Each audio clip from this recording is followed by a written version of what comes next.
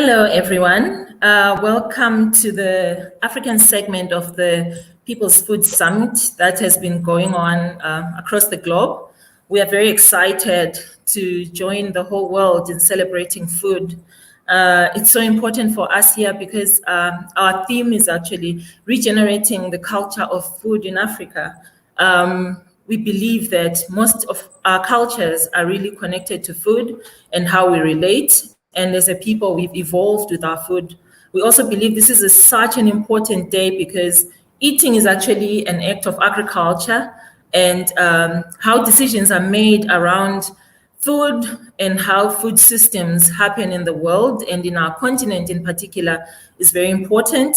And on this platform, we're not only bringing the voices of those who practice, but it's also the voices of those who feed most of our populations. 80% of our continent is fed from smallholder farmers. So I won't take a lot of your time except inviting you to indulge into the stories from Africa. I have the greatest honor this evening, my time here in Zimbabwe. My name is Precious. I am a coordinator for Africa in the Regeneration International Network, an incredible team that has put together this event. And I would like to invite Dr. Million Pele, who is a leader really in the African food systems and agroecology and bringing people together around the conversation of agroecology. And Dr. Million Pele is the coordinator of the Food Sovereignty Network called AFSA, Alliance for Food Sovereignty in Africa. So he's going to share with us some of the important work that goes on in terms of policy influence. And he also leads a group that has lots of farmer groups under its umbrella. So Dr. Million, thank you so much for taking your time in your busy schedule to join us tonight or whatever time it is where you are. So over to you. Thank you very much, Precious. I'm in Kampala now. Actually, there is a COVID curfew, so I'm at home, and I'm really honored to be invited by you, Precious, and by Andre to be part of this regenerative agriculture event. You know, it's a fantastic event, and I was following some of it. I will start by talking about the Alliance for Food Sovereignty in Africa. The Alliance for Food Sovereignty in Africa, as some of you know, is the largest civil society group in Africa. I'm really sorry that I cannot put the bigger screen. It has to be like this. So I really ask your excuse. So this is the biggest civil alliance group. Okay. Going from one to another is a challenge now.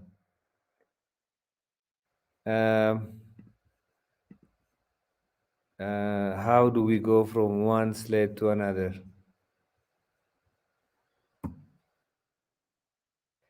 If this doesn't work, I'm just going to do an oral presentation. I'm really sorry for this. It's a kind of date. Okay. So what I'm going to do is I'll talk to you, which is sometimes much better. So the purpose when we started or we thought of AFSA in 2008 was to really create a loud and single African voice. When I say single, it doesn't mean that there's no diversity in our voice. There is diversity, but that diversity, we argue. Finally, we come to a conclusion. Then we forward this conclusion to the whole world. So to create a single and loud voice with the purpose, we are close to 40 networks. Our members work in 50 of the 55 African countries. And members include, it's broad-based. It includes farmers, fisher folks, pastoralists, indigenous peoples, women networks, youth networks, faith-based institutions, consumer networks, and civil society networks. And we have, in terms of organizing ourselves, we have a General Assembly. The General Assembly is composed of core members. Core members are those organizations who work more than one country, and associate networks. These are country-level networks, and also friends of AFSA. We have a board, 7 board members, 4 of them are women. We have the secretariat both in Kampala and in Senegal. The context of our operating or our operation is, to begin with, we're fighting with the narrative of industrial agriculture. As I will explain later in some detail, this narrative says that, if farmers don't buy high yielding varieties, then they will lose their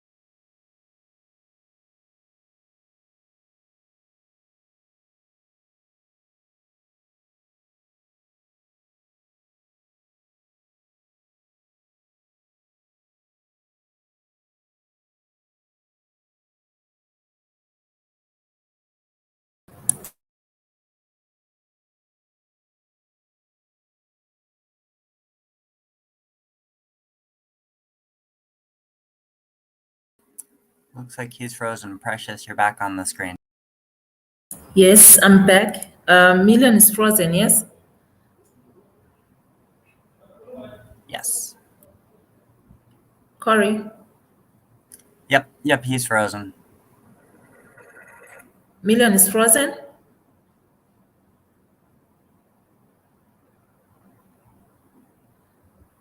Okay, sorry, everyone. I think we've lost Dr. Million Pele, but I think our conversation will just keep going. We hope that he can join us in a little bit. For now, we will just invite, I think, the conversation by Nelson Mudzingwa, who can also just share with us some of his experiences in the works with agroecology. So what happened is Nelson Mudzingwa sent a pre-record. So I will just, probably you can see him now on the screen, but what we will do, we will just share his work, his video, and listen to his story, and we can send some questions to him if we need anything. So we will probably invite Dr. Million again after Nelson's offering. So for now, we'll just share.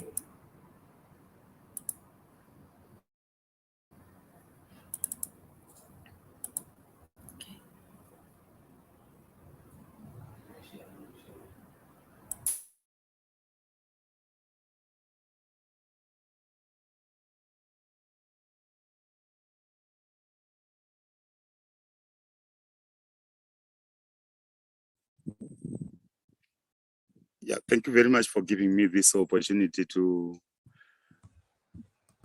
share my experiences on this very important day, which is the World Food Day, where most of the farmers have to celebrate.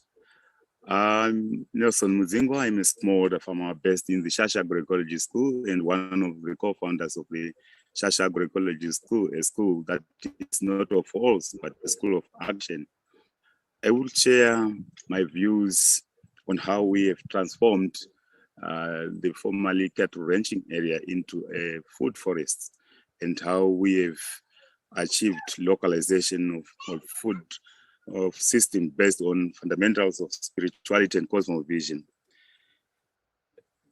We are farmers that are based in Masvingo province. This is the map of Zimbabwe that is showing us Masvingo province, where that dot is, and we are covering part of Ward 6 and 33 of Masvingo district. And this is a very dry area which just receives less than 400 millimeters of rainfall per annum, where the season is very good.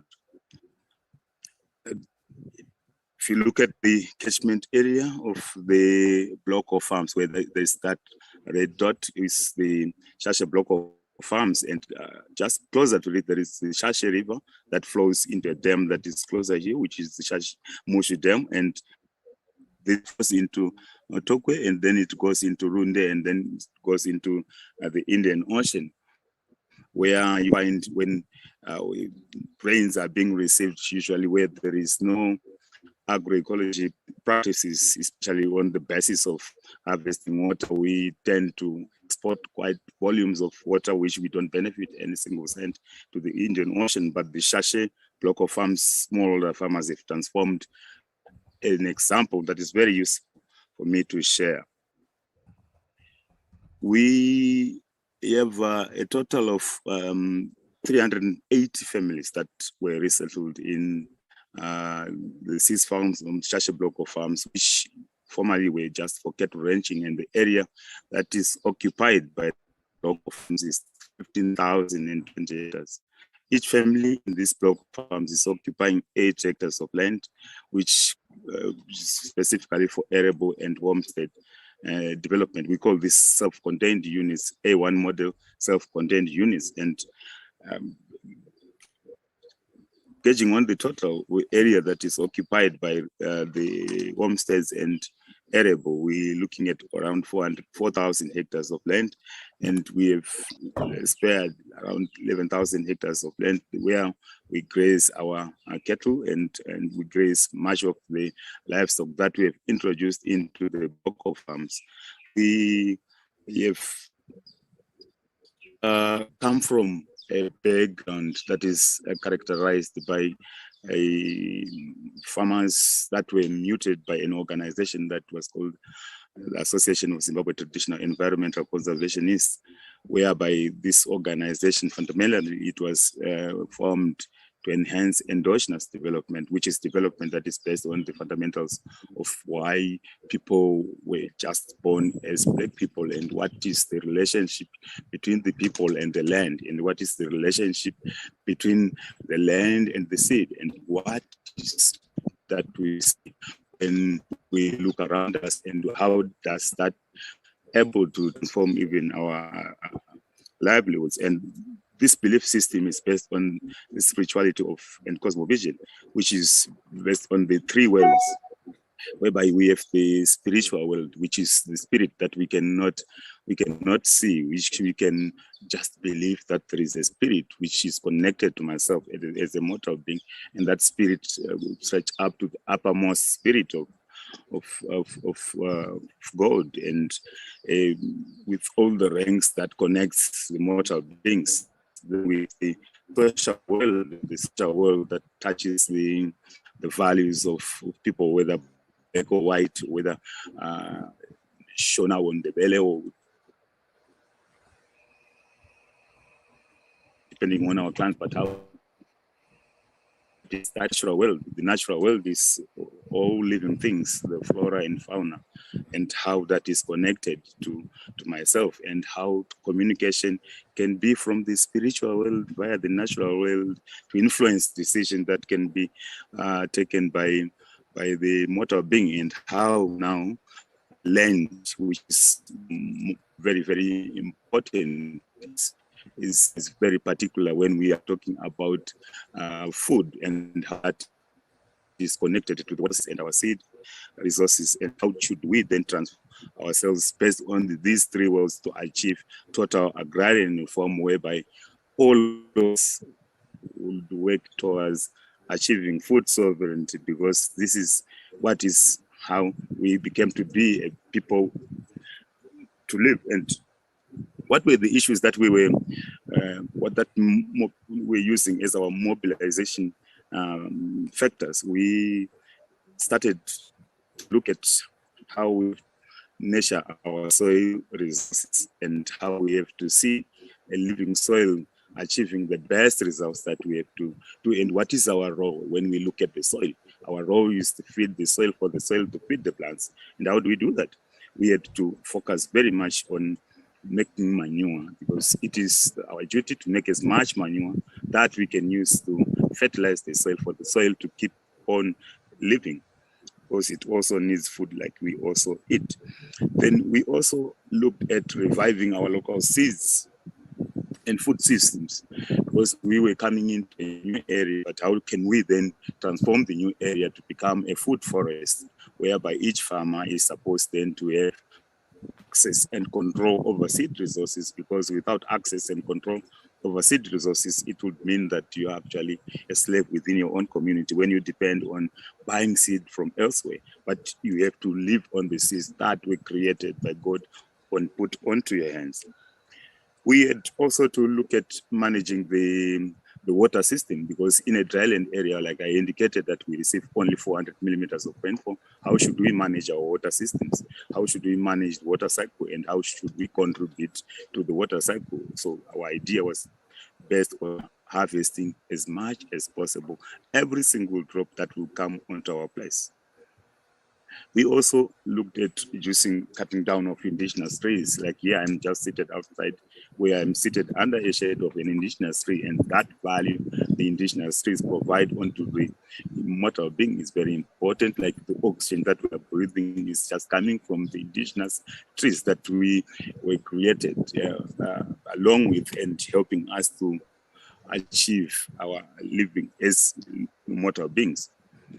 We also looked at increasing diversity of both small and livestock. Here you can see that this is just a small poultry, where you see the chicken, the turkeys, the guinea fowl, and coming together to actually boost productivity at farmer level. And this farmer having now control over the protein needs. Apart from just cattle ranching, but introducing all large and small, all the goats, the donkeys, the sheep, the chickens, the guinea fowl, the pigeons, the dogs and cats, all included, because every living livestock has got a value that it provides to a living farmer. We also looked at developing our homesteads to become centers, centers whereby other farmers can come to learn. Like I have indicated, that we are not a school of walls and papers, but we are a school of action. So we have to transform our homesteads to become living centers where others can come and learn from the host, the farmer, who is able to link and connect to other farmers. So having all that is mobilization issues, we had to look very deep down and to find out how we have to connect ourselves to our spirituality and cosmology. And by this, we're looking at organizing rituals and ceremonies within our community, where we have to bring every totem, whether a woman or a man, together to celebrate the diversity of cultures and to celebrate the connection with our spirituality. And by this time, we would then have to be having lots of different dialogues and sharing experiences and knowledge. But apart from it, connecting ourselves to our spirituality and cosmovision, that gives us guidance on what kind of food, the rainfall pattern, and as well what kind of seeds that we'll have to emphasize and provide large hectarage to be grown. So performing these rituals and ceremonies, mainly you would see that we focus very much on that crop, which is rapoko, which you don't buy from the shop, but which is a crop that is supposed to be collected from a granary of a farmer. And the utensils that you see are supposed to be utensils that we have to make from our own indigenous resources, and the calabashes and all that. Some of those are crops that we grow, and then we have to use these as we celebrate our spirituality and cosmovision. We also had to look at how to perform Thanksgiving ceremonies, bring all together the different kind food crops that we could have harvested at every season, and then celebrate that before we test, and informing and thanking our spiritual world that the yields, the food that we have produced was very, very good. And before we test it, it is very important to have that connection such that we can be kept healthy, reduced from any infections or even diseases, and that food contributing even to our incomes at household level. The positive achievements positive results that we have noted out of our practices include the following. Under agroecological farming practices, We have revived a different kind of seed varieties that we have brought together and shared and exchanged amongst the different farmers, which this seed that is contributing to the food production that we require at family level. And this food contributing quite a lot again to improving healthiness of the soil and even covering our soils from any different kind of effects that may affect. Suppose there is a dry spell that can affect our area. We have also transformed our area to become food forests, where we have introduced so much diversity of different kinds of food crops. Like you can see that man is just standing in a food crop, and you can harvest as much as you want. That can even contribute to your nutritional requirements. We have also done a lot of work on increasing diversity that relates to introduction of pulses, and that relates to introduction of different kinds of food crops that will then generate a lot of work into our area. And as much as we had, this was based on how much water that we were harvesting in our areas, and how much that water was contributing to recharging our groundwater supplies and able to make us farmers that enjoy production every season, whether even it's a dry season. We have introduced some varieties that were lost in our area, and these varieties are again being exchanged by the different farmers and increasing diversity at household level. As we perform seed and food fairs, you would see that we are measuring diversity that is increasing at farmer level. That goes again into those varieties that we have introduced and the different kind of food crops that we grow. And as far as seed diversity to food sovereignty is concerned, and as we celebrate the World Food Day, and how do we see the work that we're doing in as far as working towards food sovereignty is concerned, we've looked at the factor that it is very, very important that we have to introduce and we have to revive different kind of seed varieties, the cereals, the pulses, and all these other varieties, and these displayed at farmer level, whereby we have to measure diversity increase, and we have to celebrate together as farmers as we come, where we organize seed and food fairs, where we organize food festival. We have to celebrate this development in the form that each farmer is supposed to measure how he or she is developing towards achieving seed sovereignty.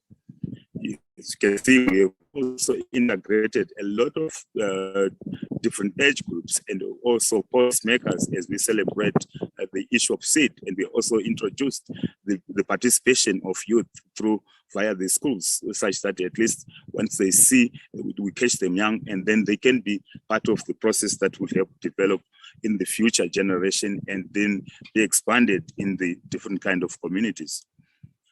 How do we then spread this knowledge, outscaling it such that it reaches many different kind of levels? We have seen this being happening at the farmers' fields, and we have seen this happening at seed and food fairs, and we have been integrating, dialoguing with policymakers at district, provincial, or even at national level, whereby we bring in farmers from the different areas to learn from the experiences of other farmers, where we emphasize a lot of farmer-to-farmer exchanges and farmer-to-farmer training, where we have to learn from the examples and the practices of the different farmers. We have seen dialogues being organized between government officials, farmers, and even policymakers, traditional leaders, and these dialogues helping us to celebrate ourselves, to bring the voice of the farmer, because the voice of the farmer is the only voice that can lead to achieving food sovereignty. Without the voice of the farmer, you cannot achieve food production. It is the important farmer that has to be listened to, and then let him and or her pioneer the journey on food production. We've seen ourselves being connected globally with these experiences, practices, and this photo is when we hosted the International midterm conference of La Via Campesina. We had a field tour into seeing what the farmers block of farms are doing, and we could also learn and exchange information at that level with the farmers from elsewhere and celebrating the struggle of food sovereignty. Thank you very much for taking your time to listen to my voice, and also I'm very proud to be part of the speakers on this very important day that we celebrate our food. Thank you. Thank you so much to Nelson, who's also here present with us. But for the sake of making sure that we can hear from him, we did a pre-recording. What an incredible approach to regenerating food cultures and food systems in Shashe, Zimbabwe. Nelson touched on probably how their work is based on three fundamental aspects of life, more than just the human life, the ecological aspect, livelihoods, social and cultural dynamics that are strongly tied to how we live and how our cultures have evolved. I really liked, Nelson, the Thanksgiving aspect of after your harvest. This relates so much to the creation of what the movement has been trying to do for the past few years, building an abundance mentality. You can only be thankful if your mental state accepts that you are really abounding and progressing. And so this is so incredible. And thank you so much for sharing with us your knowledge. I would like to invite those that are watching us, please feel free to ask questions to Nelson or whoever will speak. Our tech team will be supporting us in drawing out those questions. So for progress sake, I think I would like to invite back Dr. Million Belay, who's our keynote speaker. He was disrupted by his internet, but we're hopeful that now he can come on board and share with us. We're going to share his presentation, and he can share broadly with us what's going on in the continent of Africa. Dr. Million, over to you.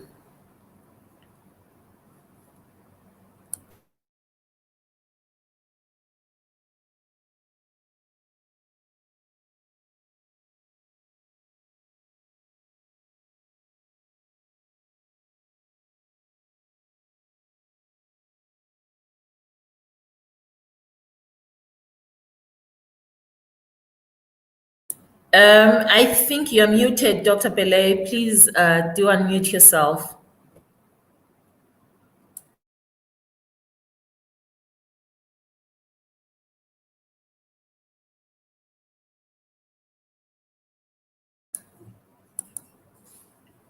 He needs to do that himself.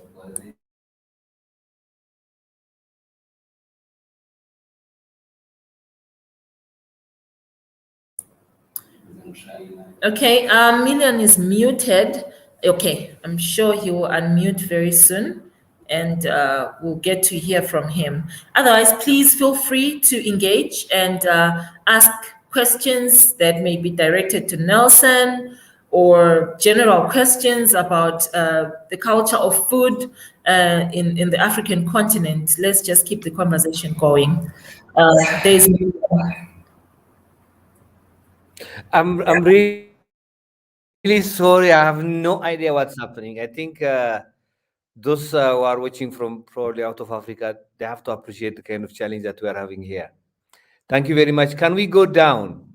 I've talked about how AFSA is the biggest social movement in Africa, and I've talked about this is slide 2. In terms of composition, how broad-based it is. Please go. Next slide, please. Yes, I've talked about the structure. We have a General Assembly, the board, and secretary. Please go, please. Yes, this is the theory of change, what they call it. What we work for is the transition to agroecology. That's a central agenda. I must say that I was very much impressed with Nelson's presentation. What I'm talking about is what will disrupt Nelson's life in general? What's at the regional level, at the global level, and what's going to disrupt Nelson's life? And agroecology, actually, at its core for Africa, is what Nelson has just talked about. You know, the cultural sovereignty, the seed sovereignty, and the food sovereignty we are having. So our purpose is transition to agroecology, and we do research, we do advocacy, we do mobilizing people, and also educating Africans. Next, please. So we have four working groups in general. One group works on integrating agroecology in climate action. In 12 countries, you know, countries are struggling to integrate agroecology into the climate crisis space, you know, into the policy space. And the second is we work to strengthen farmers managed seed system, basically to support what Nelson and other colleagues all over Africa are doing. The third is empowering community voices for land rights and healthy soils. You know, without land, there is no agroecology, there is no life, there is no regeneration. So we work on land issue. The final one is mobilizing citizen support for sustainable food and nutrition systems. I can talk days about these three initiatives, especially the last one. But let's go on.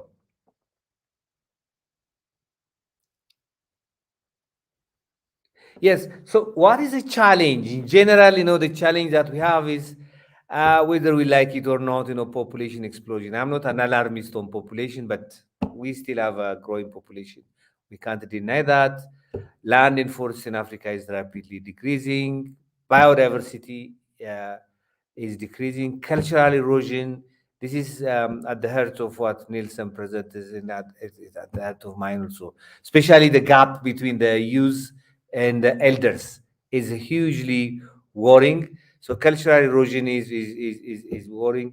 Unplanned urbanization. This is a scourge in Africa right now. You know, wherever you go to in Africa, there is urbanization, rapid urbanization, which is good to some extent, but it's unplanned, and that's a problem. And the climate change. Next. So we ask, you know, what is, you know, we have seen the problem. So what is the importance of agriculture? What kind of question should agriculture ask? Is it to produce more food? Yeah, we need to produce more food. But is it to produce more food which is nutritious and healthy? I think this is a very critical question to ask. And is it to produce more food, which is nutritious and healthy, without affecting the biosphere, you know, the area that we live in? This is a very, very important question. Each of the questions necessitates a different policy response, you know. Next, please. Or is it to produce more nutritious food, healthy food, and culturally appropriate food is very, very much critical.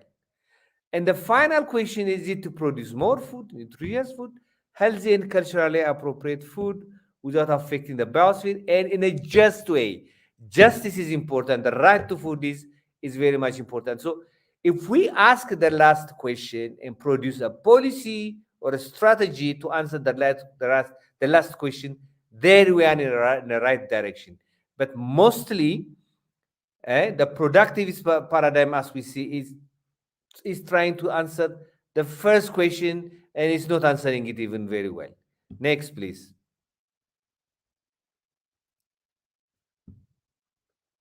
So there are two contrasting approaches, you know, to answer the first question. One is the Green Revolution agenda, and the other is agroecology. Next, please. So you know about this. You know, I'm not going to spend a lot of time. Thomas Malthus said that, you know, population grows geometrically and food grows arithmetically, and somewhere the two meet here. When the two meet here, then there will be a population collapse. So the most important thing to do is to really reduce population. That was Malthus. Next, please. But you know, the Green Revolution proponents, the Norman Borlaug said that no, this shouldn't be the case. There is a way, you know, population can increase, but we can produce more food through what? Through green revolution. So it was thought that the Norman Borlaug and Norman Borlaug in his courts have said that we've beaten Malthus, the Malthus theory, because we can produce more food. Next, please. So the green revolution, basically, the agenda is adoption of new and improved varieties which respond to agrochemicals. That's the first strategy. And application of new agricultural techniques, technologies, irrigation, mechanization, use of agrochemicals, and now genetically modified organisms and gene edited crops, and again now digitalization, and focus on few and market value crops and new knowledge on farming. If we do this, that's their theory of change. Then basically we will eradicate hunger. Next, please.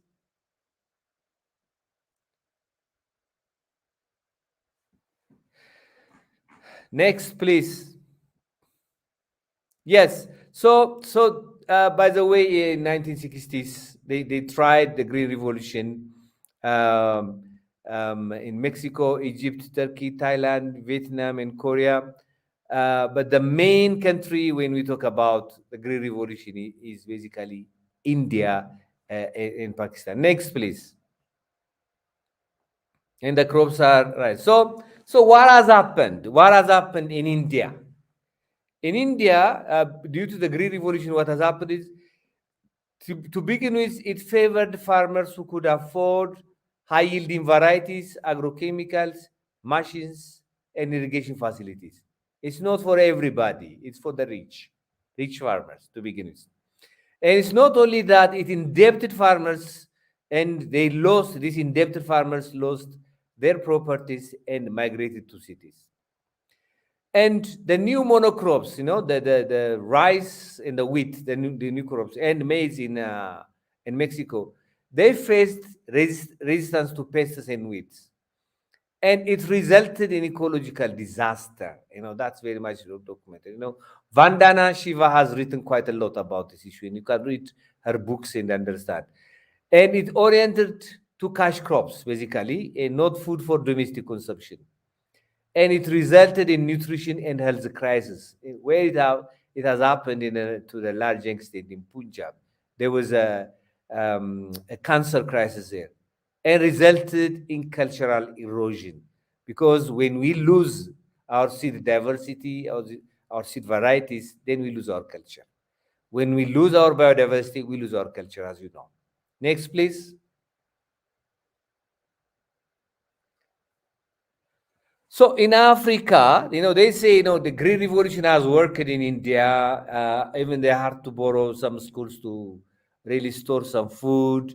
So it has worked in India. So we have to bring it to Africa.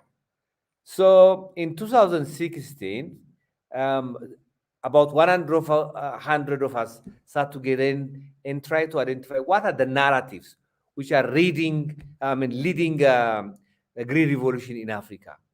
What do they say? If you go to every government document now, these days, they give priority. Inviting business is a main thing now in policies. So to invite business, we have to develop our roads. That road development is not bad at all, but to where roads leading where is a question. And also mainly detrimentally changing our laws, the biosafety laws, the seed laws related to fertilizers and whatever. We have to change them. For what? For business.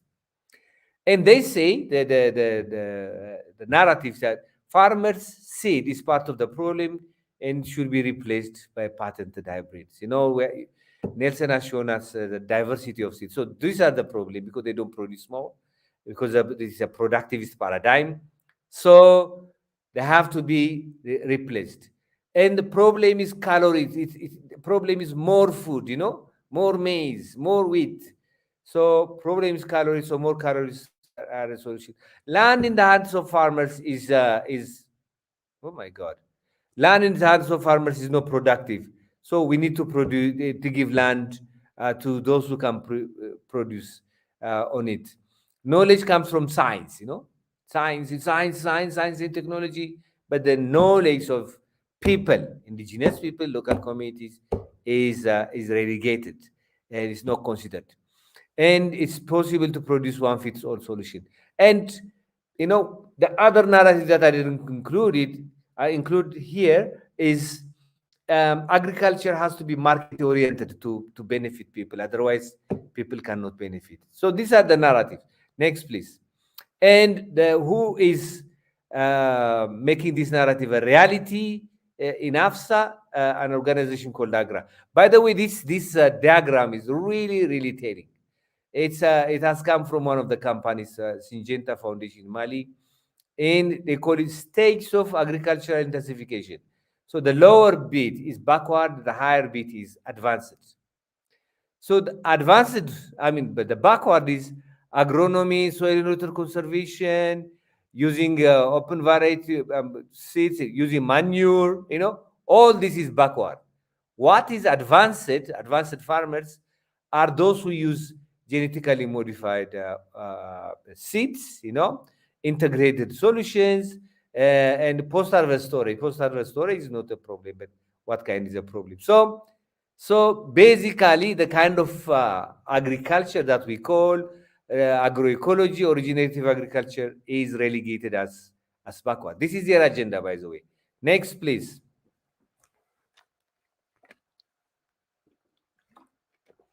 So AGRA, the Alliance for Green Revolution in Africa, was started in 2006 by Bill Gates and Rockefeller Foundation, as you know. But now there are a range of Western governments supporting the Green Revolution, and African governments are also putting a lot of money for subsidies, basically.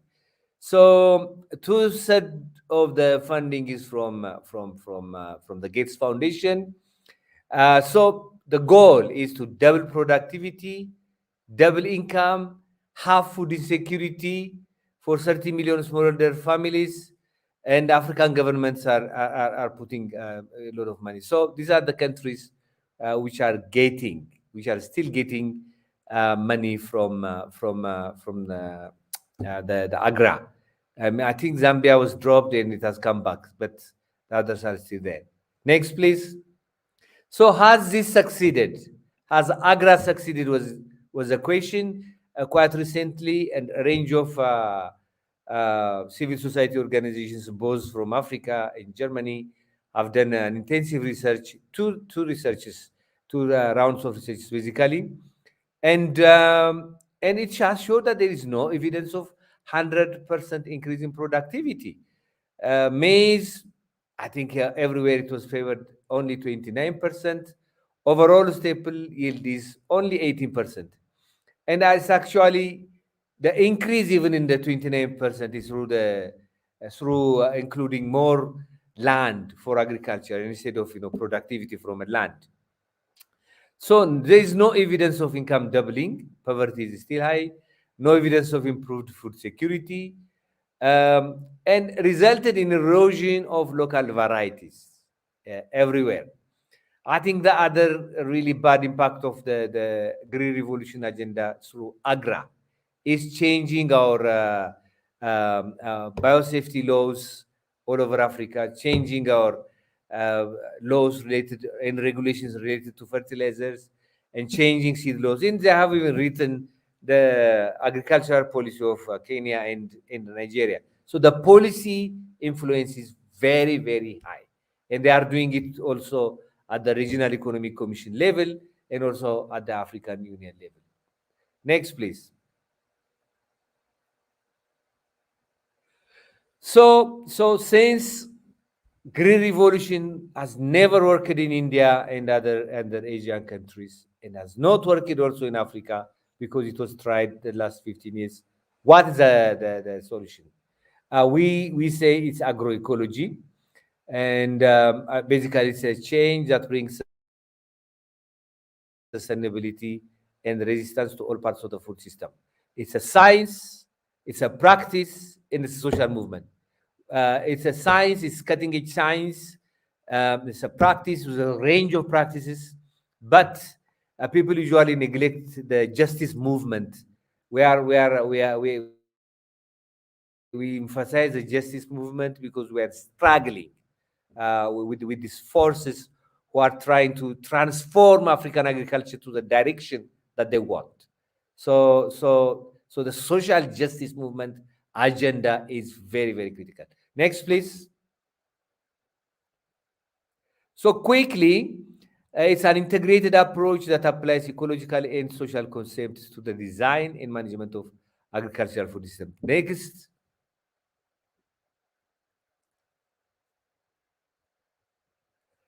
And it's fundamentally different from other approach to sustainable development.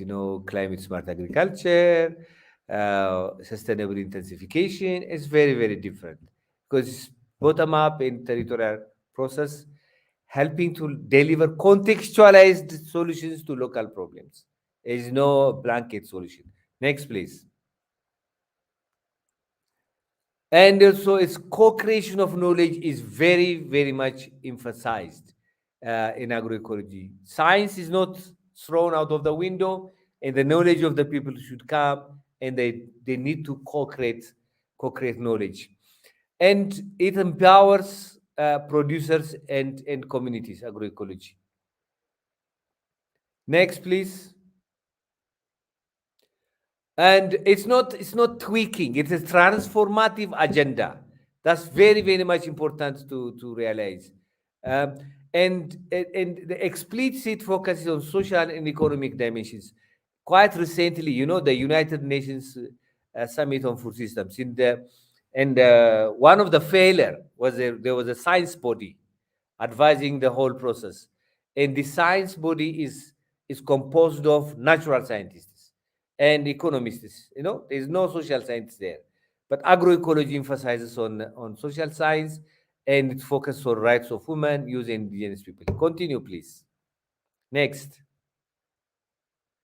So AFSA really wanted to understand whether agroecology works for Africa, and we try to collect cases. Next, please.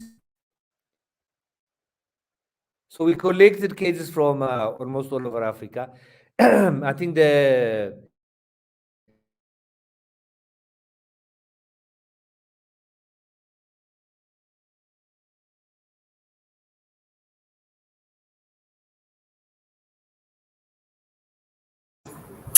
Hello, Million. It looks like Million has been dropped off. So while he's trying to get back on, I'm sure he was close to being done with his presentation anyway. That was really incredible and so much appreciated from Dr. Million Belay, giving us a fuller scope and perspective from the African continent, the dynamics of what the food culture and the growing and production of food has gone through.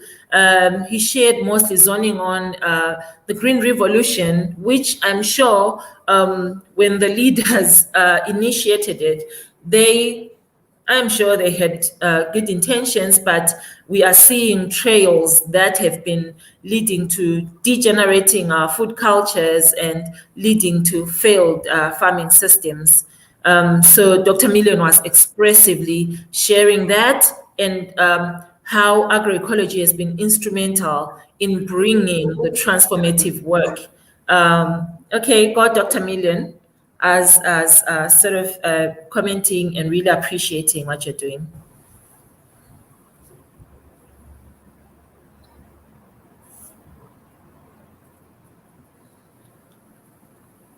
So can you go next, please? I think, yeah, these are the kind of cases that we on agroecology, on land, on pastoralism, and sea sovereignty. Next, please. How many minutes do I have, Precious? These are our publications. Yeah, I would say you can start wrapping up. That's really awesome. Okay, thank you. These are the publications, some of the publications that we did on agroecology. So when we say agroecology works, it's based on the research and the document that we have. Next, please. So quickly, this is a story from Kenya, where African leafy vegetables were neglected for a long time, and suddenly there is interest in the African leafy vegetables in Kenya. Because of that, the supermarkets start to hold it, and because of that, farmers start to produce more leafy vegetables. So this is a typical example of agroecology, where consumer demand and production work together. Next, please. This is the Malawi experience, a permaculture experience. They have actually managed to change a really degraded land to an agroecological paradise. Next, please. This is a system of rice intensification. SRI was using rice, but in Ethiopia, they have tried it with crops. So instead of broadcasting, they start to plant online. Because of that, productivity has increased 3-4 times. When we say 3-4 times, it sounds very little, but it's quite a lot. Next, please.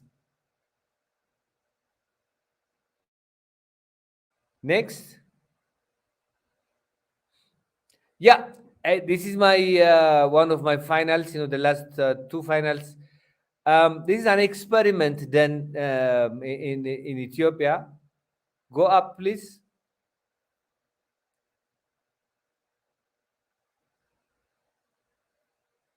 Okay, if we going back is difficult.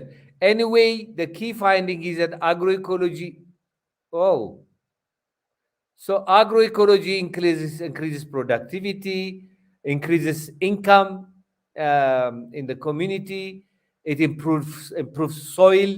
Really, it sequesters carbon, aiding mitigation in that adaptation. The food that is produced agroecologically is culturally appropriate. It increases diversity, and much importantly, which goes with the food sovereignty agenda also, food production and distribution is under the control of farmers. So agroecology does all this, and it answers all of the questions that I have asked at the beginning of my presentation. And thank you very much. And I'm sorry for the internet breakouts now and then. Thank you very much. Thank you, Million. Really good that we finally pushed to the end. And just briefly before we go to the next offering, would like to thank you and for taking time to give the broader perspective of what's going on in Africa.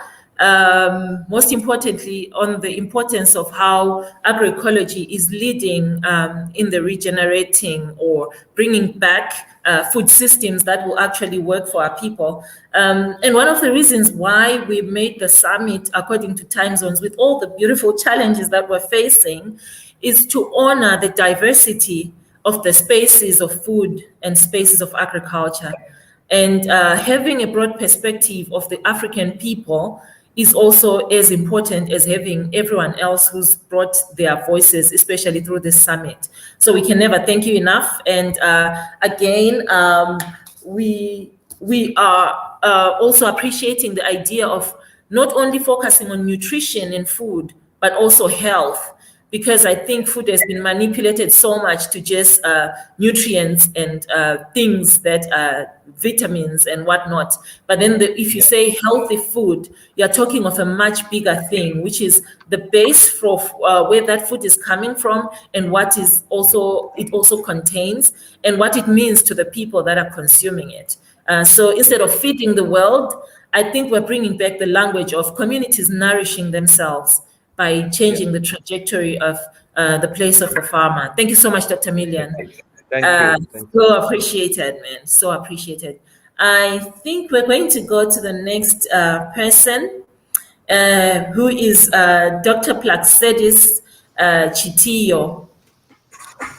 She is based in North Carolina, and she's a lecturer as well as a deputy or associate director yes, at the University of North Carolina. She's in the Department of Geography, Environment, and Sustainability. So, Dr. Caroline's presentation, I hope it will really bless you all. She's bringing us a show of one of our foods, and she's going to share a video of the food and also talk about it a little bit. So I think we're going to upload her video. Dr. Caroline, do you want to greet people and while we share your video? Hello, everyone. It's great to be here. So my name is Plaxidis Chitio, and I am like what Precious just shared with you from North Carolina. I know you. It's at night there. It's in the evening here. It's actually 1 p.m. So I'm excited to share with you a recipe for a traditional dish known as mubora from Zimbabwe that I grew up eating, and also have share with you some implications of those recipes with what everyone has just shared with us here, and also going on with the theme of regenerating our food culture here in Africa. So I will share with you the recipe and then come back again and talk about it.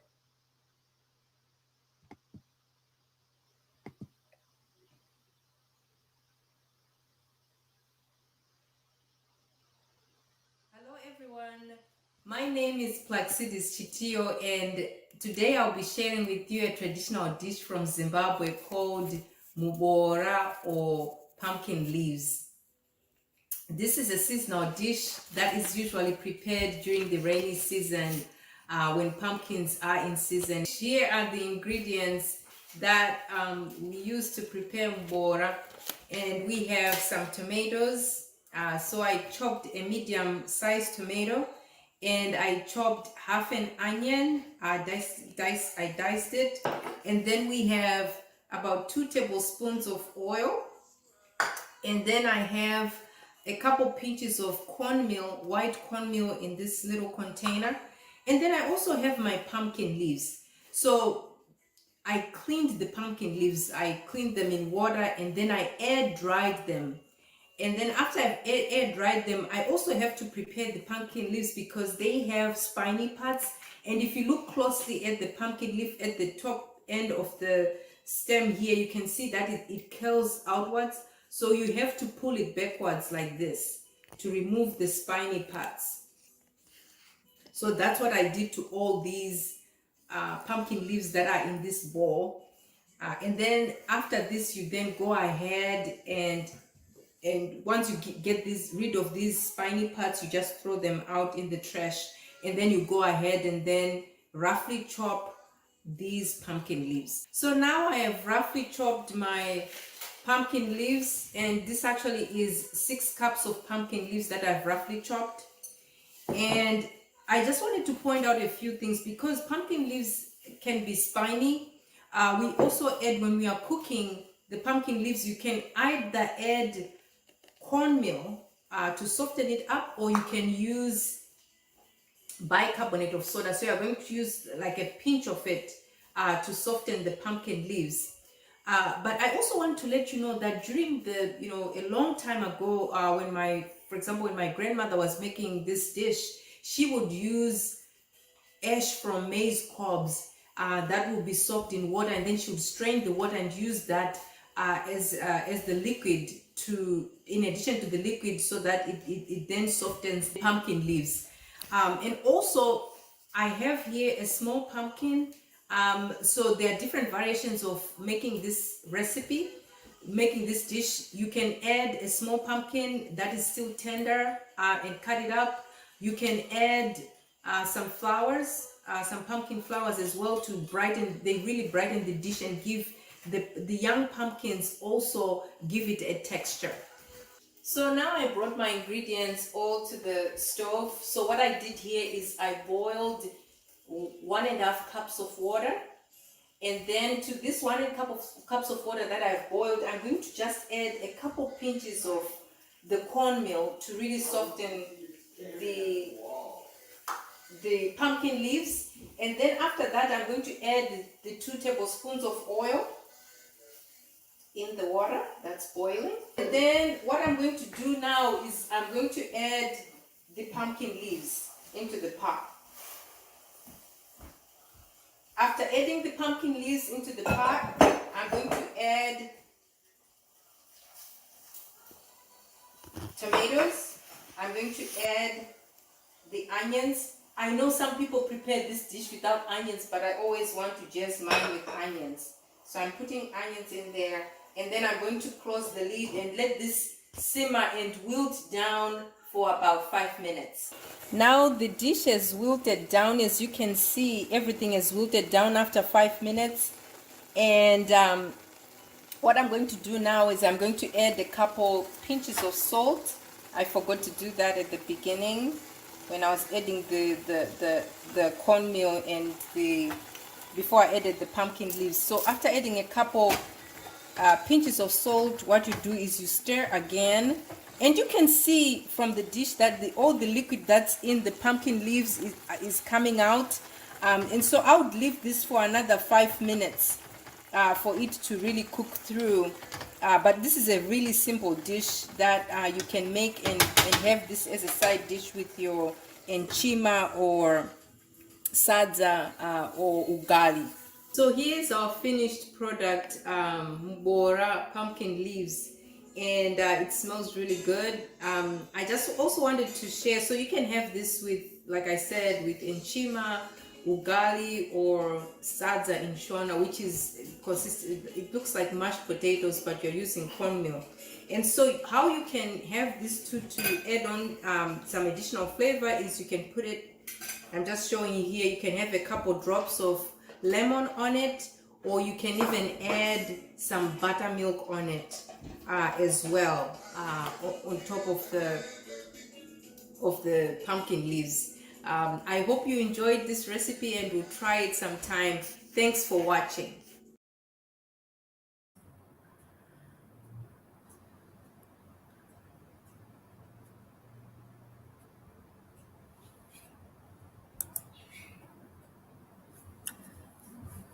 Great. Thanks, thanks, Plaxedius. Yes, Yeah. I am just sharing my screen here. Just a second for my Wonderful. PowerPoint slide. Yeah, so while Plaxetis is sharing her screen, I'll share a little bit of a saying that we have in Africa, but I'll speak mostly from the basis of my culture in Isindebele.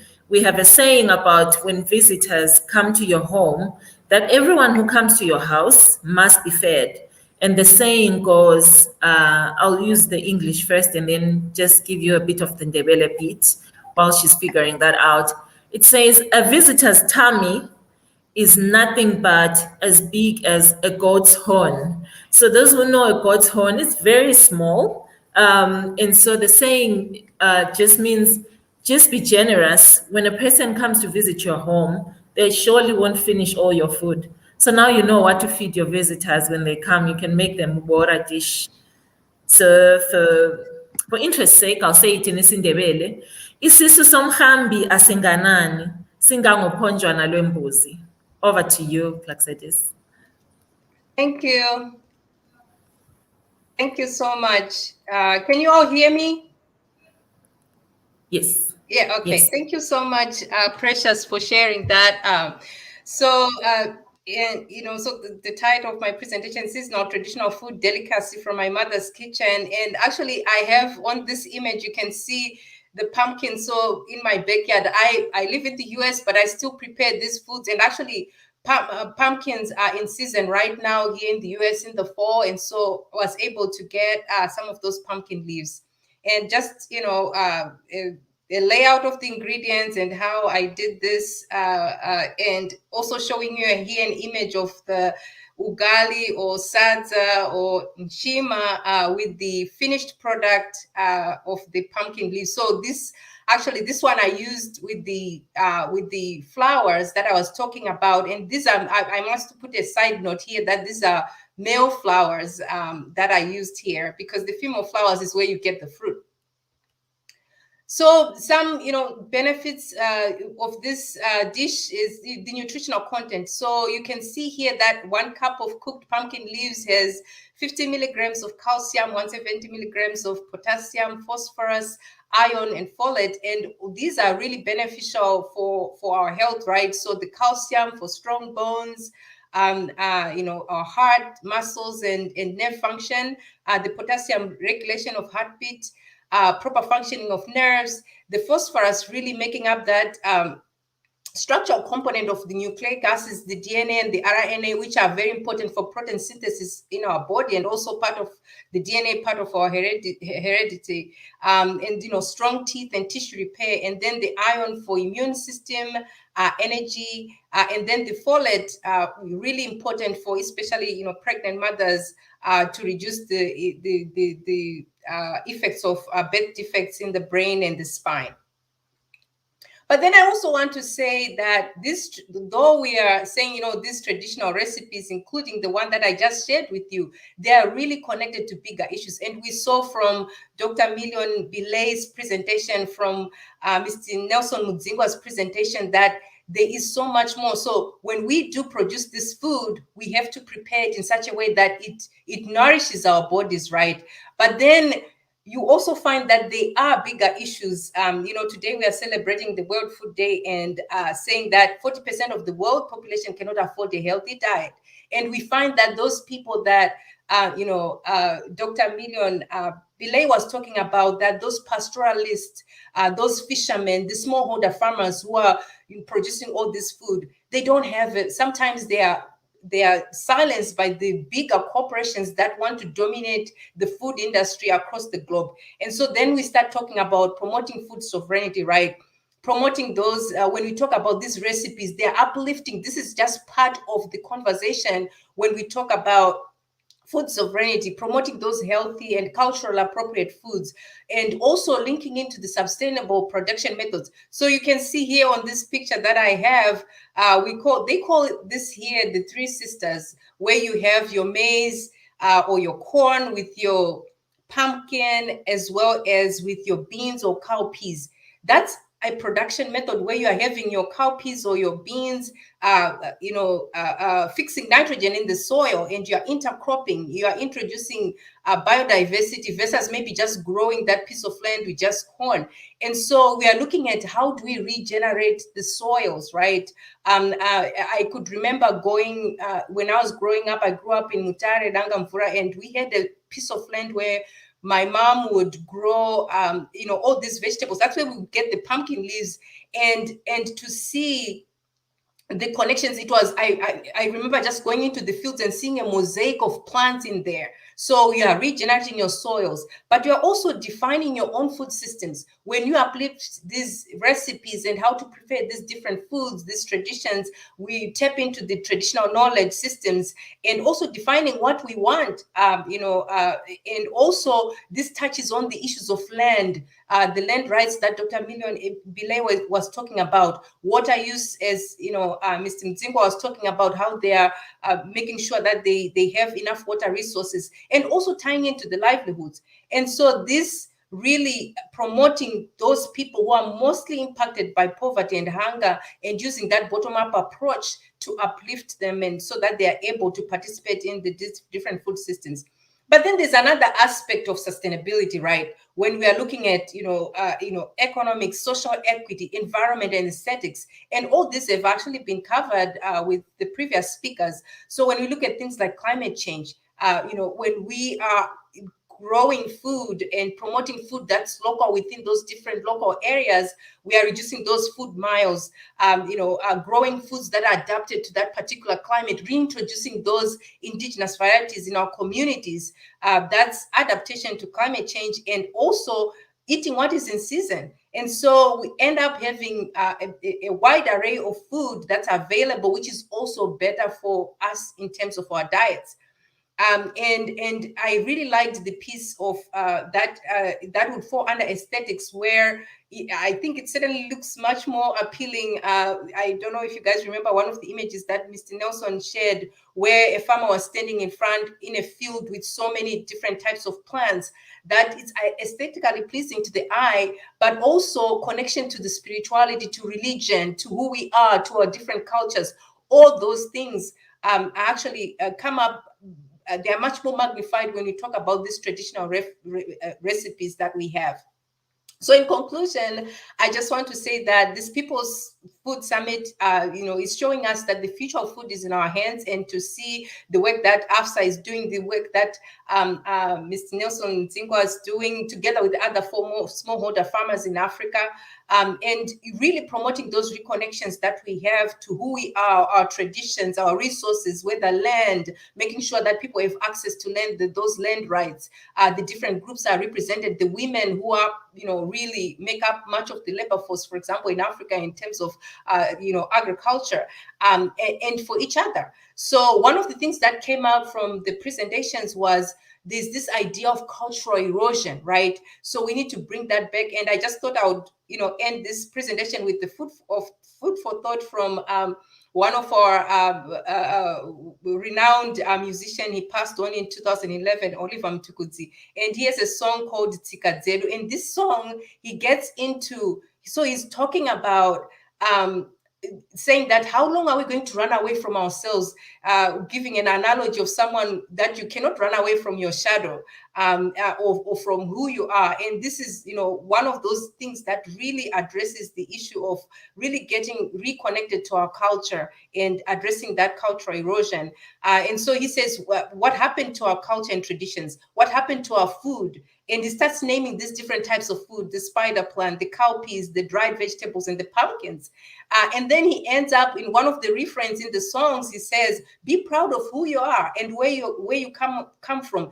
Elevate your language so that the young generations will follow." So I think what is happening on these platforms, these different organizations, these different regions showcasing what's happening at this People's Food Summit, is also showing us that we are able to elevate the different things that are being done in our communities, and thereby educating the young generations to kind of take it upon themselves and pass it along. And so I just want to also thank my mom. She taught me how to cook, and of course she cooked by instinct, because that's how her mom taught her to do things. But I had the opportunity of recreating this recipe, and to be able to share it with other people, and really also help me to connect, having those conversations with my kids and passing on this to my kids as well, so that they also are grounded in who they are and where they come from. And I also want to take this opportunity to honor those who have gone before us, including my mom, who passed away 2 years ago with breast cancer. Since October is a breast cancer awareness month, I also want to thank Rosalind Robinson, a friend of mine. She's a farmer here in Greensboro, North Carolina. She actually gave me some pumpkin leaves to be able to prepare this demo that I've shared with you about the pumpkin leaves recipe. And I want to thank Tinashe, my son. He's 12 years old. He's the one who took the video and was helping me with this. And I also want to thank, Precious, Alan, and all the rest of the, people who have helped to make this presentation, and also help me with participating, also having this opportunity to participate at this conference. And I want to thank you all for listening. Thank you, Dr. Plexidis. You are awesome. And your vibe has just brought so much life. And your presentation also brought the diversity of who we are as the humanity. So thank you so much again for your generous sharing and vulnerably sharing with us your cooking skills. It's so beautiful.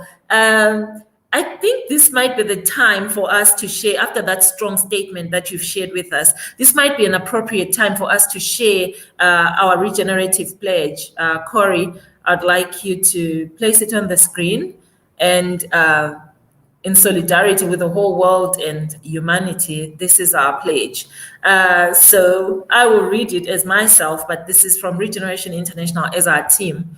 I support regenerative organic agriculture and land use as a critically important tool to fight climate change.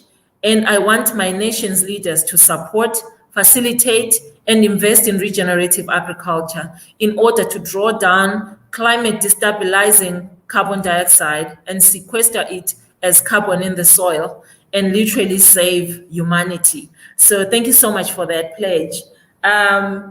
That's what we stand for here. Thank you, Dr. Plaxides. We appreciate you so much for your time.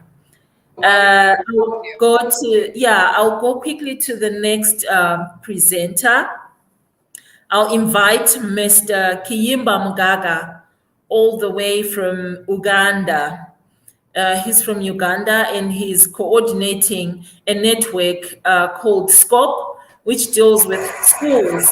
So turning school grounds to food grounds. Kiyimba, you are welcome. Thank you so much for all the trouble that you went through to get connectivity. That's what makes our story more beautiful. Over to you. Thank you so much, Precious, and I would like to also appreciate the past presenters, Precious, Million, Nelson, and Dr. Chitio. Thank you so much for all the presentations. My name is Chimba Mugaga, and I work with the SCOPE Uganda as the national coordinator. And I'm so glad to be part of regeneration, and this is something we are passionate about.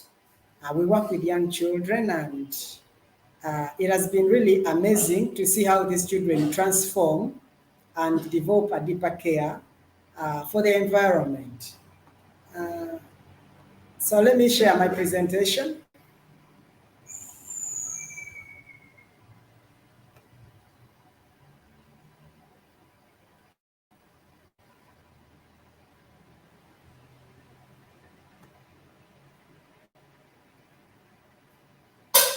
Okay, so like I told you, from SCOPE Uganda, and for us, we work with young children.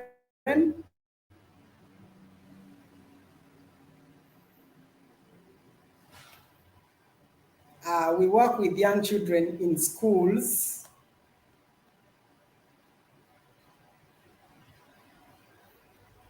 And we've discovered that for us to regenerate the culture of food, it is easy if we do the following. One, we change young people's attitude towards good feeding. In schools where we work, we realize that young people think that eating well is eating junk foods. So when we go to these schools and the organizations where we work with, we ensure that these young children learn the importance of eating like a real African, eating indigenous foods, and to encourage communities not to harvest food from the pockets, but from organic gardens. In some of the regions where we work, like in Central Region, it has been common that people depend on buying food because they have smaller plots, and they look at agriculture as something that is shoddy. So part of our work is to encourage communities not to harvest food from the pockets because it is not sustainable at all. Through empower young people with skills of soil health regeneration. In these communities where we work, the soils are so weary and crop productivity is low. So when we talk about food sovereignty, it goes hand in hand with increasing productivity, which at the backbone of it, there has to be a good and fertile soil. So we encourage young people and empower them with skills of regenerating soil health. And we target hang-stricken communities, and then we work with self-sustaining partners.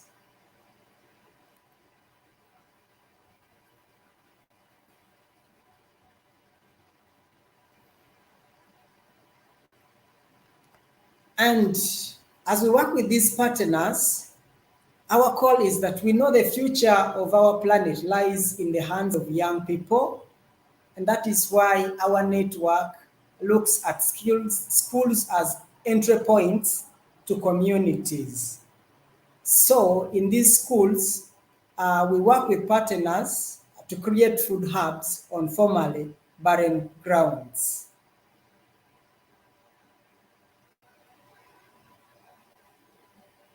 And the schools we work with are in 5 ecological zones. That is Rwenzori, which is mountainous, Karamoja, which is a cattle corridor, Ankole Masaka, which is a dry corridor, it is semi-arid. Then we have Busoga region, which is a sugarcane growing area and the poorest region in our country.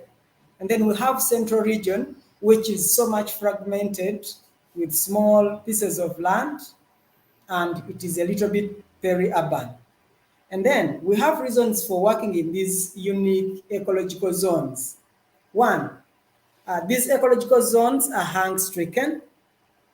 50% of households in these ecological zones live below the poverty line, and they practice monocropping. So this practice of monocropping has worsened poverty and ill health because most of these communities depend on agriculture, but then they forgot to practice biodiversity in terms of planting food because of this green revolution and the issue of monocropping. So we are coming in to bring in a new practice of biodiversity. So these communities have wireless soils. And now, worst of all, children in these communities go to schools hungry, and then they spend a whole day at school without eating anything. So this kills their morale and love for education, and then they drop out.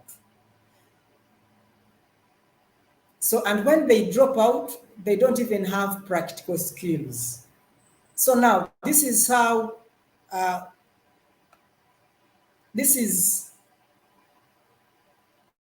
we restore these barren grounds. When you look at this ground, it's in Rwenzori mountainous region. The school is called Idemo Primary School. So we found the ground very bare. There was nothing, the way you see the place. And for us to ensure that young children learn that regeneration is possible, we had to transform that very, very ground. We had to bring manure, break it with them, add their manure, and we worked with them. And a few months later, the very kids in that very school were now picking vegetables from a formerly barren ground. After that, I told you that we work with Karamoja, which is a cattle corridor. It's the driest area in this country. And this zone stretches up to Kenya and some parts of southern Ethiopia and Somalia. So in this area, we went there, and the ground we picked was really dry. It was on a school. The school was called Kapwat. And here in this region, children only come to school when World Food Program brings food aid, which is not sustainable at all. So with our approach of transforming barren grounds into functional food forests, we came to this area and then started designing their ground, managing the water, stopping the runoff, creating in the swells, and doing all the earthworks. And then we started planting. A few months later, just 3 months, the ground that was purely barren produced abundant and healthy foods, as you can see down.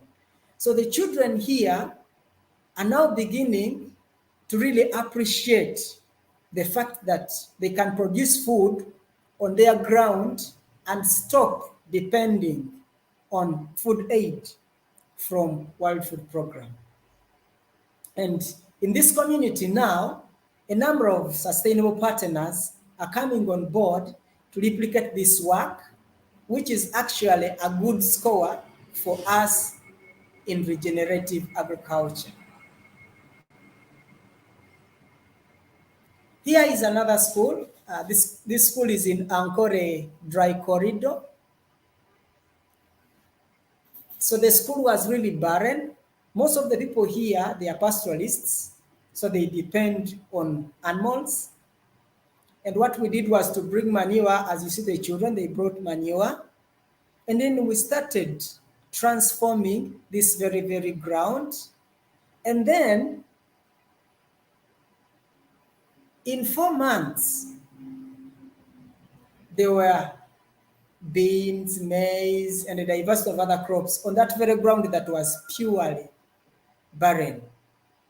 So we are realizing that we are now stationing this community on the path to escape hunger, malnutrition, and poverty, and the practice of micronutrient deficiency, which is as a result of poor feeding. Then we have another school, which is called the Butaya Primary School. We worked with partners in Central Region. This school is in Masaka City, and the children who are in this school, they mostly come from from slum areas and from the nearby villages. So no one could believe that this land where children were stepping and trotting for 15 years, that the very land can become a food hub for the school. And we designed the ground with the children, and we used the whole school approach where the parents were involved, the teachers were involved, the opinion leaders were involved. And within 3 months after our work, you can see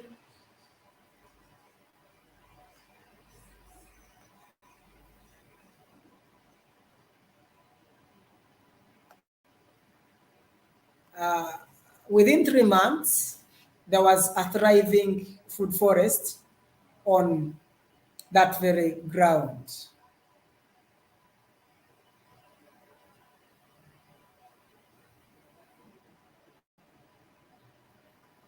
Then, here is one of the reasons as to why we do what we do in schools and communities. Why schools? Schools, they are centers of knowledge in communities. So this means whatever we want to change, whatever we want to amplify in terms of people understanding new techniques has to go through schools. So indigenous knowledge and its impact in communities can easily be rooted through schools. So that's why we work with schools. And we realize that every community member is attached to a school. It can be an OB, an OGI, it can be a parent, it can be a guardian. So because of that attachment, it becomes easier to use schools as entry points to the communities. And in these communities where we work, children come to schools hungry, and then they spend a whole day without eating. So this kills their morale to study, and they drop out of school. So when we turn the barren grounds into food hubs, enables them to get a nutritious foods when they're at school, and also they learn practical skills, which is necessary for their self-sustenance. So if we want to regenerate the culture of food, we have to start with school children. And we realized that when we encourage our partners to work with schools, when we encourage our partners to root a regenerative knowledge or practices through schools, it increases children's innovation. So when you look here, these kids innovatively started using pineapples to create food hedge. So when they are creating a hedge, they use pineapples. At the end of the day, they harvest these pineapples. So this is a functional hedge. The practice we found before we started this was that they plant, people are so fond of planting ornamental hedges where they harvest nothing. So when they plant this, at the end of the day, it becomes a hedge where they will harvest food.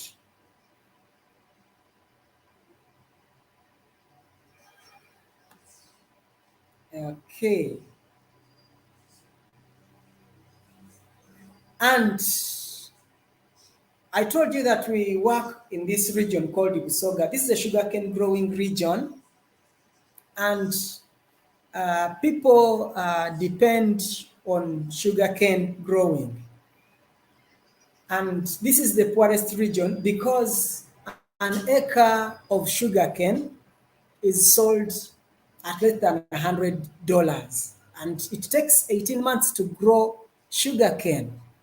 So we came in preaching this good news of regeneration, and we taught them how to grow a diversity of foods. We set up actually a food forest in that region, and a number of people that are embracing it now. 125 families are replicating this, and from our studies, we've realized that their income is far, far better than those ones who are depending on sugarcane alone. And this is now creating a good ground for advocacy, so that people start to practice the growing of a diversity of foods as opposed to growing sugar canes alone. Now, this is our approach.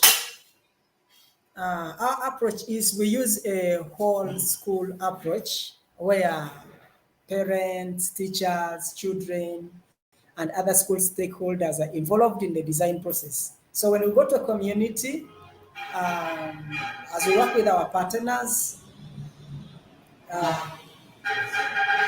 the school where we select to design our model, everyone who is a stakeholder in that school is called, and they're involved in the design process. And this speeds up the replication and increases also sustainability.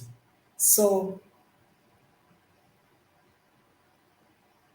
and as a result of this, these stakeholders are encouraged to replicate this knowledge back to their homes, which increases the practices of regeneration in communities beyond the schools. And these are regenerative components of our work. One, we regenerate soil health, and we do a lot of management of water to ensure that water sinks in the ground. We have what we call the 4S principle, where we save the water, we store it, we sink it, and we spread it into the ground to amplify soil health. Two, we empower children to embrace the culture of growing diversity of foods, and this is replicated in their homes. So this helps to eliminate hunger even in homes where these children are coming from. And children also practice functional agroforestry.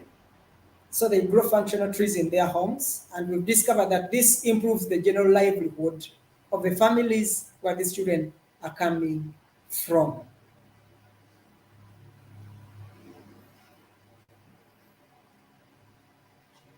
And we also ensure that animals are also designed into the system. We encourage people to keep animals as part of the system so that they get manure and also additional income from the sale of these animals.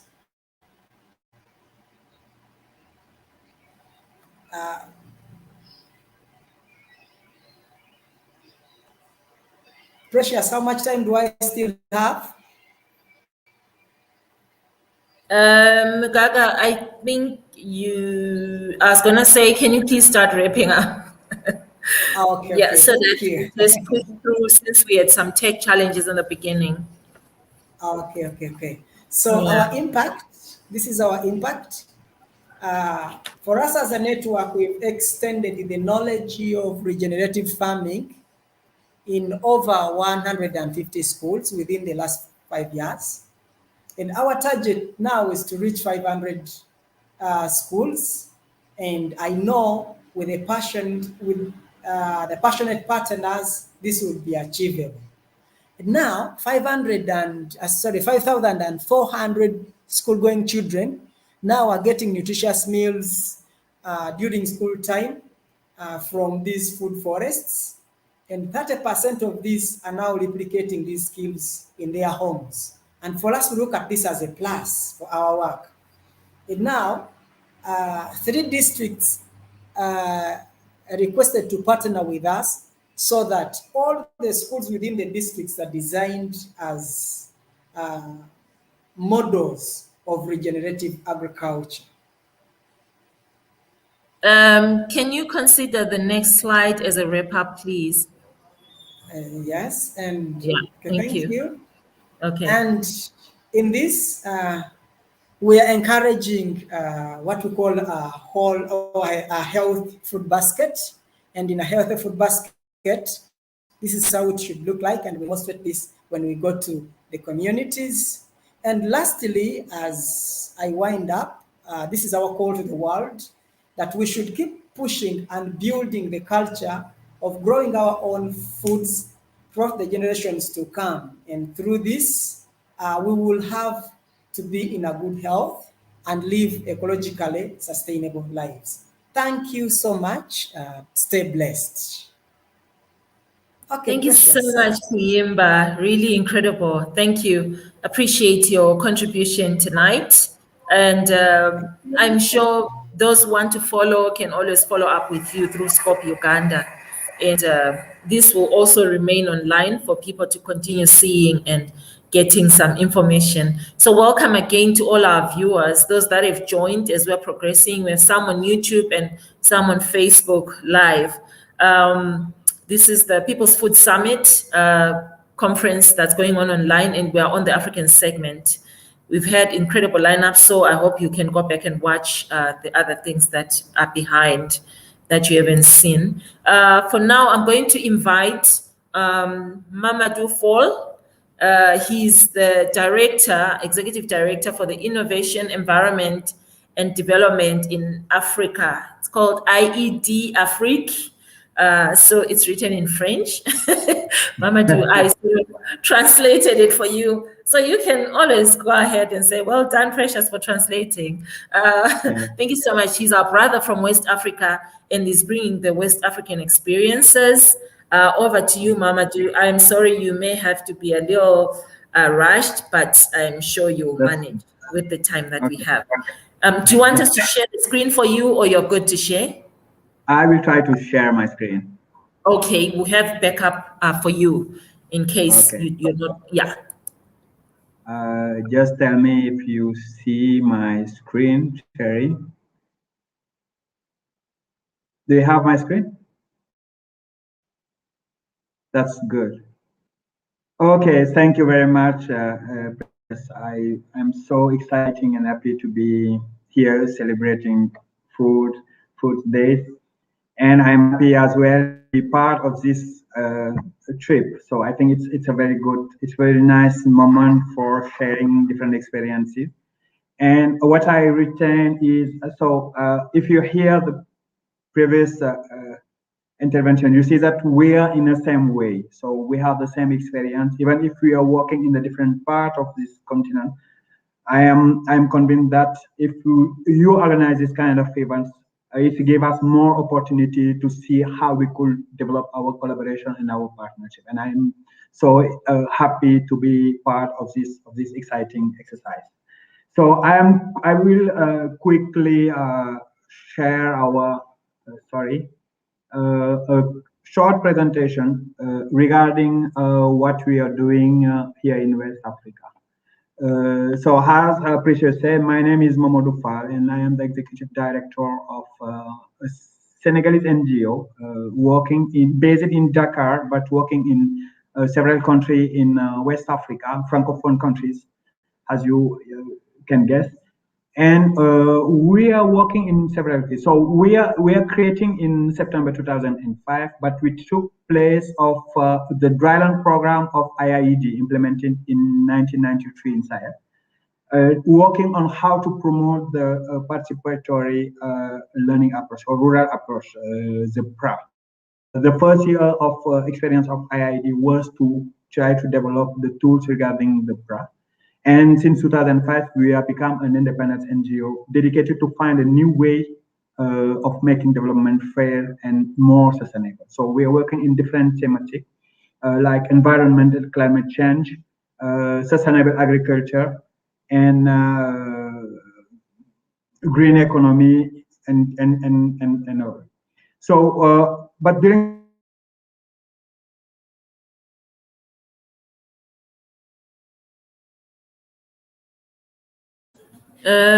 Okay, I think we've lost Mamadou.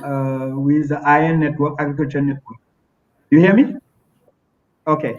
Yes, we hear you now. Go ahead. Particularly on. Okay.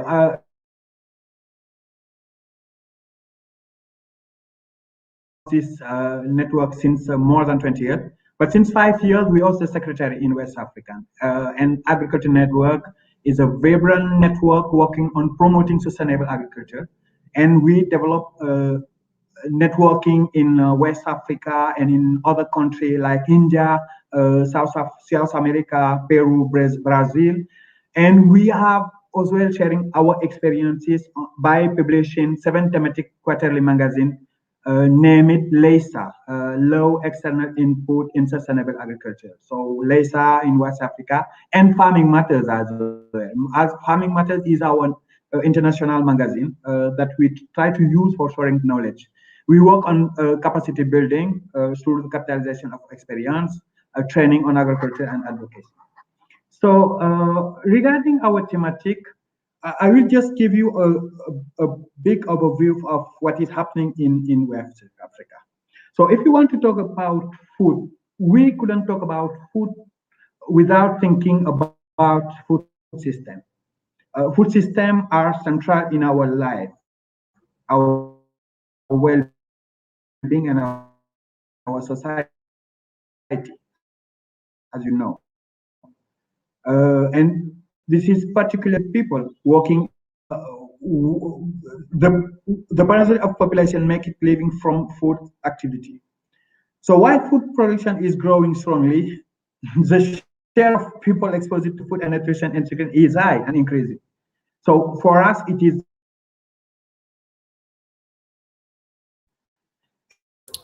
and poverty level are amongst the higher in the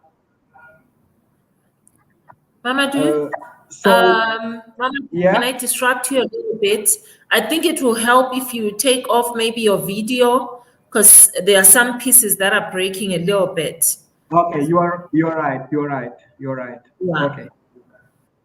So quickly regarding this, we see that we have some most important driver. And the most important driver is the fact that we have a diversity of food system.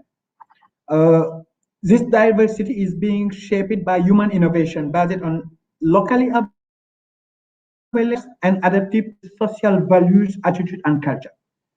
So society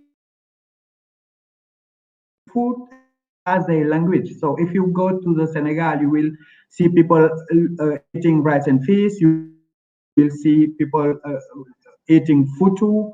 So that culture, our food constitute what we could call our language.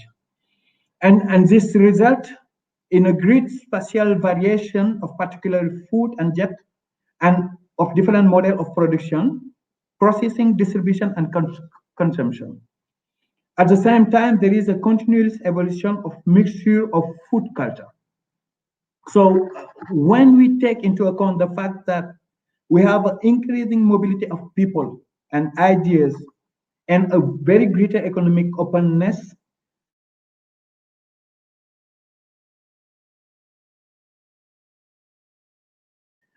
for example, in planting, we call it aloko,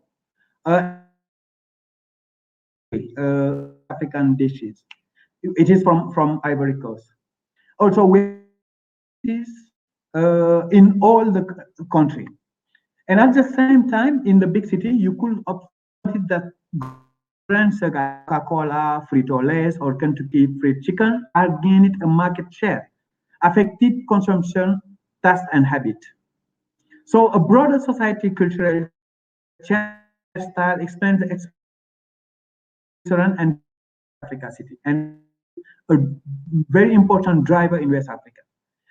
Changing tastes and preference impact the organization of food system through how comment of that. Hello?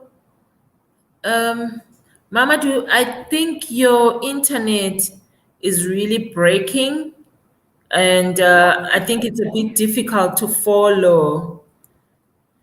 Okay. Yeah, You hear me now? You hear me? yeah, it's better now. Maybe you can just share as a story without sharing the screen. Maybe don't share Exactly. the So with that, yeah. I could just switch off our. Yeah, no, you can remove the screen and just share your story without the screen. Okay. Okay. So I'm talking about the fact that in West Africa we have the food system who have been transformed rapidly. And the network of city will densify for the coming years, and we will have intensification between rural and urban linkage. Because you have a production system will continue to be transformed and raising issues about the role of family farming and agroecology and sustainable production and consumption. So we noted that we have a new consumption habit and market will create a new job. So this transformation will implicate for a public policy and investment decision. So at this stage, people are talking about how the local stakeholders are doing, but we need to think about how the public policy impact on this kind of decision.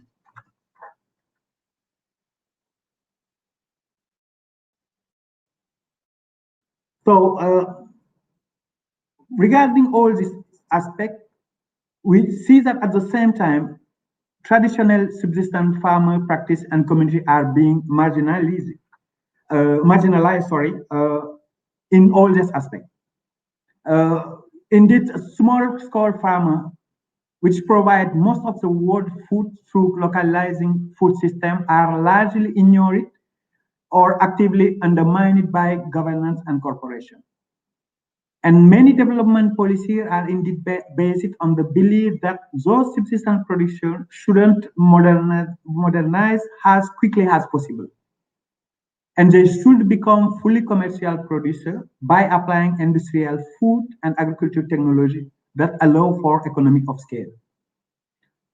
So the global restructuring of agri-food system in West Africa, treating a local food system with a few transnational corporations, the small SMEs, gaining a monopoly control over different links in the food chain. So this aspect or this agenda is seen as desirable and inevitable by most corporations and governments. However, the idea that small core producers and indigenous people as a group are bound to disappear reflect just one vision of the future. It is a political choice that is disputed and rejected by social movement working for agriculture and food sustainability. It is in this context that ID Afrique and the Agriculture Network is working to improve sustainable food system.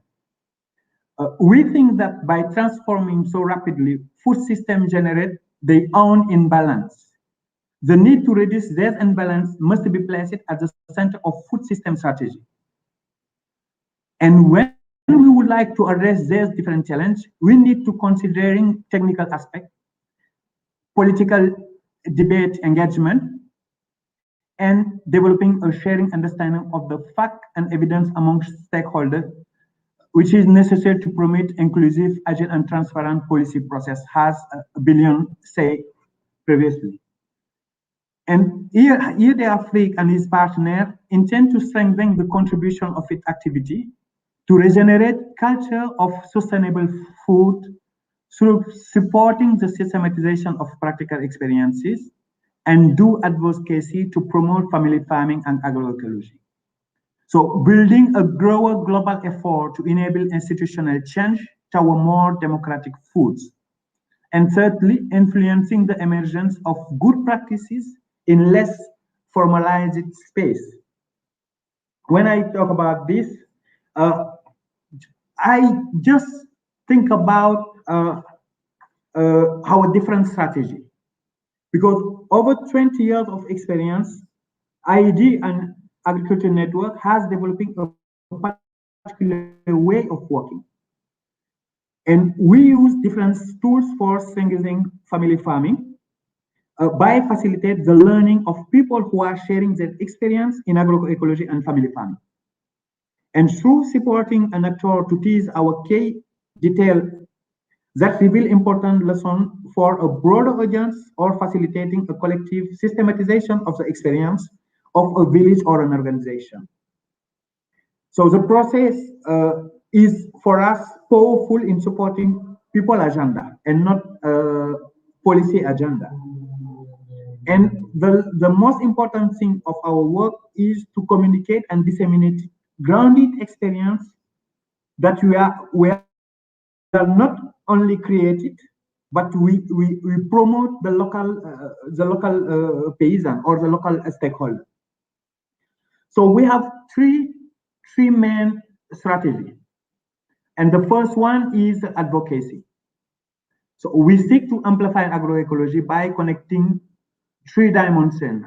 I think Million has already talked about these three aspects: the practices, science, and the movement. This means that we create space where farmers, urban citizens, academic activists, and policymakers share perspective.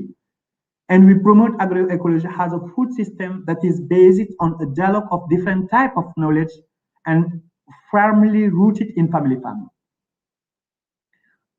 Through advocacy, we engage debate and discussion between different actors and conversation. We try to develop training material, for example, weekend of food sovereignty in practices.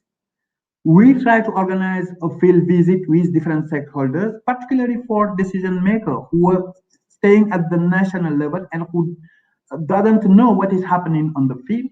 So we used to organize field visit with them. And we have lastly tried to connect the different stakeholders and try to connect students with farmers. So the second important aspect of our work is related to documentation and systematization. So when people are working on the field, they didn't take the time sometimes to explain what they do, to learn about their practices. So for us, it is important to know in their work what in their experience, what is work and what doesn't work on that. What factor helps them in achieving success? How do we share this insight in a convincing and attractive way that can help to amplify successful practices? And there are some questions that we ask when we try to document field experience with the local organization, with the farmer. We strike a balance between the learning process itself, which contribute to collective knowledge and confidence building, and the outcomes such as writing and multimedia publication. So I already mentioned the fact that we have 3 different magazines: AgriDAP, Farming Matters, and LASA. The third way of our work is to facilitating learning process. And in this aspect, our approach is strongly geared towards supporting a group to uncover and use its own knowledge as ability. Because the agroecology learning exchange was designed as a playful and stimulated participatory process, creating a lot of space for participants to define discussion topics, reflect in small group and plenary session, participate to a debate and learn more from each other. So we have this kind of space. We develop partnership with a range of creative, interactive methodology and are able to work in various language and cultural contexts. So when we are in Senegal, we could work with Malian people or Guinean people. So the last aspect of our strategy is on co-creating and knowledge. Someone says the diverse knowledge and way of knowing of our people are fundamental to food systems. Co-create of knowledge happen when new knowledge emerges from sharing learning and working together with other people. Mamadou, So can you going put your video yeah, on? Can you put your video on? Yeah, like your camera on? Yes. yeah, Let's I'm here. try and see if it will work. Yeah, let's go. Okay, yeah, you think I could, yeah. If I don't use my camera, I think it's important to have my face. The last point of my intervention will go to the recommendation, because during the year of experience we have trying to structure a different solution or different recommendation in order to see how we could improve work and promoting agroecology in West Africa. And for us, we have three important points on our work.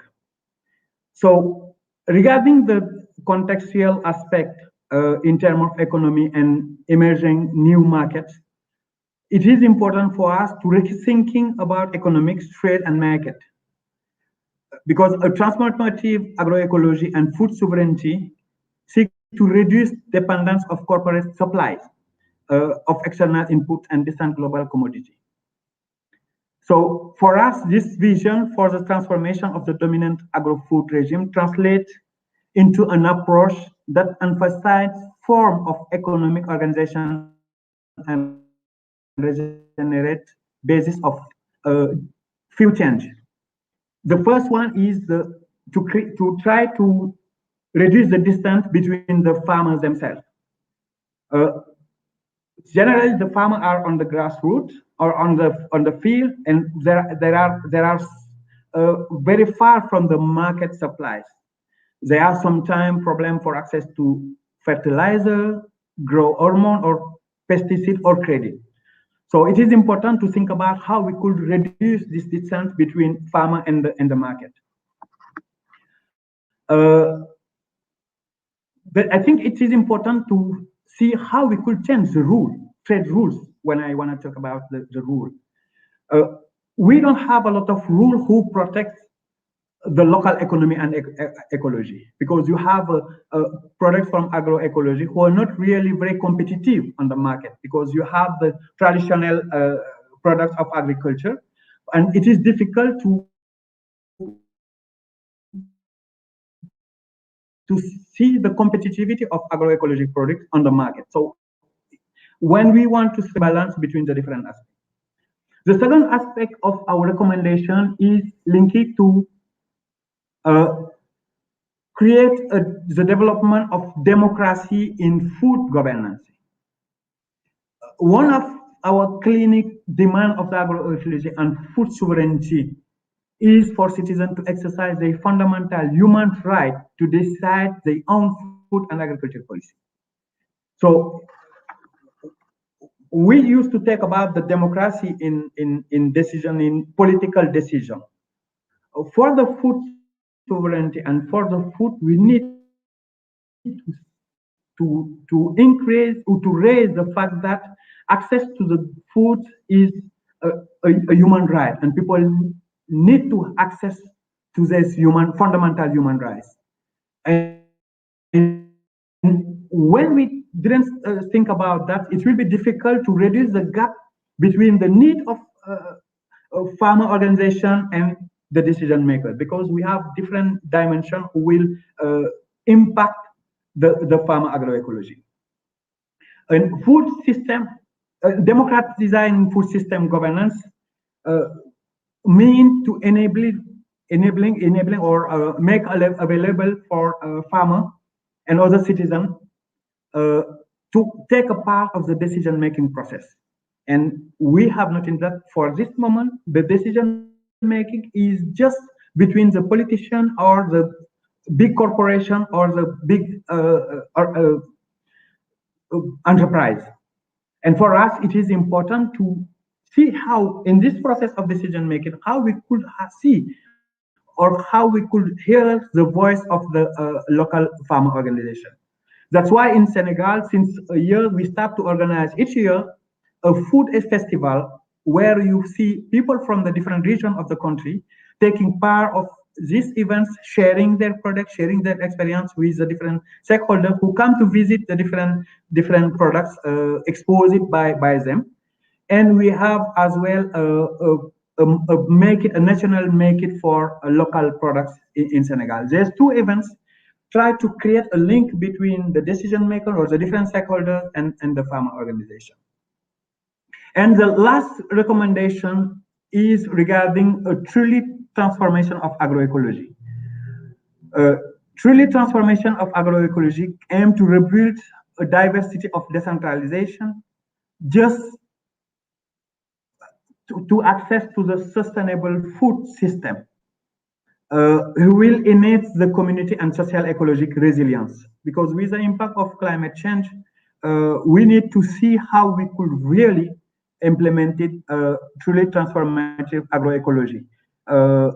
Because when we continue to support to continue to have the way of work without taking account the fact that climate change is a challenge that we need to include in our way, it's really difficult to continue to make agroecology as a solution or as an alternative in this global environmental impacted by the climate change and by different aspects. And for us, it is important to think about it. I may stop here because we are challenging by the time, and with this connection disrupted, I think that you have just captured some ideas that I would like to share regarding our work and our experience in West Africa. And I will be happy to answer to all your questions and to share more about what we are doing in West Africa. And as I say, for me, it's a pleasure to be with you and to share what we are doing in West Africa. Thank you very much, Precious, for your attention and for all the people who are here. Thank you so much, Mamadou, and for bringing the issues of the trade and how the systems or policies are affecting farmers in their everyday work. We believe that regenerative and agroecological work should actually promote farmers to have financial viability or economical viability as an outcome. So I feel like your work is very important, and we're very grateful for your commitment to this cause. And more than that, for you talking to us in English.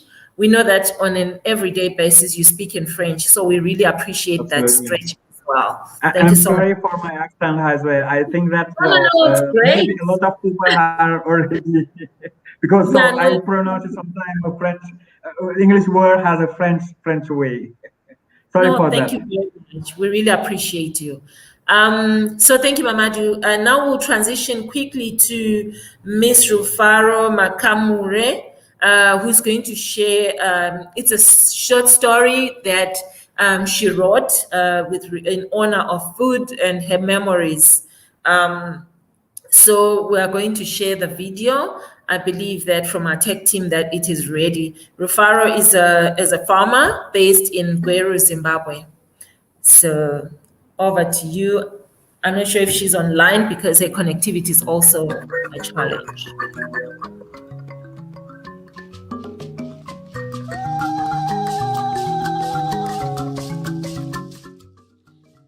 I will not forget the day I saw my old, very quiet and reserved, close to invisible grandfather come to life, and all it had taken was a bowl of mutakura, that is boiled mixed grains, that we were having for supper for the first time in all his visits. How I had gone, and it was a very cold evening, so we sat around a fire under the night sky as we ate. Grandfather became nostalgic. They say times are better now, but I feel we have stopped experiencing life altogether. He began, and we were all ears. When he was younger, supper meant more than just filling the stomach. Men from the whole compound would gather around a fire, and different dishes would be brought from different households for them to share. They would share their day's experiences, plan for the next day, joke, and the boys would learn about the men they wanted to become. Food brought them together. As grandfather carried on, mother's face was showing an increasing sense of gratification for her meal. She mentioned how she could now taste her mutakura just like she used to. She too believed that food tied people together. Everyone was involved in the food production process from the beginning to the end, and in the process they would enjoy hearty meals together. They would plant together, weed together, harvest together, pound together, and all it took a family to pay the other villagers' labor was a well-prepared meal and a home-brewed drink, all which came from their produce. Threshing was her favorite, for with it came so much drama and free entertainment that would stick with them for a long time. And it's these memories that would fill their meal times and give ordinary food its heavenly taste. Each season brought with it something different to eat. There was a time for sugar fruit, spider flower, permites, ragwort, and many more. I watched as the two of them competed to be the first to give a name of a vegetable, fruit, or insect. For both of them, waiting a full season for something made it more special. With food, there was no isolation or stranger. A hungry traveler could eat from any field as long as they wouldn't carry anything with them. Of the three of us, I have the most urbanized background with a supposedly richer, convenient, and fulfilling lifestyle. But there I was, seated with absolutely nothing to share. Just like grandfather had been there, but invisible, so was food. I had no relation or connection with it. I wondered if we had not made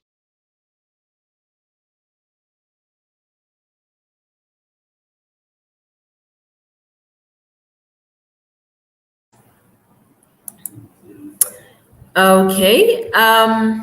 Thank you. I think our video stopped somewhere midway.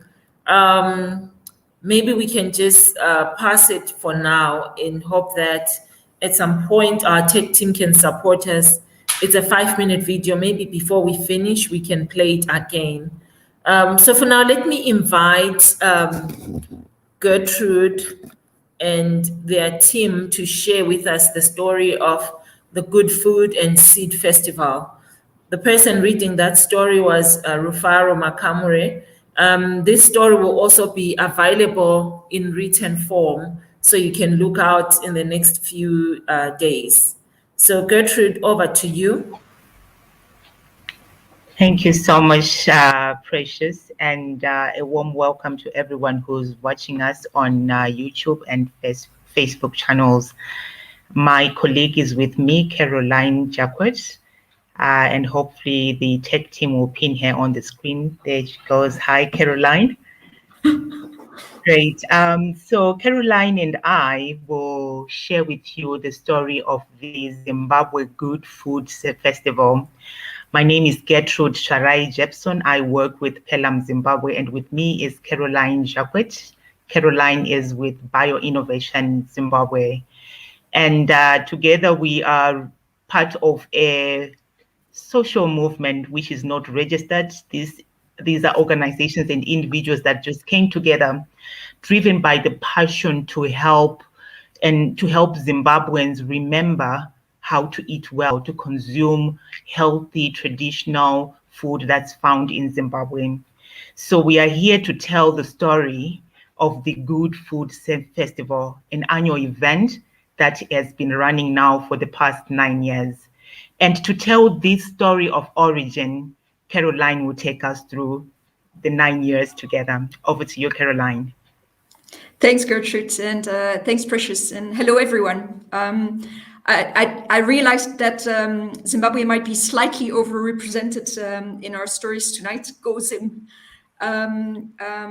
So yeah, we wanted to take you through the Good Food and Seed Festival that we've been organizing in Zimbabwe since 2013.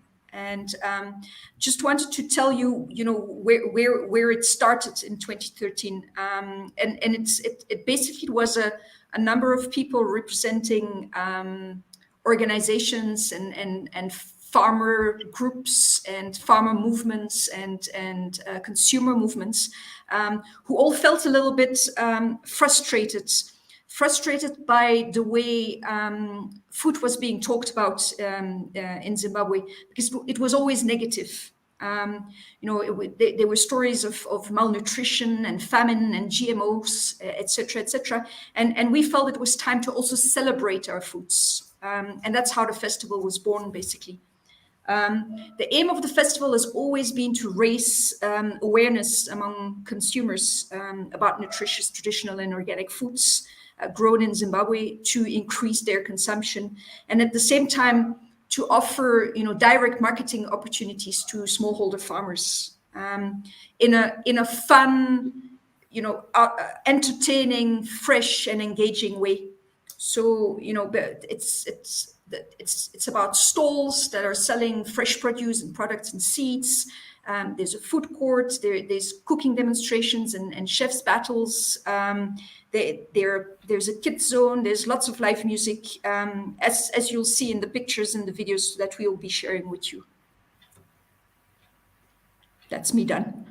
Great, thanks, Caroline. And perhaps just to build on what Caroline has given as the story of origin, we felt that just talking about the food without bringing in the seed would not do justice, because we knew from the very onset that food is connected to the seed.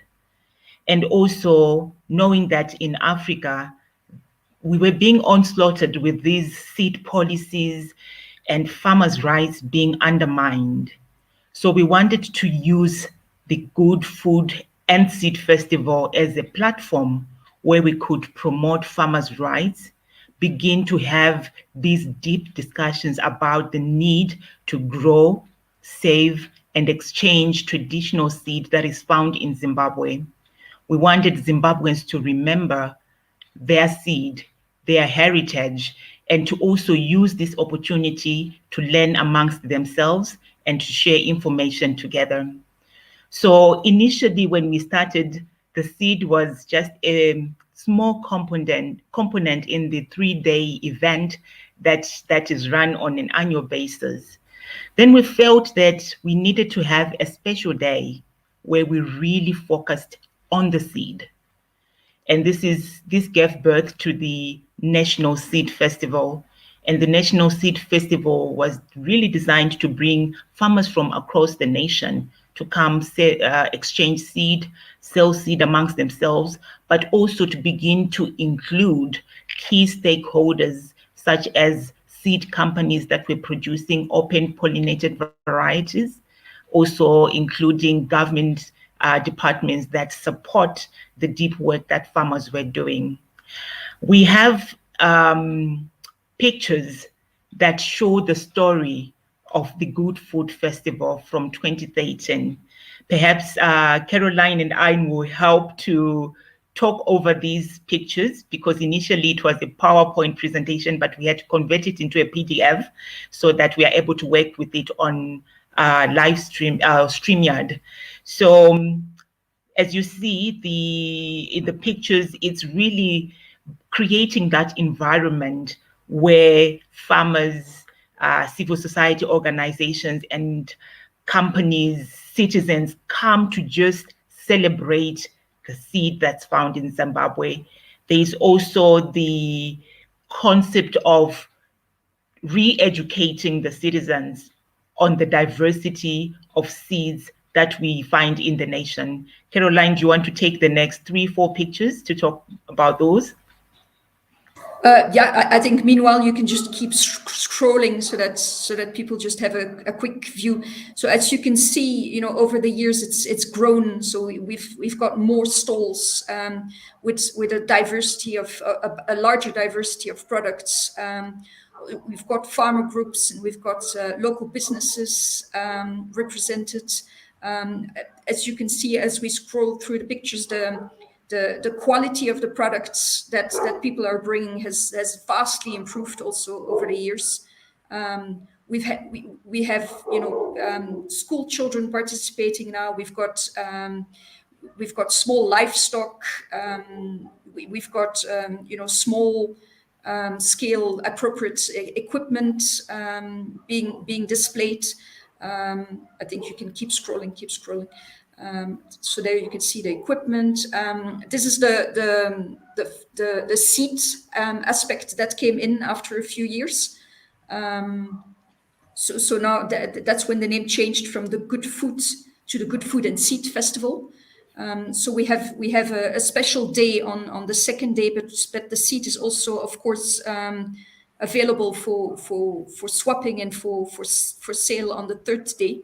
And so it allows people to access seeds that they would normally never even have access to. And we always make sure that the festival happens just before the next cropping season, so people can get their seed in time, basically for the next rainy season.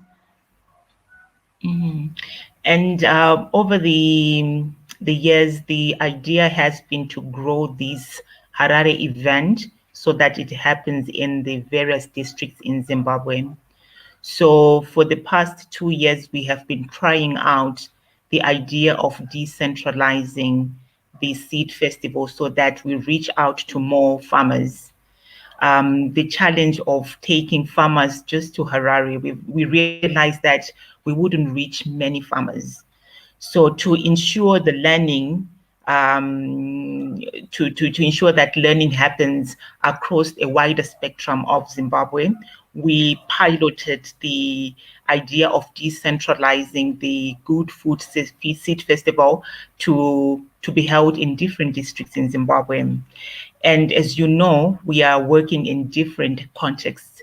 And with COVID-19, we really had to find creative ways of reaching out to different stakeholders throughout Zimbabwe. So in 2021, we decentralized the seed foods and seed festival, and they were held in Chimanimani district and Gutu district, reaching out to more farmers. But also on trial basis last year, we also introduced a virtual component of the Good Food and Seed Festival because, as you know, we had to find ways of working with within a context where COVID-19 is amongst us. So we had to be innovative, we had to be creative, and we had to keep learning how to pass on the information, how to re-educate the population to value eating and growing good food that is found in Zimbabwe. So we actually found that decentralizing and also having the Good Food Festival held virtually enabled us to reach more farmers, more individuals, more citizens, not just in Zimbabwe, but across Africa and also internationally. We started to also receive many comments, many interests from fellow colleagues in other parts of Africa wanting to emulate the good work that we are doing in Zimbabwe. So perhaps as we wait for the first video that we want to show, that gives you a taste of what farmers and participants that come to the Good Food and Seed Festival say about this event. Perhaps Caroline, if you have anything to add before we wait for the tech team to play the video on testimonies from farmers and other participants who come to the Good Food and Seed Festival. No, thanks, Gertrude. I'm just hoping that while people look at these pictures, that that they get an idea of all the fun we have at these festivals, because that's what it's all about. It's about talking about healthy foods and nutritious foods and agroecology and farmer seed systems, but in a fun and in an engaging way for everybody, for young and old. And I think that's what you could see in all these pictures. Great. So we are now waiting for the tech team to play a video with testimonies from people who have participated in the National Food and Seed Festival in Zimbabwe.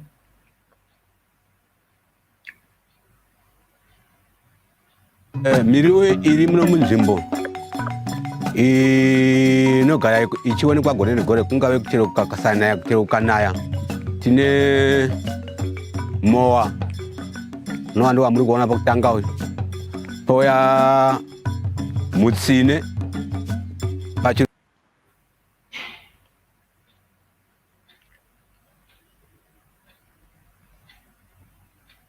We seem to be having an incorrect video being played because this video was particularly looking at a theme that we were focusing on in 2021, which was on wild vegetables. So we realized that within our culture of eating, many people are sticking to the grains, the legumes, and forgetting about the wilderness and the importance of including wild fruits within our diverse diets. So this year, 2021, our theme was focusing on traditional vegetables, learning how to conserve them, to prepare them, and also just to raise awareness about the different types of wild vegetables that are in Zimbabwe. So if the video is not coming, perhaps we can have the next video, which is Chef Taff going back to Rishinga.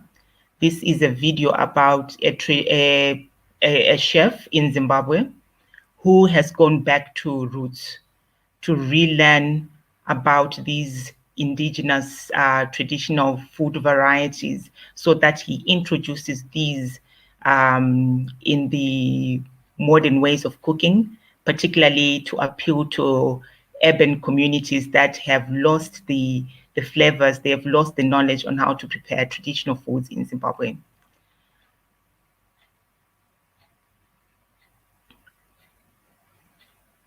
Any support from the tech team? Yes, let's wait and see what our tech team can be doing. I think for now we'll put a placeholder video.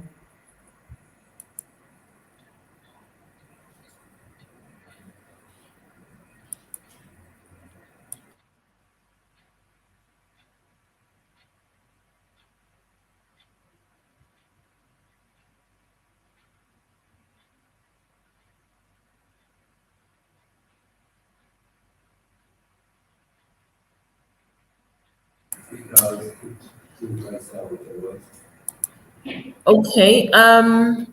Unfortunately, there seems to be a glitch with the videos, Gertrude. Yeah. So the one that he shared was the one that he downloaded from what you sent. So I think can we hold it for now while they figure it out? Is that okay? Just briefly, and maybe Corey can play Rufaro's video while we wait for the rest of the videos to be put in place. Okay. Yeah. All right.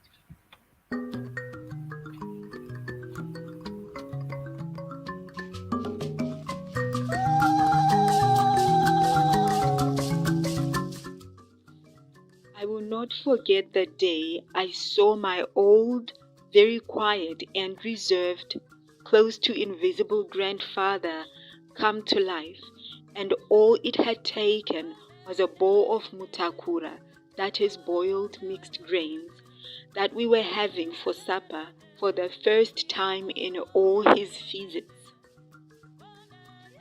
How I had gone, and it was a very cold evening, so we sat around a fire under the night sky as we ate.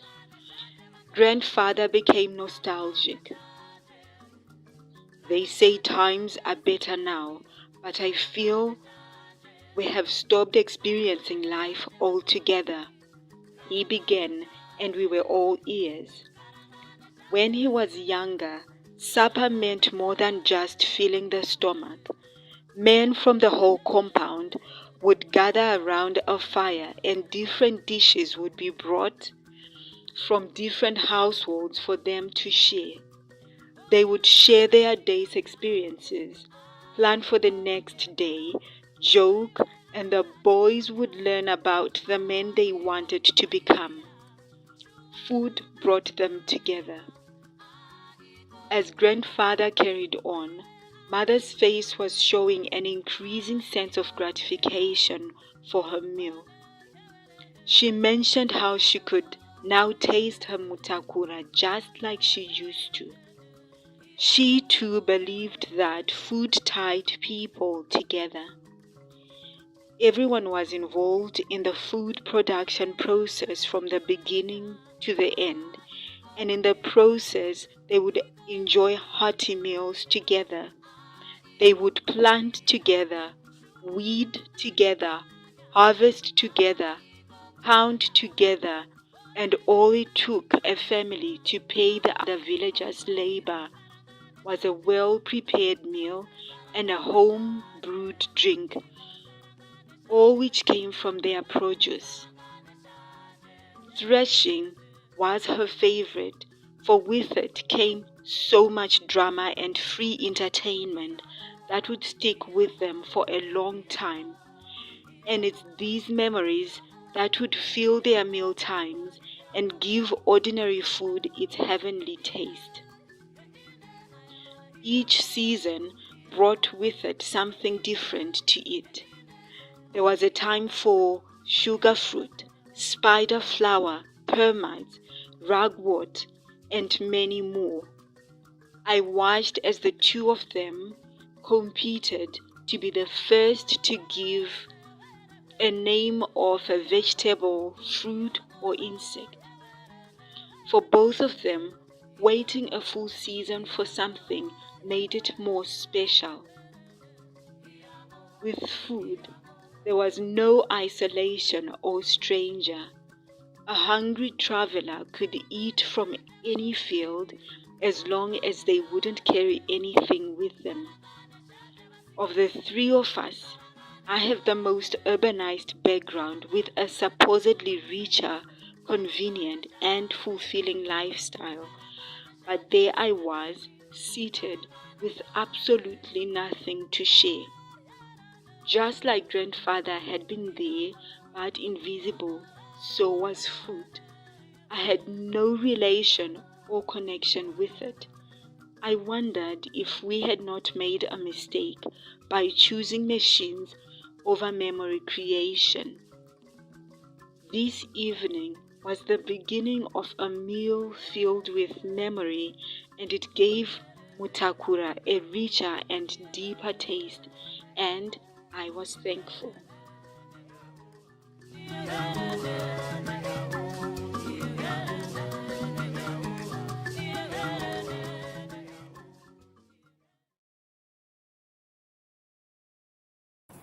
Thank you. That was a beautiful story from Rufaro.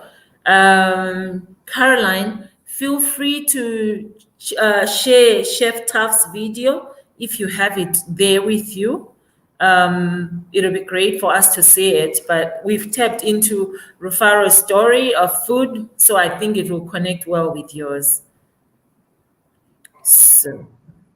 All right. I understood that your tech team had the testimonials video ready to go, so maybe we should watch that one. Okay. I'm just because it's shorter than the other one in the interest of time.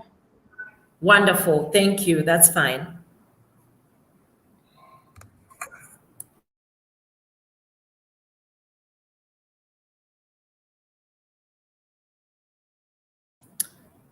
I think it's missing audio.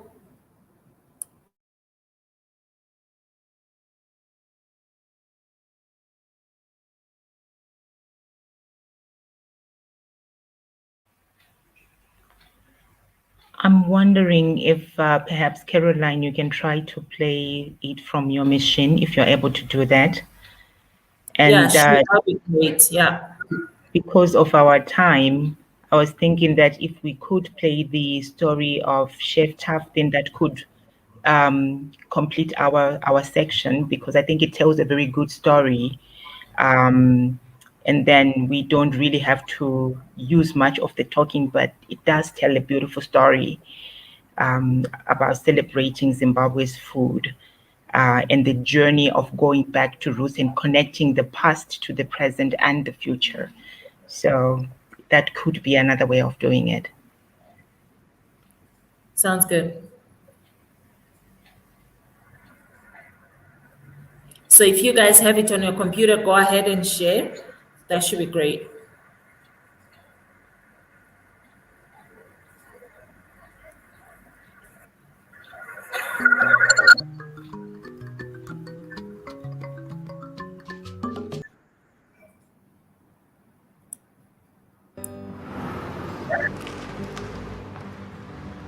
My name is Chirukuda Kwashe.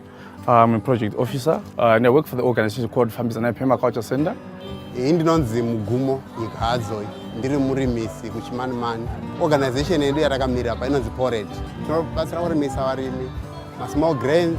The Tsuro Trust is a small organization operating in Chimanimani district. Ndinonzi Plaxidis Pitskai. Caritas kwedu uko yakauya ichitidzidzisa kurima magadheni, achichera madhamu, ichivativakira madhamu, ichitipa mbeu tichirima.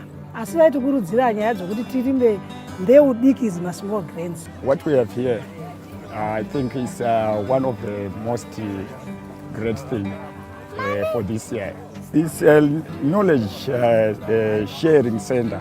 So we just come here to learn from others. Also exhibit or showcase what produced by farmers at grassroots level. Takatanga kuya panapa last year, takauya zvakare gore rino iri. Kuno kumanje tinowana mbeu dzakawanda from other districts.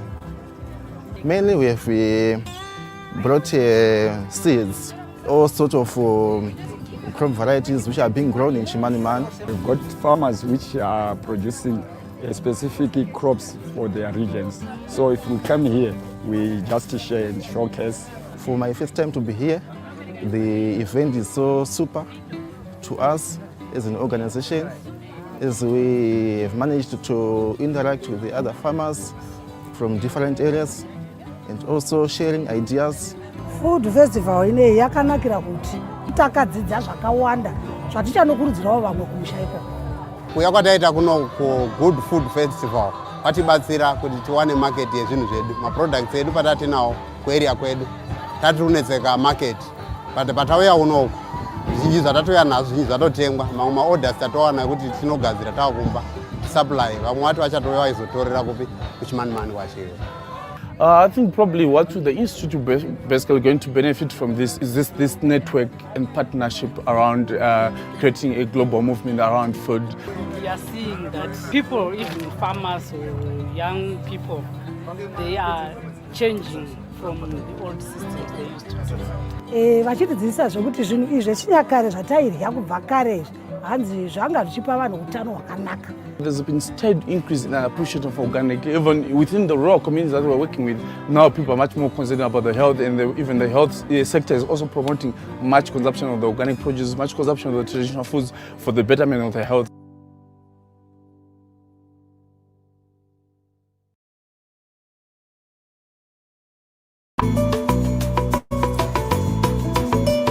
My name is Diankara Chef, private chef, winner and judge of Zimbabwe's premier cooking show, Battle of the Chefs.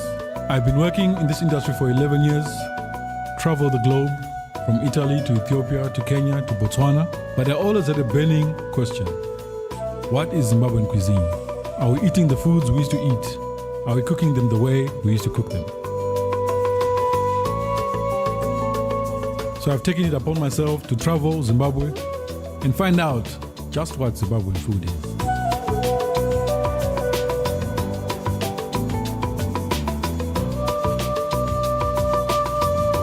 First up is Rushinga. the corner of Zimbabwe close to Mozambique. I met up with a couple of locals who are the custodians of these traditions.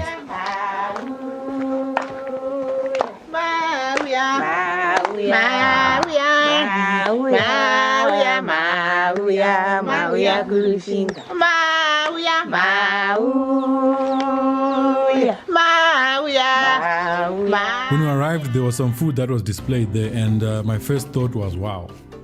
Some of them were familiar, like baobab and thorned melon, and a few other ingredients like the millet and the sorghum. But then there was the maize with the myriad of colors, and they were so bright, and there were so many stories linked to them, from fertility even, like they eat them if you're having only one sex. They kind of eat that maize, and then you supposedly can change the sex of the next child. So that was quite interesting. Those aspects are important in creating a story. I'm all about creating an experience in my dining, so having those stories behind the food will actually create an experience whenever I am then curating an event. That there's this maize that I use to cook this, but also they use it for this, and that is something that can linger on with the dining guest. Having grown up Kumusha, I had kind of an idea, but obviously I hadn't been Kumusha for a while, so it was kind of like going back and experiencing once again how it was. So just, you know, the heat, the smoke, but what really stood out to me was the intentional processes that they used. The roasting, the sieving. One of the dishes was a mabumbe, which you had to kind of bind together. So the thought process of binding that milled seeds with tomato, it was an eye-opener that these guys have these processes, but maybe they just don't have them named down like we do when we go to culinary school. It's just things that they've been passed down, so they just know that in order to have this result, I needed to do this. Actually, it tastes like green tea. The first dish they made for us was the okra coffee. They obviously dry the okra in the field, then they bring the okra and then they take out the seeds. They roast the seeds, the okra seeds, until they are light golden color. The ladies would touch the seeds and they would know that they are ready by the heat. I just gone out for a minute, heard a popping sound. As I was approaching the door, I could smell coffee. But once again, this is really, really interesting. Something I've never had. People say that our food is boring and bland, but this trip has really showed me that there's so much diversity, and can't wait to try it. They mill the seeds in their mortar, and then they just brew the coffee. And the brewing doesn't take long, actually. It's just boiling water, then they added the milled seeds, and that was the coffee. It kind of tasted like green tea, actually. I called it green coffee because it really had a green tea flavor to it. There's a really big potential, especially for those who don't take caffeine. It will be a good substitute. And in my case, to have an okra coffee at the end of a dinner would be something that would end the dinner with a wow factor, so to speak, because it's something.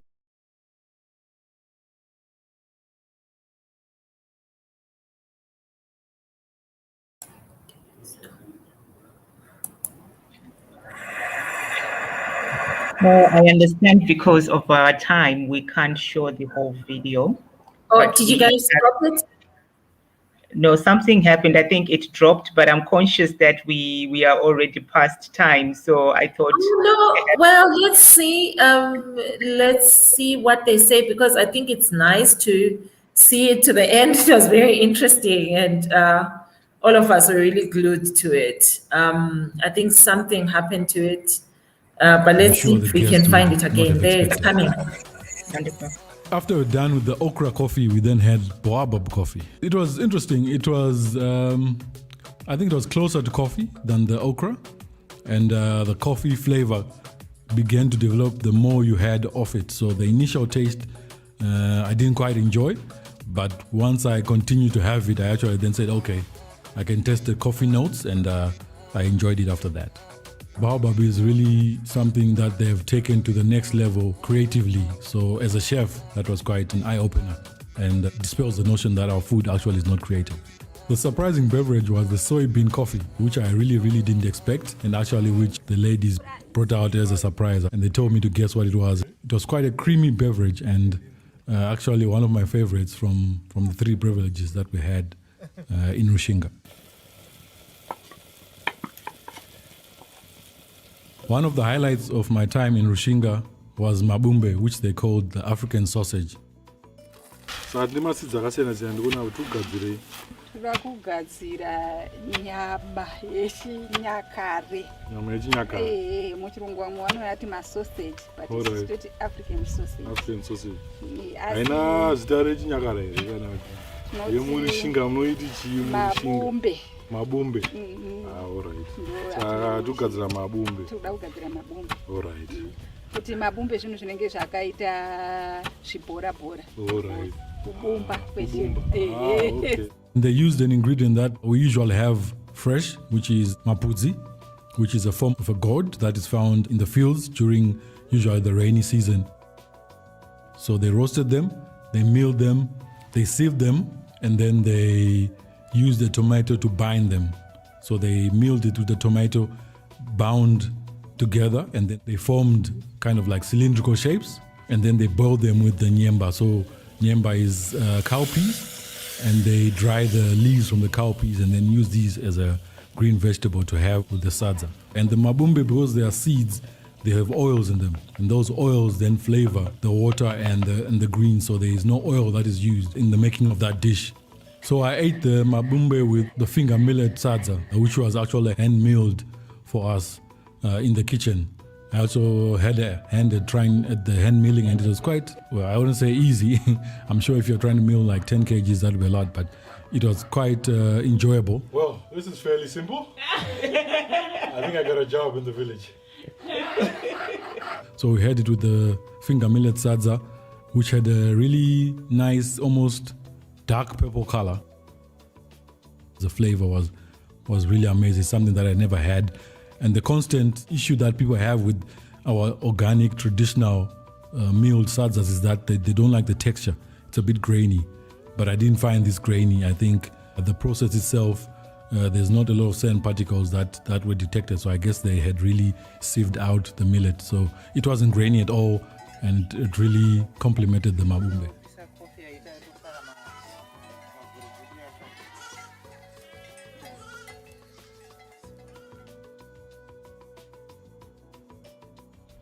Day 2 of our Food Chronicles in Rushinga. I'm so excited. Didn't expect to have a day 2, but there's so much to learn yesterday. So today we've got the Roadrunner going on the pot, and we've got a few more dishes to be shown. So I'm really excited.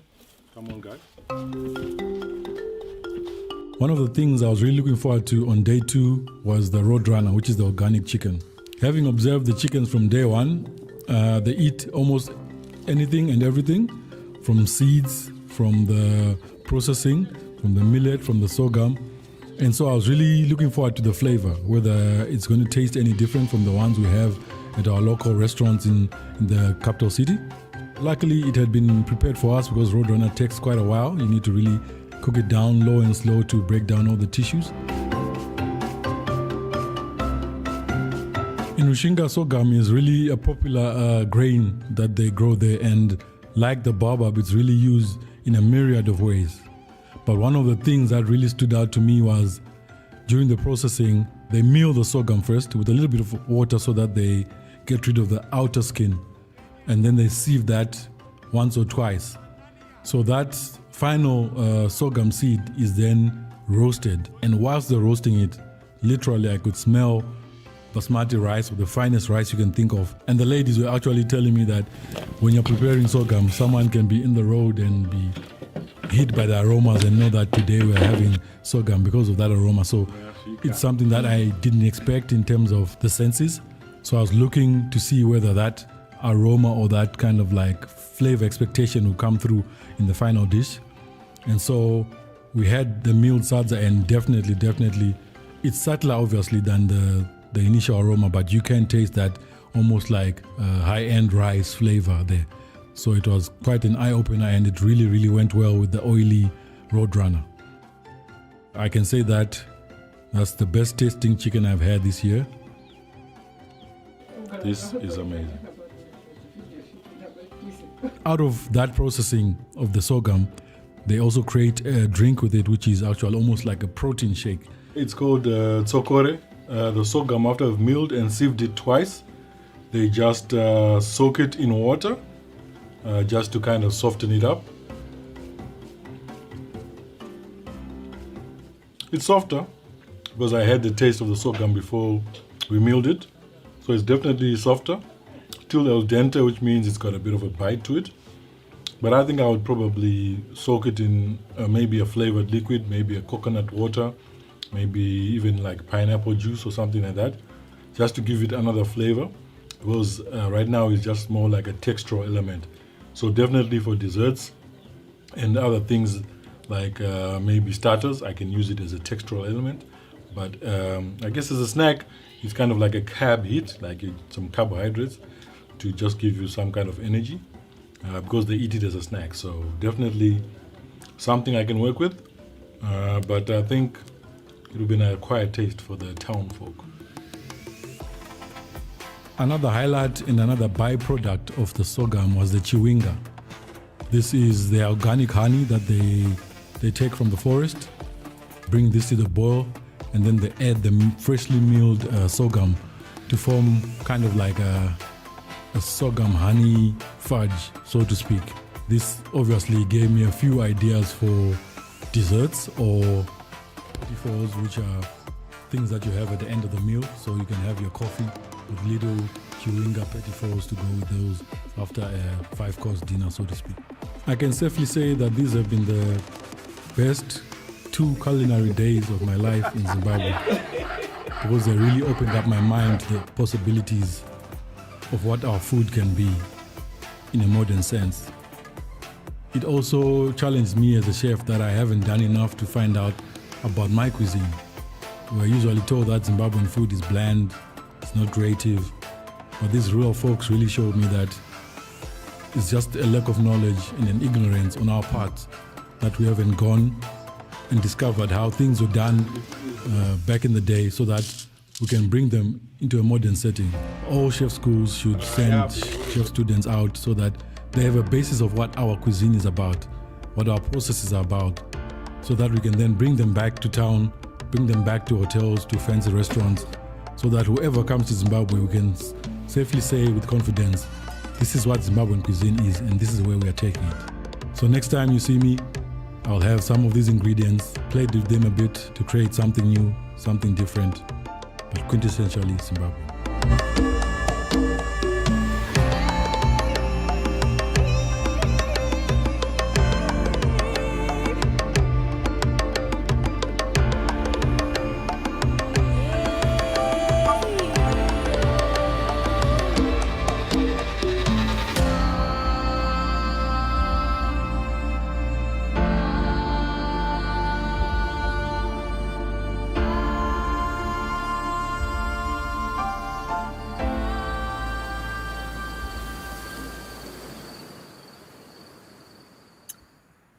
Well, on that incredible note, thank you so much, Gertrude. Thank you, Carolyn.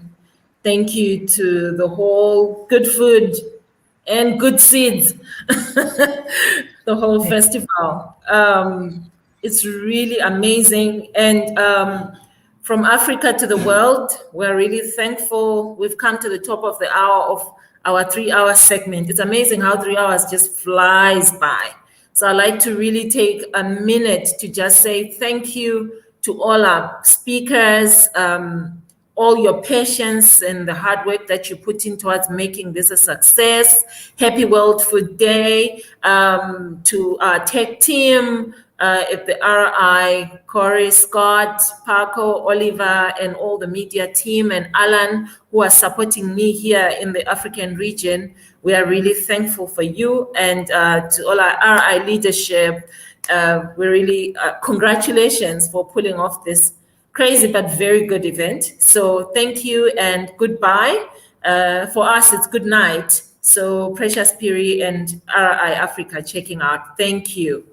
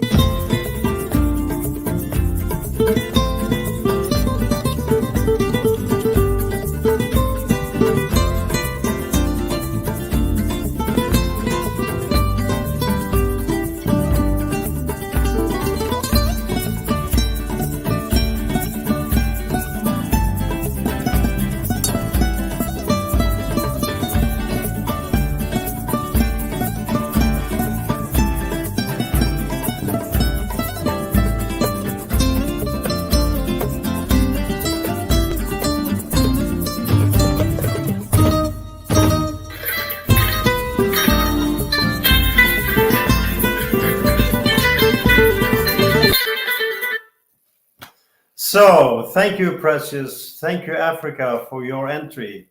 Really interesting. So, I will be your host for the first hour today from Europe. I will present some exciting ideas and people and landscape from Northern Europe. I would share my screen now, just a second.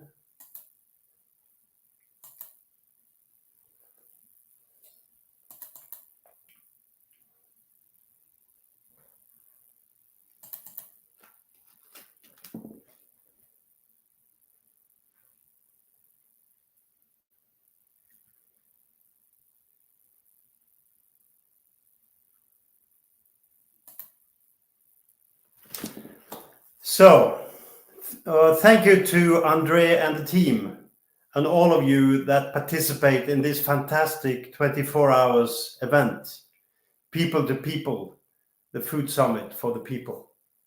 So we will have now a contribution 2 hours from Northern and Southern Europe. And here is where we would like to see you in the next hours. We start now with Northern Europe. It's in Norway, and then we go to Sweden, and then we have an entry from Marc Bernard, which tried to explain the concept of twin regions. And then the second hour, we go to Southern Europe, to Cilento in Italy, our friend Salvatore Basile and the guys. So just to fill you in where we are now, we just have entered into the time zone of Europe. It's shared with Africa. And I will start with some images from Northern Norway. And this area is above the Arctic Circle. So you may wonder why we should talk about farming and food, especially farming from above the Arctic. It comes from the gift from you, my friends. It comes from the gift of the Gulf Stream, coming from the US, coming from Middle America, to transport warm water up to the coasts of Norway. Normally, when you are above Arctic Circle, it's permafrost, it's very cold, it's difficult to grow anything. But because of the Gulf Stream that is affording us this warm water, we may grow in the Nordic conditions. Then we will take you to just south of Stockholm, which is a little bit down under the Arctic Circle, and tell you about some initiatives there. And then finally, we will take you to Italy. So just to show you some images from landscape, agriculture, and food in the Arctic. This is it. This is the Arctic. You can see the sun is setting here, the sharp mountains, the sea, very cold water. I don't think we can see your screen, unfortunately. Just a second.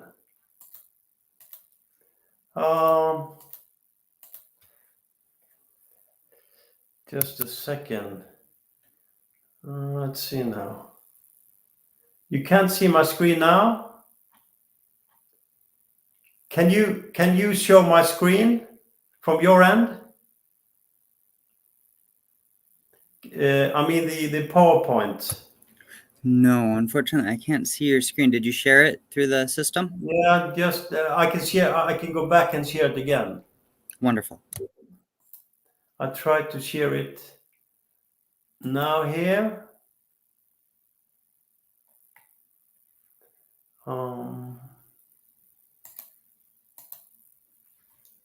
Share this. You can see me now, huh? No, you can see me, Cora. Can you? Hello? No, it's not coming through yet. Okay, I'll try to do it again. Share screen. Share screen now. Share screen. Can you see it now? Can you see my screen now? No, you have to go back to your StreamYard window and hit share and then go through there. Yeah.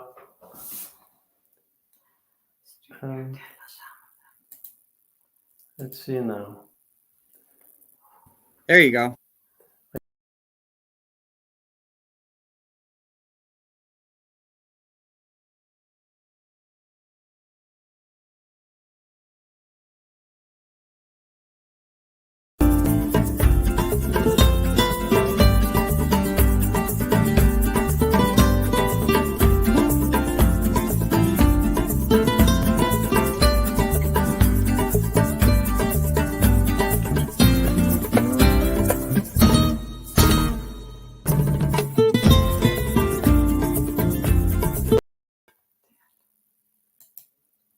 Can you see me now?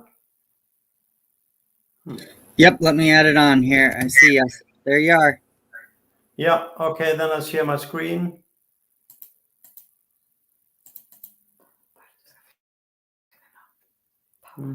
Yeah, probably.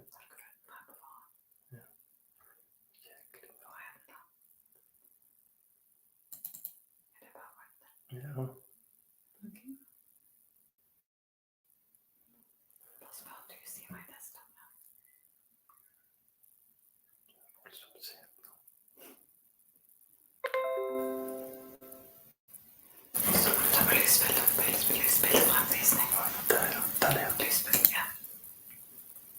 Can you see it now, Colin?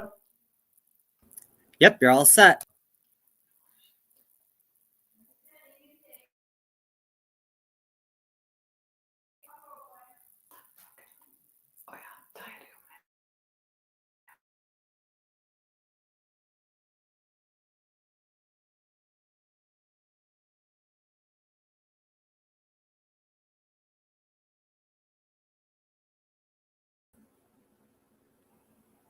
You look good. Go ahead and start.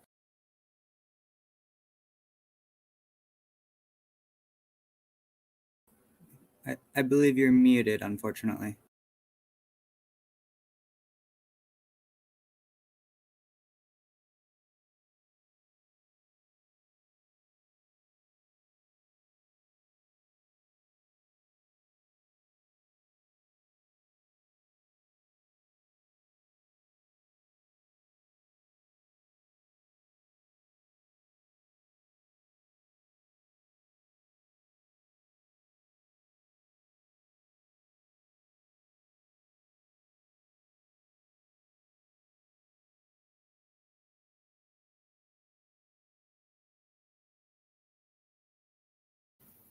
No, I'm mute.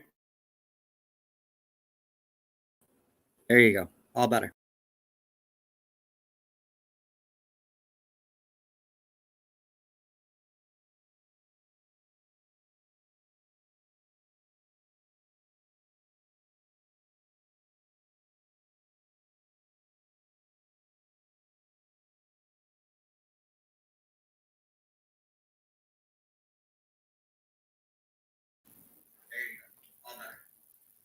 Sånt där. Den där.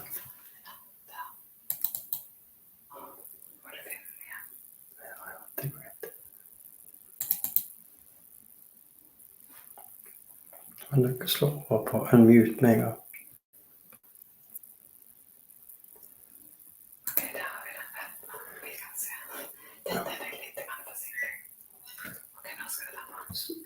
Yeah. It's okay now? You're all set. Go ahead. Yeah.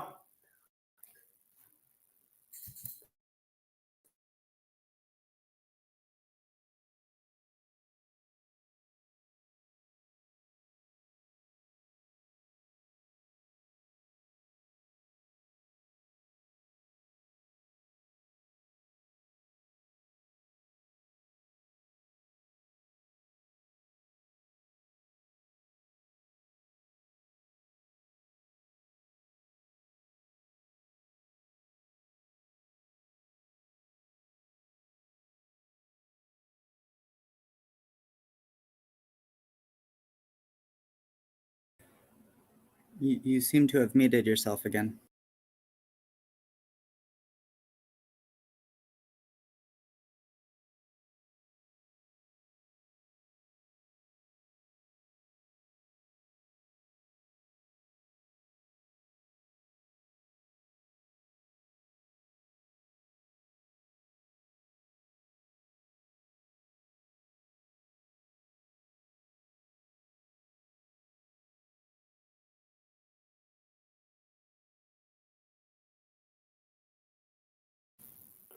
So Cora, when I start to share, it goes automatically on mute. But could you just send some films and I will see what I can do?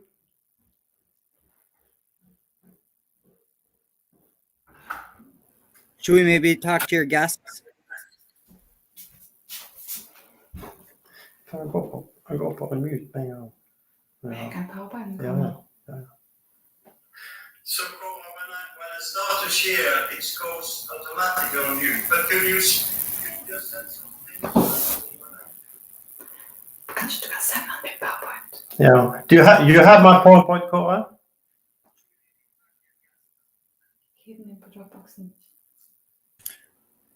I'm not sure that I do. I will look and we can play the videos you sent me. Yeah, play some videos and then we can see what we can do. Hello and welcome to Skillebyholm, a biodynamic farm 50 kilometers south of Stockholm in Sweden. At this place we do a lot of education for people who want to become gardeners or vegetable growers. We have a 2-year program, a 1-year program, part-time education, short courses, and a lot of events like farmers market, for instance. We grow a lot of vegetables in the greenhouses, the ones you see behind me, and also in the brand new greenhouses on the biggest farmland. And we also grow vegetables on farmland. So all the production goes directly to the farm shop and to the restaurant that is situated here at Skillebyholm. We recently started a new section here at Skillebyholm, Research and Development. So now Sophie Gerber will talk to you about the concept 2,000 square meters. Thank you. Hello, I am Sophie Gerber, working with education, research and development here at Skillebyholm in Järna, Sweden. And we are having a project called 2,000 square meters. It's about thriving foodscapes within planetary boundaries. And as you might know, a very small part of the Earth's surface consists of arable land that is suitable for food production. If we divide this land by the number of persons on Earth, this land is just under 2,000 square meters per person. If we take care of our 2,000 square meter wisely, we can create a diversity of thriving foodscapes for us and future generations while keeping within planetary boundaries. Today's food system faces major challenges. Firstly, agricultural soils are depleted and eroded.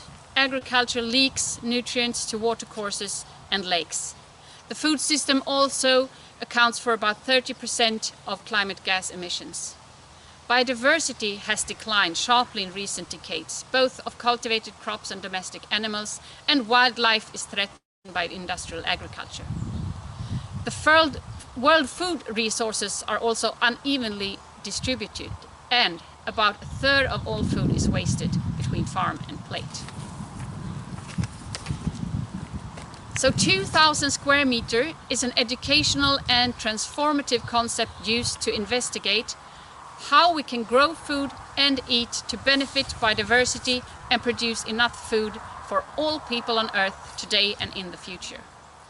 And using the limitations and possibilities that exist if we share arable land fairly and take responsibility for the planet as a starting point, the 2,000 square meters can help us to understand ecosystem complexity and that what we do has consequences for the whole. 2,000 square meter conveys knowledge about how we can contribute to viable ecosystems that provide good health and healthy food. It can help us to explore how we can grow crops using local and renewable resources and which food these crops provide in different places. So 2,000 square meter experiments with new healthy food cultures that contribute to a living agricultural landscape. It can also help us to transform food systems by involving people who produce food, who process food, distribute, cook and eat food. So 2,000 square meter contributes to the creation of thriving foodscapes that are sustainable for nature and people today and in the future. The concept also has 3 principles. Firstly, it is regenerative. So the starting point in 2,000 square meter is that healthy soil provides healthy food. And the key for this is to integrate plant cultivation and animal husbandry to give more back to the soil than we take.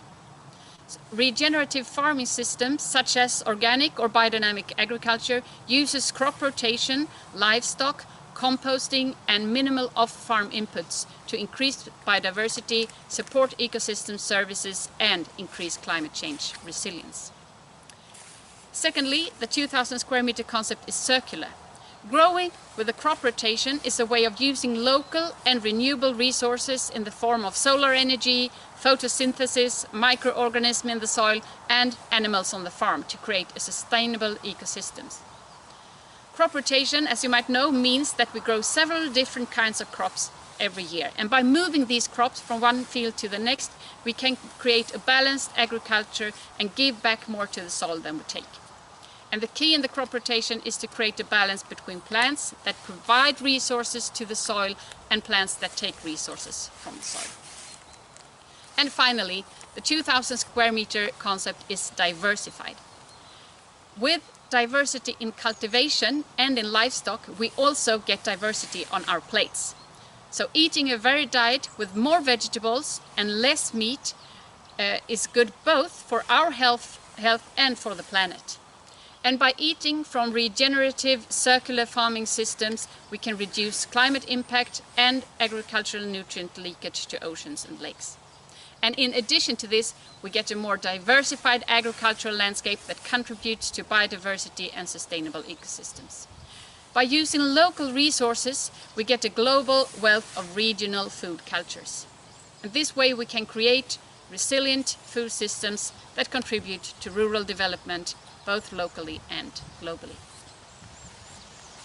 So by creating a 2,000 square meter garden, including these principles, complex issues can be experienced by everyone who steps into this garden. And in addition to this, we have also developed a toolbox with materials that can help illustrate this concept in various settings. And this toolbox is available on Skillebyholm's webpage. So, what would your food culture look like if you, as an individual, your school, your organization, your region lived according to the 2,000 square meter principle? What food landscape do you want to be part of and create for the future? Thank you.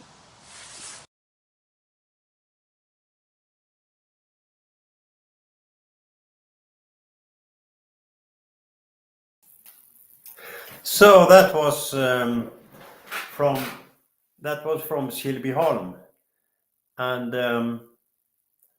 I think that we now go to next there. And Kåre, can you show some of the videos from the goat farms in northern Norway?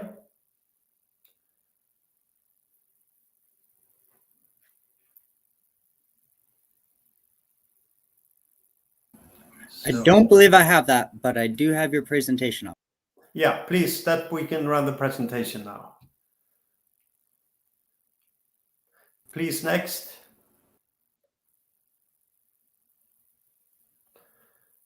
Next. Next. Yeah, and here we have the picture from northern Norway, north of the Arctic. Next. Putting the potatoes down on the earth is hard work for at least the small farmers. You see the right-hand corner, they are learning how to do it in northern Norway. Next. Even the cows are interested in this experience, and the old farmer sitting and caring for his cows. Next.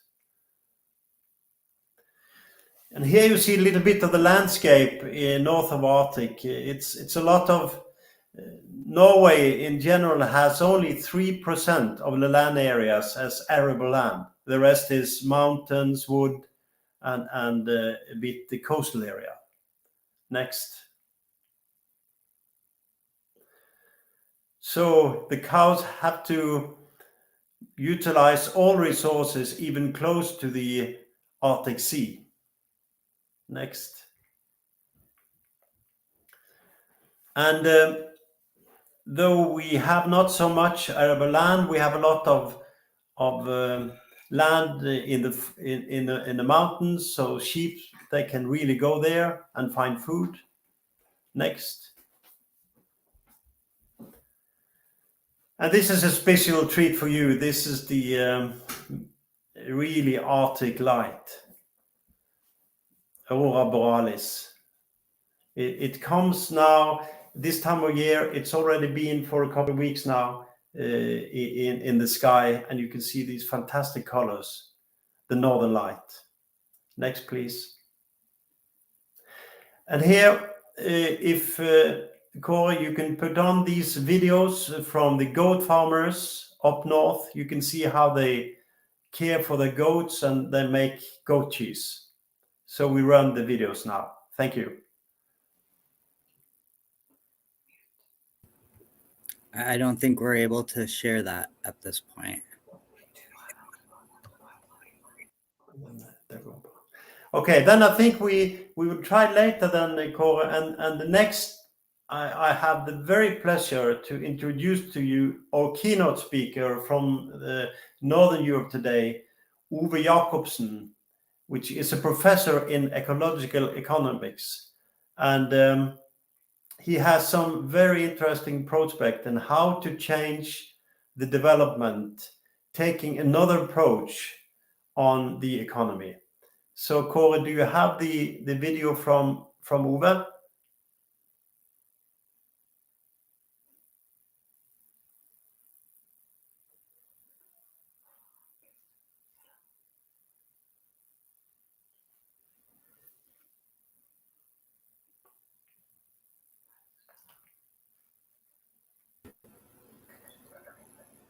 I have another video. Is that what you're looking for?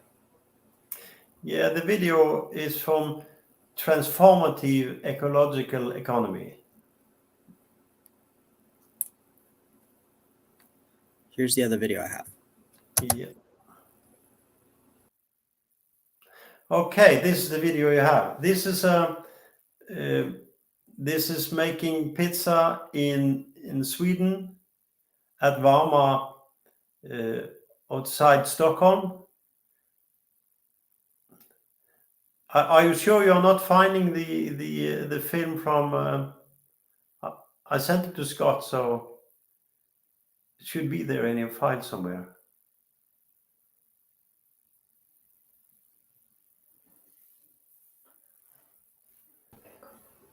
No, these are the two videos we had from you.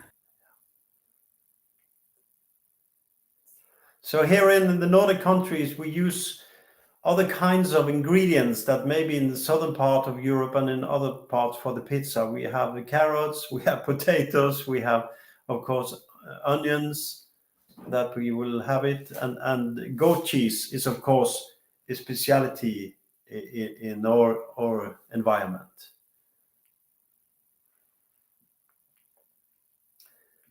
And here we have some cheese on the pizza.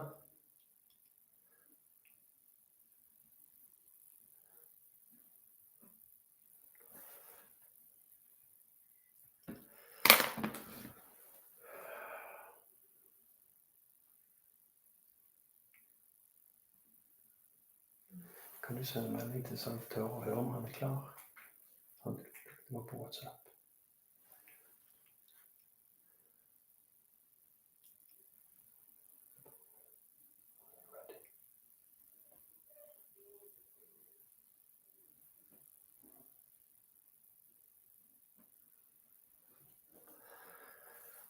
Yeah, It seems to be a slow pizza making. So, Salvatore, I think it's soon your turn, my friend. So, Justin, you spoke of pizza. No, well, Mark. Yeah, but pardon, I think Mark is there. Mark, are you there first?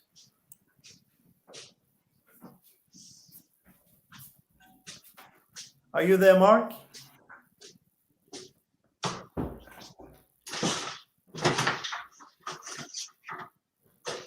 Mark, are you there?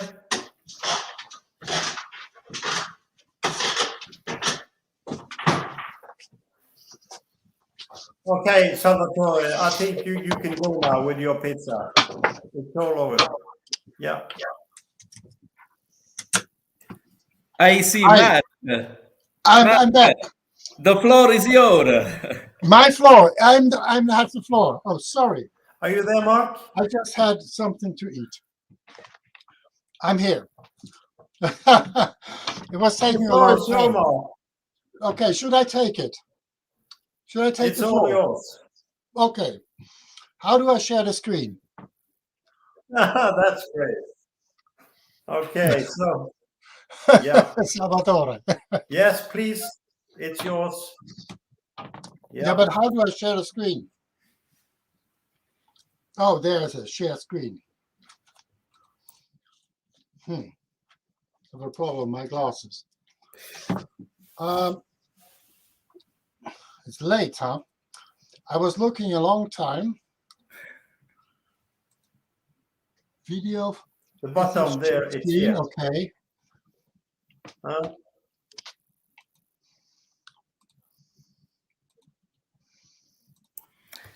As you prefer, Mark. If you want this share screen.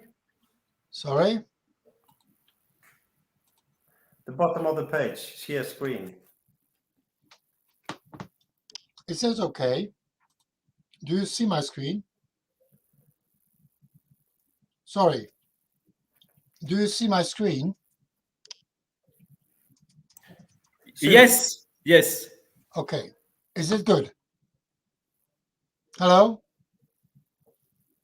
Perfect. Perfect. Okay. Thanks everybody for inviting me.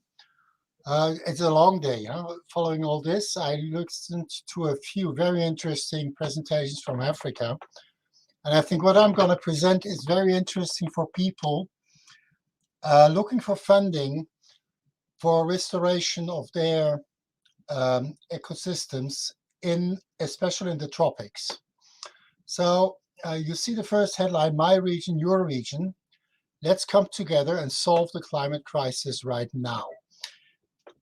I think we can make a big step forward by just stepping up cooperation and global solidarity. I call this twin regions for mitigating climate change and restoring ecosystems and livelihoods. The origin, actually, this is a bit long. It came from the COP per Mil initiative. When I was at COP25, I looked at some graphs and I found out that some countries have a lot of emissions, others have few emissions. Some countries have a big potential for sequestration, others don't. And I thought, without bringing these together, it will be difficult to tackle the climate crisis. So it took about 2 years to develop this whole concept. I'm going to skip this slide, but actually the approach is not just for COP per Mil, which is on soil and food security and climate, but it's much more a holistic and inclusive approach.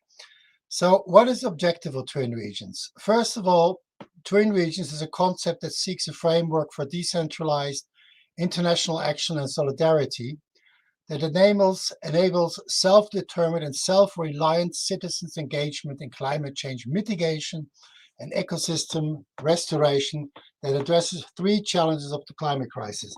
And I think this is the main point. If we talk about climate crisis, usually we talk about innovation and technologies. How can we develop widespread adoption of appropriate solutions to reduce emissions and remove carbon from the atmosphere to rebalance its composition? But I think the second one is we need global cooperation. Unlike waste and wastewater disposal, which can be solved locally. I have the garbage which is collected at my house. I pay for my sewage water to be cleaned.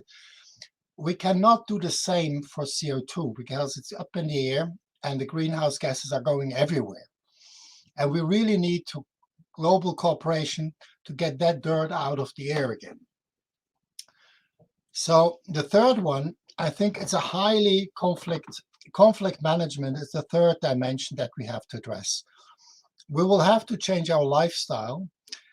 And of course, we see it already with migration and others. Climate change is causing a lot of conflicts all over the place. So we have to look at these three dimensions at the same time. Now, this is a bit the situation where we're in, where I think some of you know this graph. It just shows that we're getting out of balance and we're really at a crossroad presently. If we manage to stabilize our system and become more society with we follow stewardship, we might save our situation. At present, if I see the politics and everything what is happening, we're more likely to end up in a hothouse Earth. So this is really urgent and we need to address this right now. This is why I've said right now, no time for long studies and find out what to do. We have to act now. Now, act now, it's not just about reducing emissions, which is still the main focus. We have to remove excess carbon from the atmosphere. Now, in fact, CIRAD and ETH Zurich made a study, a modeling, and they found out just by reforestation of areas that are not under cultivation, just putting trees or letting passive reforestation happen, just protecting areas, could sequester as much carbon that allows us to reduce the 100 parts per million of CO2 in the atmosphere. Now you see already on the image that Europe is rather bleak, whereas areas like Siberia, America, and Africa have much more potential to sequester carbon for regrowth of forests. Now, if you look a bit at the situation at present, so unite the world to unleash the synergistic potential of contrasting reasons to tackle climate change. You see a bit what the situation is like. The big blue is Europe. We have emitted 195 gigatons of carbon as compared to Africa, 30 gigatons of carbon since 1960. So we are much more guilty for the situations we're in than the African population. If you now look at our land distribution, Africa is about 8 times bigger than the European Union, sub-Saharan Africa. So they have a much bigger potential to sequester carbon. But if you look at the other side on wealth, Africa is about 1/8 of Europe's wealth in terms of GDP.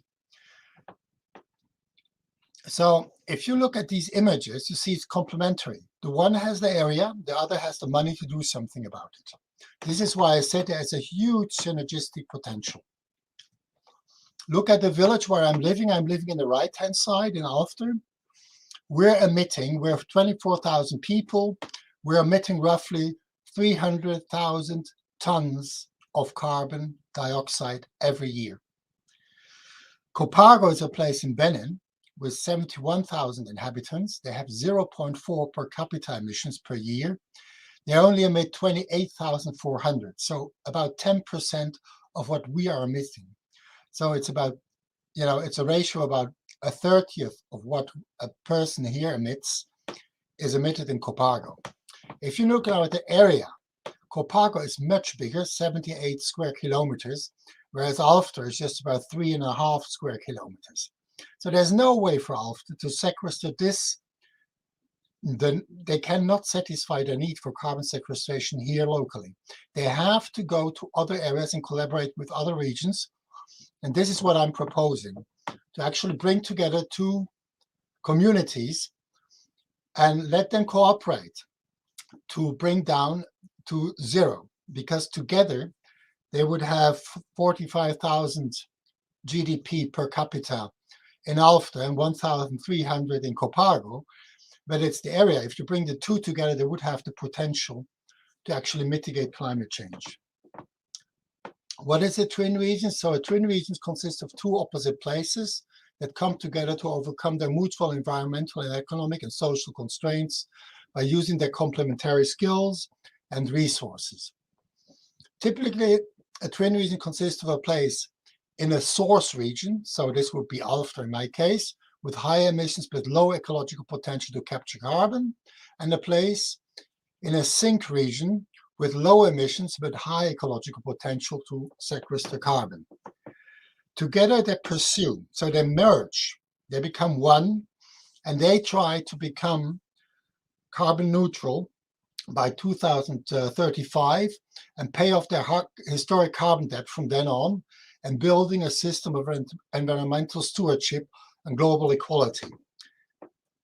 So this is a bit the image that brought the idea of the twin regions. When I looked at this in Madrid, I said, why not matching Africa with Europe, with Germany, for example, China with another? So you can match these regions and they could collaborate to bring down together. So the red line that you see in the middle, low, that's the average emission per person on the world. Now, how do regions merge into a twin region? Now, actually, what I want is actually to establish some kind of a carbon market.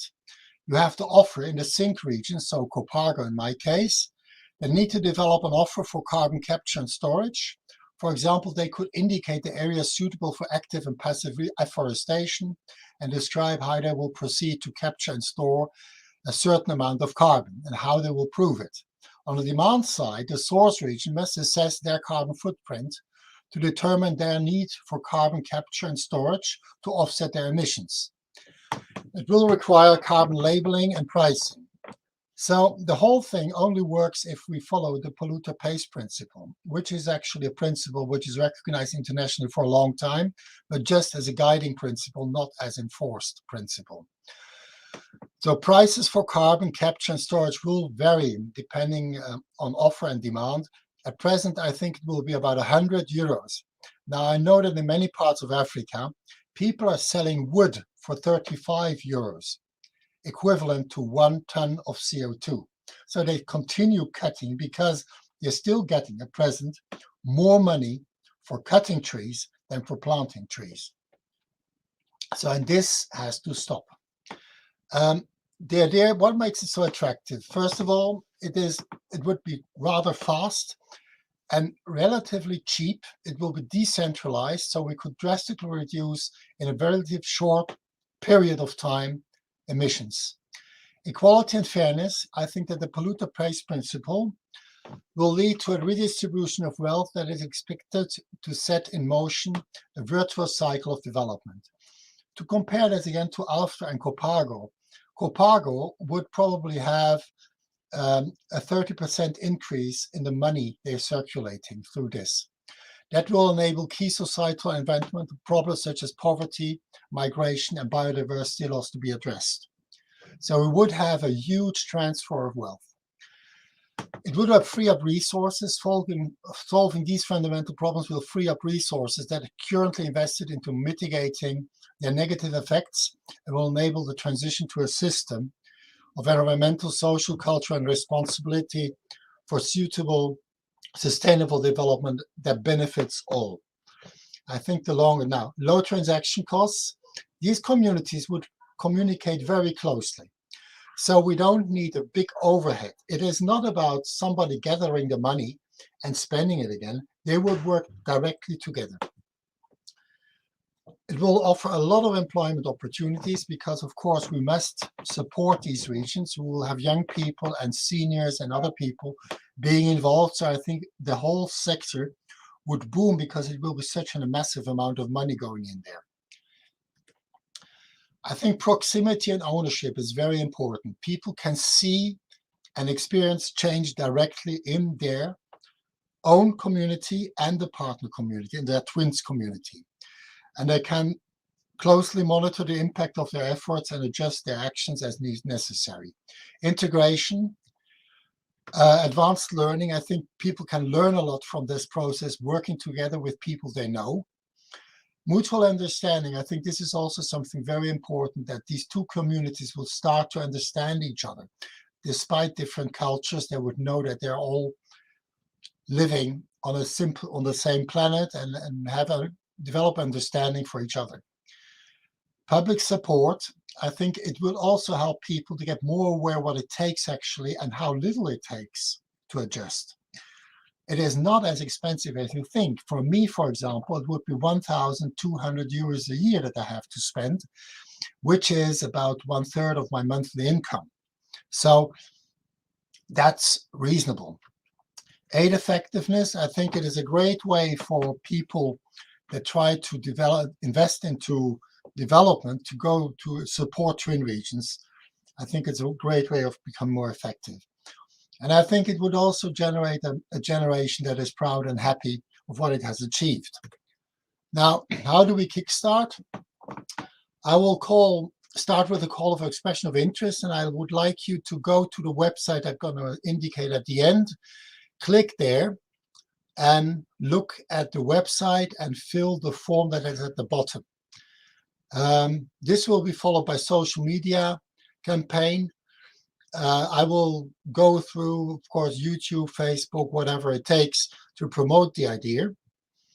After COP26, AFRES, the NGO, which is presently taking care of the Twin Regions action, will organize a series of informal workshops to evaluate critical questions, such as the polluter pays principle, how to start, how to coordinate, how to set values. So we don't want to think of every detail from ourselves. We would rather invite you to be part of a team, pioneers I call it, that try to address critical questions about this approach. So we hope that we will going to launch the first project starting 2022, and to have the first Constitutional General Assembly of Twin Regions in June 22. So at present, the whole movement is supported by voluntary support by engaged stakeholders. This is the link. Please go to Twin Regions. I will check if I can do that. Does it work? Yes. So this is the page where you're getting twinregions.org. You have the images I just showed. You have a long presentation which presents in more detail in French, Spanish, and English. And then you have a form where you can express your interest to participate. So I really like to invite you to fill out. It's a rather short form.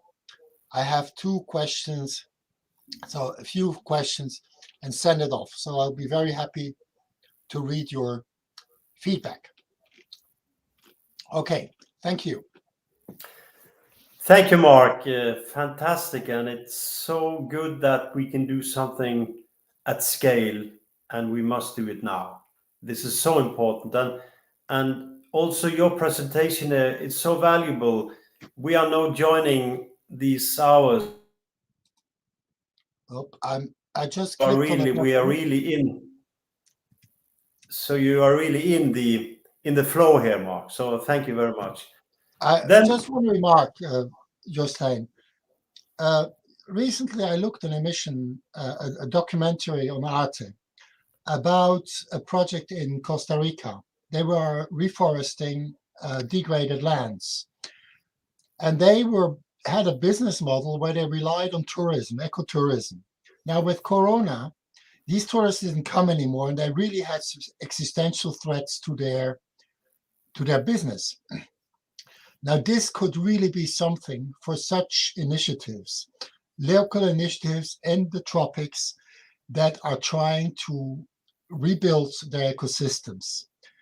They just need to switch from tourism to carbon accounting. And so there's plenty of ideas that could actually fit within the Twin Regions model. and bring money in at a much bigger scale. So Copago, for example, Alfter would owe Copago about 30 million euros a year. Just to give an example, it is huge amounts of money that in play here. Good, thank you. No, but that's interesting. But we could also talk about, let's say, local tourism, the carbon tourism, that you're not flying that long in order to experience. So, no, but great ideas, Mark. We will just follow it up with you and the team that you are building up at low scale and people to people, as I understand.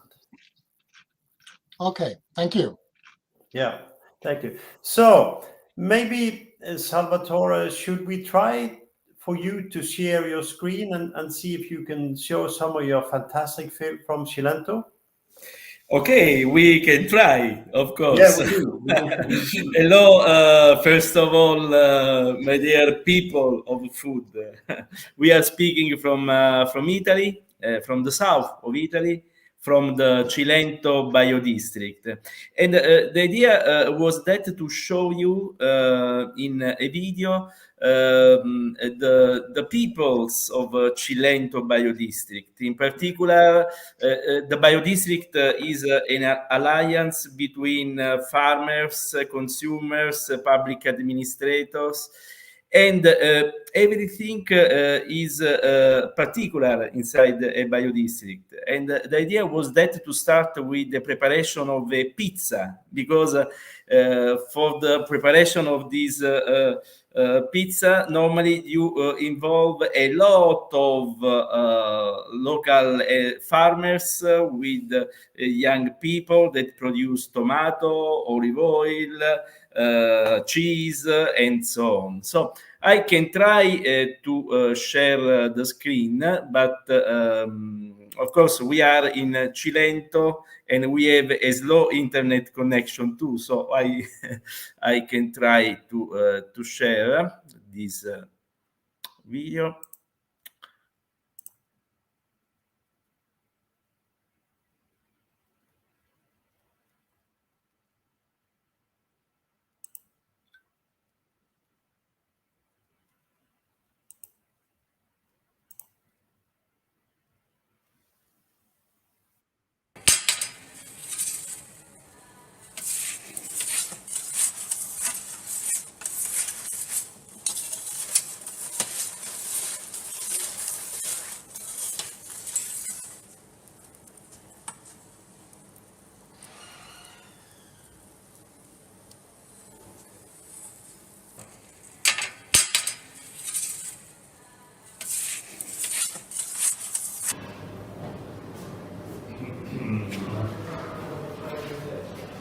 Hello to everybody, welcome in the Cilento biodistrict. We are in the restaurant Al Frantoio of the cooperative, agricultural cooperative New Cilento, Nuovo Cilento.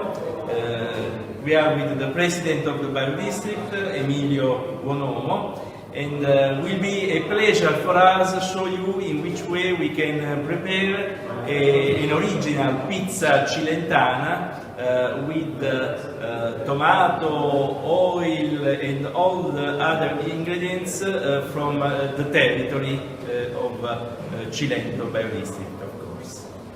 Salve a tutti, sono Antonello Di Gregorio, nell'azienda agricola Pier delle Vigne, sono di San Mauro Cilento e sono socio della cooperativa Nuovo Cilento.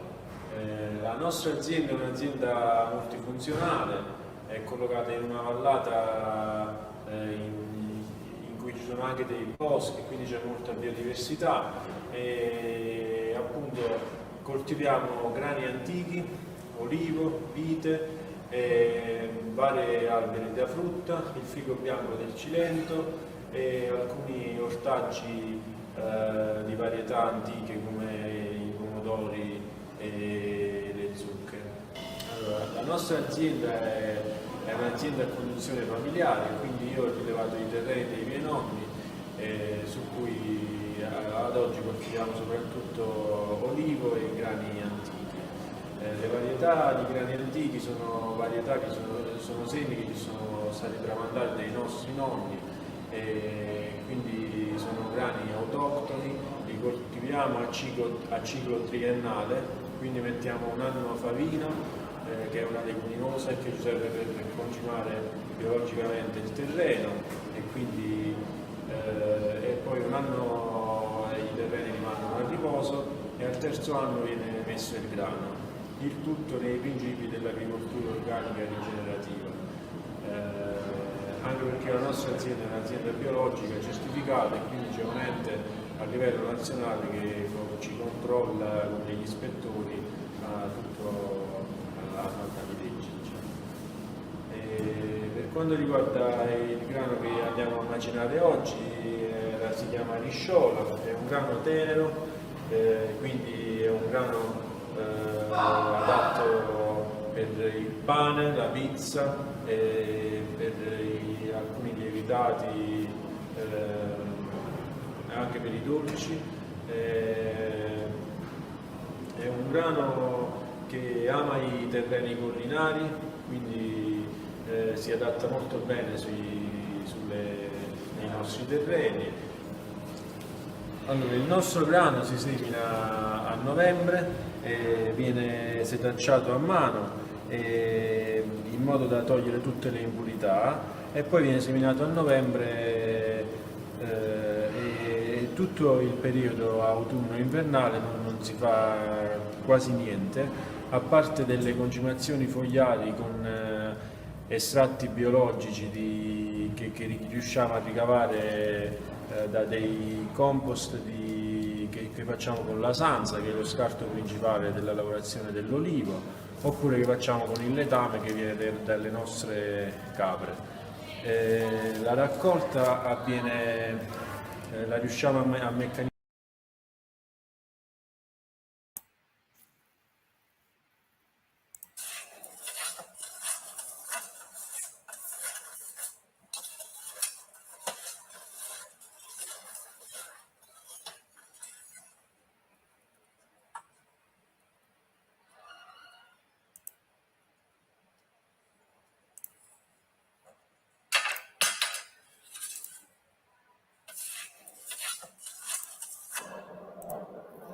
Maybe we should have a talk, Salvatore, about this. Welcome in the Cilento Biodistrict. We are in the restaurant Al Frantoio of the agricultural cooperative New Cilento, Nuovo Cilento. We are with the president of the Biodistrict, Emilio Bonomo, and will be a pleasure for us to show you in which way we can prepare an original pizza cilentana with tomato, oil, and all the other ingredients from the territory of Cilento Biodistrict. Salve a tutti, sono Antonello Di Gregorio, dell'azienda agricola Pier delle Vigne, sono di San Paolo Cilento e sono socio della cooperativa Nuovo Cilento. La nostra azienda è un'azienda multifunzionale, è collocata in una vallata in cui ci sono anche dei boschi, quindi c'è molta biodiversità, e appunto coltiviamo grani antichi, olivo, vite, varie alberi da frutta, il fico bianco del Cilento e alcuni ortaggi di varietà antiche come i pomodori e le zucche. Allora, la nostra azienda è un'azienda a conduzione familiare, quindi io ho rilevato i terreni dei miei nonni, su cui ad oggi coltiviamo soprattutto olivo e grani antichi. Le varietà di grani antichi sono varietà che sono semi che sono stati tramandati dai nostri nonni, e quindi sono grani autoctoni, li coltiviamo a ciclo triennale, quindi mettiamo un anno farina, che è una leguminosa e che serve per continuare biologicamente il terreno, e quindi e poi un anno i terreni rimangono a riposo e al terzo anno viene messo il grano, il tutto nei principi dell'agricoltura organica rigenerativa. anche perché la nostra azienda è un'azienda biologica certificata e quindi ovviamente a livello nazionale che ci controlla degli ispettori a tutto la legge. Per quanto riguarda il grano che andiamo a macinare oggi, si chiama risciola, è un grano tenero, quindi è un grano adatto per il pane, la pizza, per alcuni lievitati, anche per i dolci. È un grano che ama i terreni collinari, quindi si adatta molto bene nei nostri terreni. Allora, il nostro grano si semina a novembre, viene setacciato a mano in modo da togliere tutte le impurità e poi viene seminato a novembre e tutto il periodo autunno-invernale non si fa quasi niente, a parte delle concimazioni fogliari con estratti biologici che riusciamo a ricavare da dei compost che facciamo con la sanza, che è lo scarto principale della lavorazione dell'olivo, oppure che facciamo con il letame che viene dalle nostre capre. La raccolta avviene, la riusciamo a meccanizzare, ma non tutta, solo dove riusciamo ad arrivare con le macchine, altrimenti avviene a mano. Dopo aver fatto le fascine a mano rimangono al sole per almeno un mese e poi dopo arriva la macchina che lascia proprio la granella. La granella deve stagionare un altro mese al sole, deve essiccare, dopodiché viene pulita e viene conservata in cassoni di legno chiusi hermeticamente. Da questo momento in poi si può macinare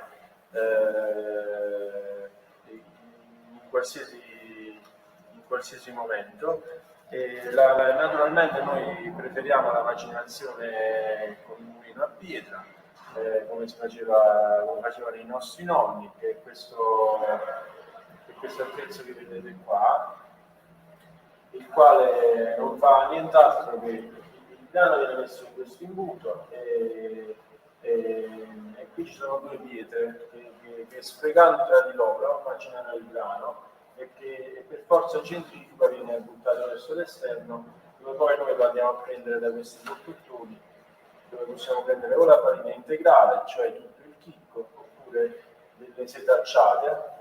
In questo spazio ci sono dei setacci dove è un cilindro dove ci sono dei setacci che prendono la farina che esce con diverse granulometrie e quindi la granulometria più fine si utilizza per fare dei lievitati, mentre la farina integrale si utilizza soprattutto per fare il pane, mentre la granulometria più fine si utilizza soprattutto per fare la pizza.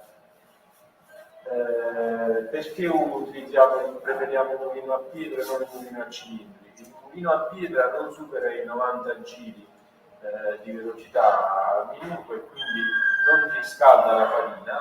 Non riscaldando la farina noi riusciamo a recuperare tutti i valori nutrizionali e tutte le proprietà benefiche del nostro grano, che in un classico mulino a cilindri industriale non riusciamo ad ottenere.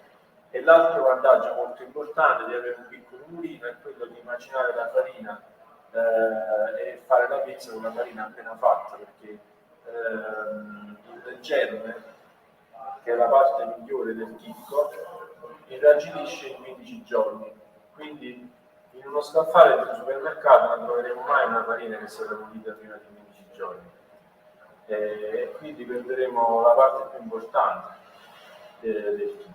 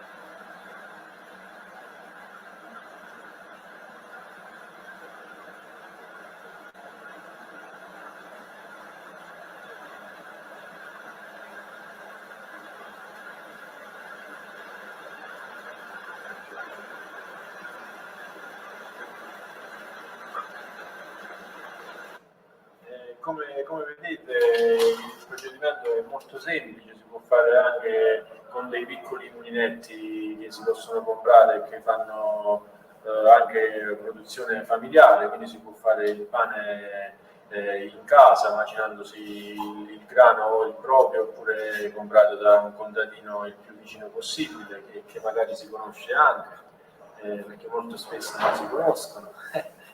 Dopo aver effettuato la vaccinazione, vi invito a vedere come si prepara una buona pizza cilentana con le nostre farine. Salve, sono Ernesto Camarosano e sono un pizzaiolo. Come vi ho fatto vedere prima il mio collega, vicino al mulino abbiamo macinato il grano, abbiamo ottenuto una farina integrale e con quella farina facciamo un impasto totalmente integrale con lievito madre. Ora facciamo una cilentana, che è la pizza diciamo tradizionale di questo posto.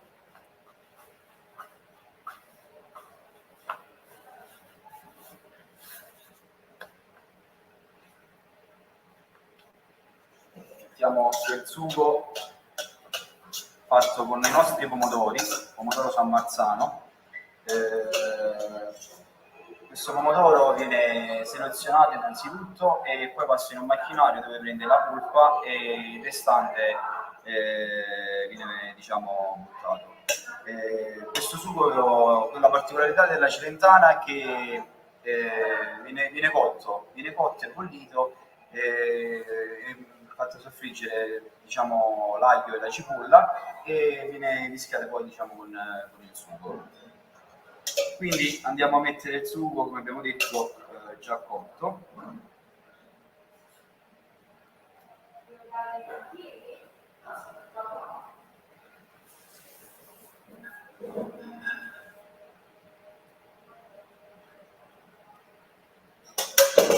Un filo d'olio extravergine di oliva bio della cooperativa che facciamo noi.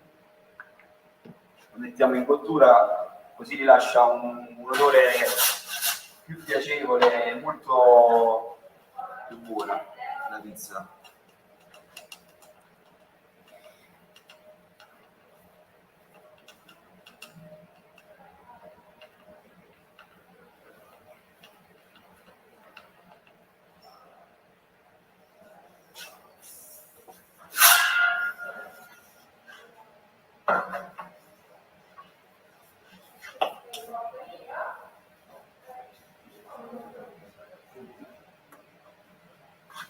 Ora deve stare in forno per circa 1 minuto e mezzo, 2 minuti, per ottenere una cottura perfetta, croccante, al punto giusto. Ovviamente con il lievito madre, la particolarità del lievito madre, con un impasto con lievito madre, che la cottura della pizza è si deve fare molto più lenta, il forno non deve essere a una temperatura molto elevata, a differenza del lievito di birra, ha questa particolarità. Quindi ci vuole un po' di tempo in più.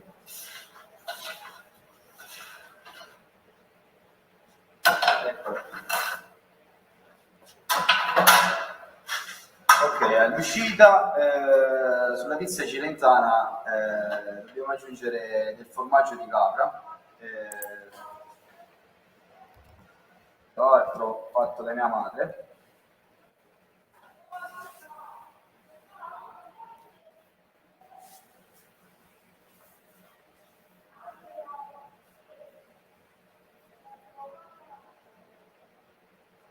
Ok.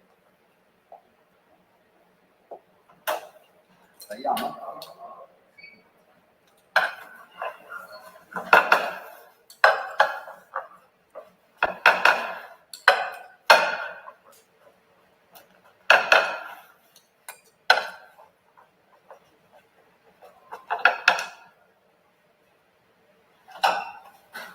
Benissimo, ora la portiamo al tavolo, ricorda, così ti fai una degustazione.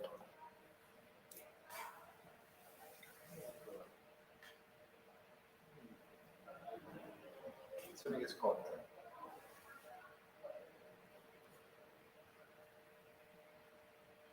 Com'è? Buono! Buono? Allora facciamo i complimenti alla pizzaiolo. Grazie.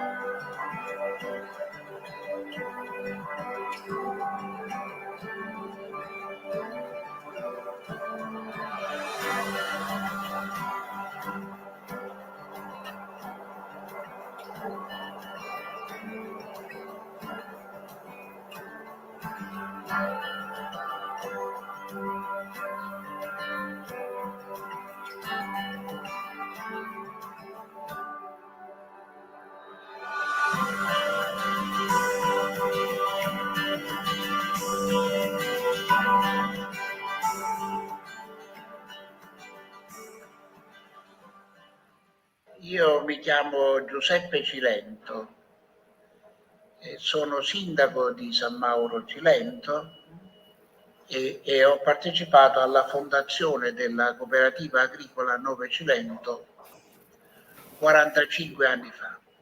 È una cooperativa che ha 400 soci, 2500 ettari di terra e pratica anche l'agricoltura organica rigenerativa. Si colloca quindi nel solco della grande transizione ecologica del sistema agricolo, che passa da un sistema industriale a un sistema rigenerativo, agroecologico. Che significa sistema industriale? Io penso che valga la pena di sottolinearlo brevemente. Significa in primo luogo pensare al fatto che l'agricoltura moderna nasce con l'elmetto in testa, cioè un'agricoltura di guerra. L'azoto nasce dalla polvere da sparo, il trattore nasce dal carro armato, il diserbante nasce dal napalm. Che cosa deve fare una nuova agricoltura?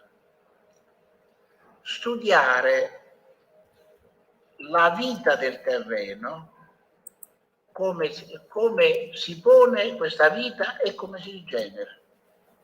E quindi in questo quadro andare a cambiare la cultura agricola da una parte e dall'altra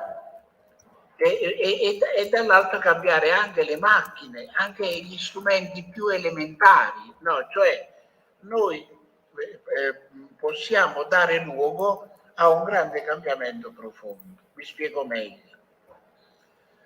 Possiamo alleggerire i trattori, possiamo anche toglierli di mezzo. Voglio dire, oggi mano a mano si usano sistemi sempre più leggeri fino ad arrivare a quelli che sorvolano il terreno addirittura, no? Voglio dire, sia nelle semine che nelle potature che in altre cose. Quindi siamo all'inizio di una nuova era, cioè voglio dire, non si possono più incentivare con i fondi europei macchine che impoveriscono la vita del terreno. E voglio dire, la stessa Europa che cosa deve fare? Deve garantire a se stessa il controllo del processo, cioè se si trova di fronte a terreni che hanno l'1% di sostanza organica, è chiaro che deve porre agli agricoltori l'obiettivo almeno del 3% di sostanza organica e quindi trovare il modo di aggiungere sostanza organica ai terreni, di premiare chi aggiunge la sostanza organica ai terreni. Diciamo che poi quello che noi stiamo cercando di fare, no? Nel senso, cioè, che al posto di un trattore di un trattore che pesa 50 quintali e ne metti in campo uno che pesa meno della metà e che è radiocomandato e che è più sicuro anche per gli operatori. L'agricoltura biologica è un'agricoltura che rigenera quindi i terreni, che non li sfrutta ma li arricchisce. Cioè la coltivazione non è un elemento di violenza come è nell'agricoltura oggi sui terreni, ma è invece un elemento di arricchimento dei terreni. Che cos'è a questo punto la dieta mediterranea? La dieta mediterranea è una dieta basata su frutta fresca, verdura fresca, sottolineo fresca perché se ne è priva di vitamine, di cereali integrali, che significa che hanno anche il germe e la crusca. Questo mulino che è alle mie spalle restituisce appunto il germe alla pasta che noi facciamo in cooperativa. E quindi deve essere la dieta mediterranea deve avere un olio ricco di antiossidanti, ricco di acido oleico, cioè che abbassa il colesterolo o con gli antiossidanti impedisce l'invecchiamento delle cellule. Riguarda al problema degli scarti alimentari. Innanzitutto questi vanno compostati. Questa è la prima, per andare ad arricchire il terreno di sostanze organiche. L'altra cosa è la stessa composizione dei piatti. I piatti praticamente nella nostra tradizione mettevano insieme i resti dell'invernata con i cicci maritati, che erano più legumi, no? Che si mettevano insieme, oppure la ciambotta, che è un piatto più primaverile estivo, che di nuovo metteva insieme tutte le verdure. E poi c'erano le minestre, che mettevano di nuovo insieme tutte quante le verdure dell'orto invernali. Cioè praticamente ogni stagione aveva dei piatti che andavano a ricomporre i vari resti. In più, io ricordo una cosa, mia madre aveva ben 5 secchi in cui ripartiva gli scarti del mangiare, nel senso che c'era quello che andava ai conigli, quello che andava alle galline, quello che andava al maiale, quello che andava all'asino, quello che andava sotto le piante, cioè praticamente altro che diciamo differenziata, no? Era molto di più, era differenziata in una serie di sottospecializzazioni, chiamiamole così, perché voglio dire, l'agricoltura è nata insieme tra l'altro agli animali. L'agricoltura è un sistema di violenza al terreno, perché il terreno vuole produrre delle piante spontanee, tu dici al terreno di produrre olivi, fichi, grano, eccetera. Nel violentare il terreno, l'uomo si è reso conto che aveva bisogno di riarricchirlo con i batteri, con i funghi. Di che cosa? Del letame innanzitutto, oppure delle piante che raccolgono l'azoto, che sono le leguminose. Quindi letame e leguminose stanno insieme con l'agricoltura, con tutte le agricolture possibili, perché l'azoto chimico è come una droga, ti fa vincere la gara, però ti distrugge poi la sostanza organica. Allora il problema è che come tu gliela vai a portare? Con letame e con le leguminose. Quindi diciamo che tutto si tiene, tutto sta insieme, cioè nella transizione ecologica si scopre un sistema di relazioni tra uomo, animali e piante, di relazione tra gli uomini, perché la società dei consumi che cosa ha fatto? Ha detto non fate, ma acquistate. Il risultato di tutto questo è che il non fare poi ha impoverito gli scambi. Da noi, per esempio, il lievito per fare il pane girava tutto il paese, era il lievito di una collettività. La scienza, la scuola debbono studiare la vita. in tutte le sue forme, stabilendo il principio fondamentale che la vita è relazione fra le cose, fra le persone, fra gli animali e così via. Il padre della dieta mediterranea, Ansel Keys, aveva già dato luogo, già nel 75 aveva ultimativamente scritto che la dieta mediterranea era l'olio con gli antiossidanti, il pane fatto in casa, il pesce fresco ogni mattina, le verdure fresche. E lui diceva semplicemente: io sono venuto nel Cilento per fare questo tipo di vita e per vivere 20 anni di più. E ci è riuscito, tra l'altro. A questo punto tutti i sistemi che favoriscono le relazioni sono importanti. E in primo luogo il biodistretto, che appunto attiva gli scambi tra persone, amministrazioni, cooperative, agricoltori, insomma, che fa vivere il sistema delle relazioni sul territorio. Questo è fondamentale per la transizione ecologica.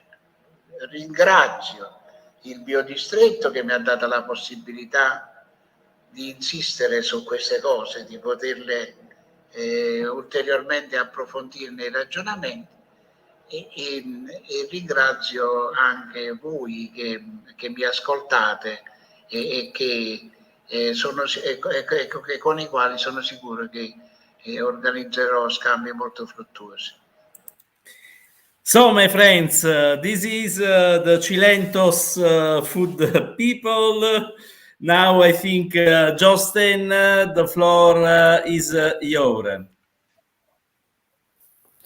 Thank you, Salvatore.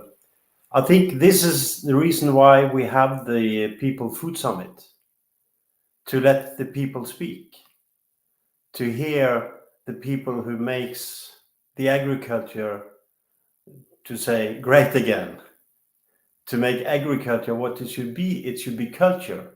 It should not only be economy and machine, it should be the human hands working with the soil, working with nature. And as we saw here from the restaurant, Salvatore, these are really good people. They work with their hands, they prepare the dough, they work with real wood. No cheating there. Real wood to heat the pizza oven.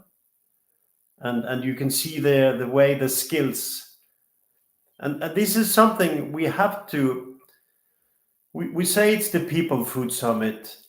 And I think we should be closer to what we call handheld knowledge. Knowledge that really comes from the hand, comes from people. And it's not the system. It's not a food system. It's people who are the backbone of the new way of agriculture, the new way of food. And as you know, in Cilento, in the Bio District, a new way of life. So we take all the people, invite them in communities, and let them speak, let them communicate with each other. And then out of that, the future will be created.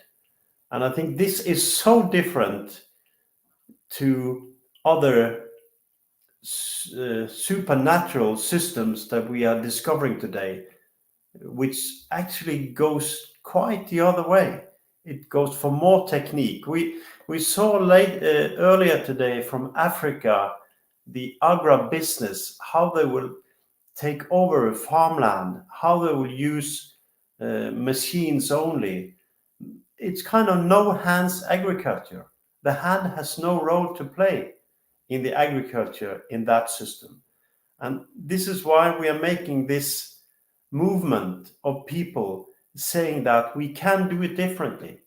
We can really take the importance of the soil into our hands and regenerate the soil, get good food and good people. So Salvatore, you work in the Cilento Biodistrict, you meet a lot of people there. How do you see that? Are they interested in following these kind of lines that we have talked about? But not only in Cilento, of course, Josten. As you know, we are starting now with organic districts in North Europe too. We have in many countries, in many continents. And I think that everywhere, I think that happens something of magic on the territory when we start with a territorial approach to the organic farming and agroecology for the sustainable management of the territory. And really, the people, when you have an organic district, is an alliance. No, we have the whole local community involved in this process of ecological transition.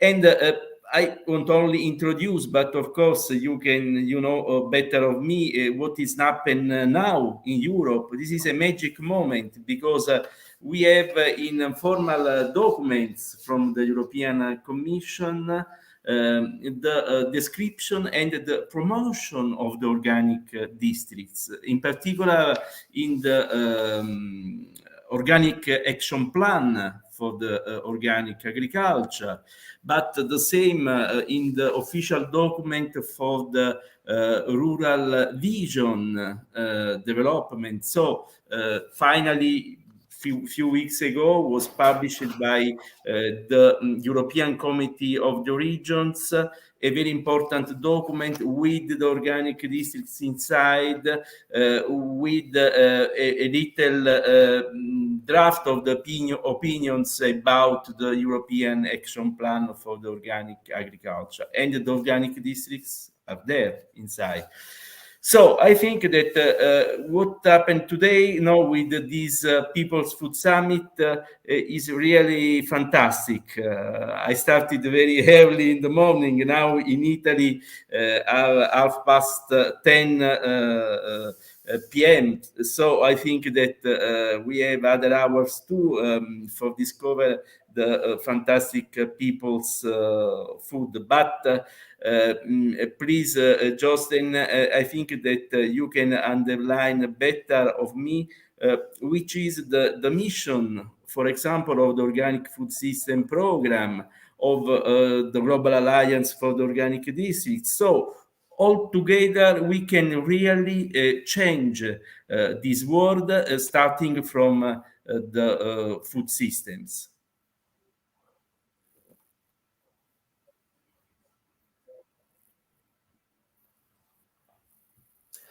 No, I really agree, and now we speak kind of the voice from Europe. We are not many, but we try to speak the voice from Europe. As you say, European Union, 27 countries, and now the Commission said, as you correctly said, that they would like the development of the biodistrict. And I think we do it in Europe, and at the same time, we can offer a cooperation globally. So that is the point with People Food Summit. This is the point of us meeting now for 24 hours. We will not stay all the 24 hours, but we will do most of it. So this is an invitation with the structure now proposed from you. I mean, you started the biodistricts in 2004 in Cilento, have developed it both in Cilento and other parts of Europe and in other countries. And now the European Union, the Commission, have seen the opportunity of facilitating a cooperation between people. And so we have many open doors, but it's up to us to go in the doors. We have to do it ourselves. We have to do it with the grassroots people. We have to do it with the farmers, with the processors, with the tourist operators at local level. So we can really do make the change in the world that we would like to see and have the future that we would like. And I think this is a special moment today, provided from Andrea and the team in Regeneration International, that we could have this People Food Summit, so we can share these kind of ideas and open up for dialogue, both in Europe and also at the global level. So I think that we have to take this opportunity, and as also Mark said, with the Twin Region, the future is now. It's not tomorrow or the day after. It's now. We just have to do it.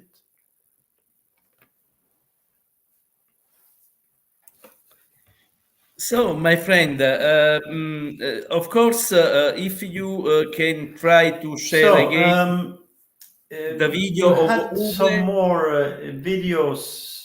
Did you have some? Yes, I have, but I think that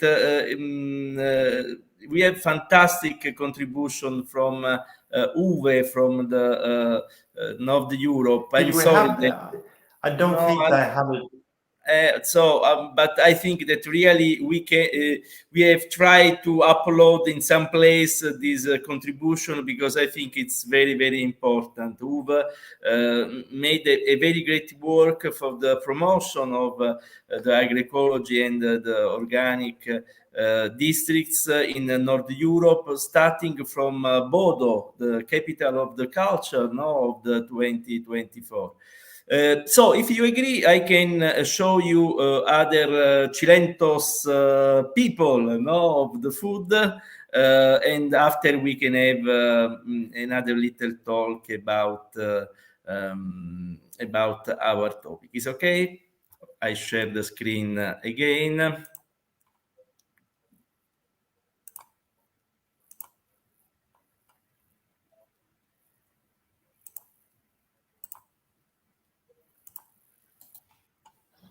Hello, everyone. I'm Michela Filpi, and I am in the international office of the Cilento Bio District, located in Ceraso, in southern Italy. The Association Inner and the Tourism Competence Center of the Global Alliance for Organic District are also based in this office. In 2004, started the public constitution of Cilento Bio District. It is located in the National Park of Cilento, Valodiviano, and Alborni in Campania region. The National Park of Cilento, Valodiviano, and Alborni covers an area of 3,196 square kilometers and includes 40 municipalities, 400 organic farms. Here, there's our municipality of Ceraso. Also, the national park includes the three major archaeological cultural sites, such as Padula, Pessum, and Elea Velia, nearby our office. The Bio District has made concrete activities carried out for years by private and public institutions. It is, as a matter of fact, created an effective permanent lab with high cultural profile initiative, aiming at ethical and social-oriented development of the territory, based on the organic agriculture model. The Cilento has been awarded, and this is the first case in the world, for UNESCO recognition. In fact, the national park is included in the list of UNESCO heritage sites, in the UNESCO Geopark, and also in the UNESCO program of Man and the Biosphere. Additionally, it was in the Cilento that Ansel Case conducted his studies on the Mediterranean diet, which was later recognized by UNESCO as an important heritage of humanity. In this land, former citizens formed a pact for the sustainable management of sustainable resources and create a network of organic farms. Per me l'apicoltura è qualcosa di straordinario, qualcosa che porta alla valorizzazione e sicuramente alla salvaguardia del nostro pianeta. Infatti le nostre care amiche api sono in un certo senso un aiuto sia per il mondo che per noi esseri umani, Per me che vivo in un biodistretto, direi che le api sono di fondamentale importanza perché attuano in primis l'impollinazione e in questo caso permettono di avere a tavola frutta, verdura di vario genere. L'agricoltura per me è tutto.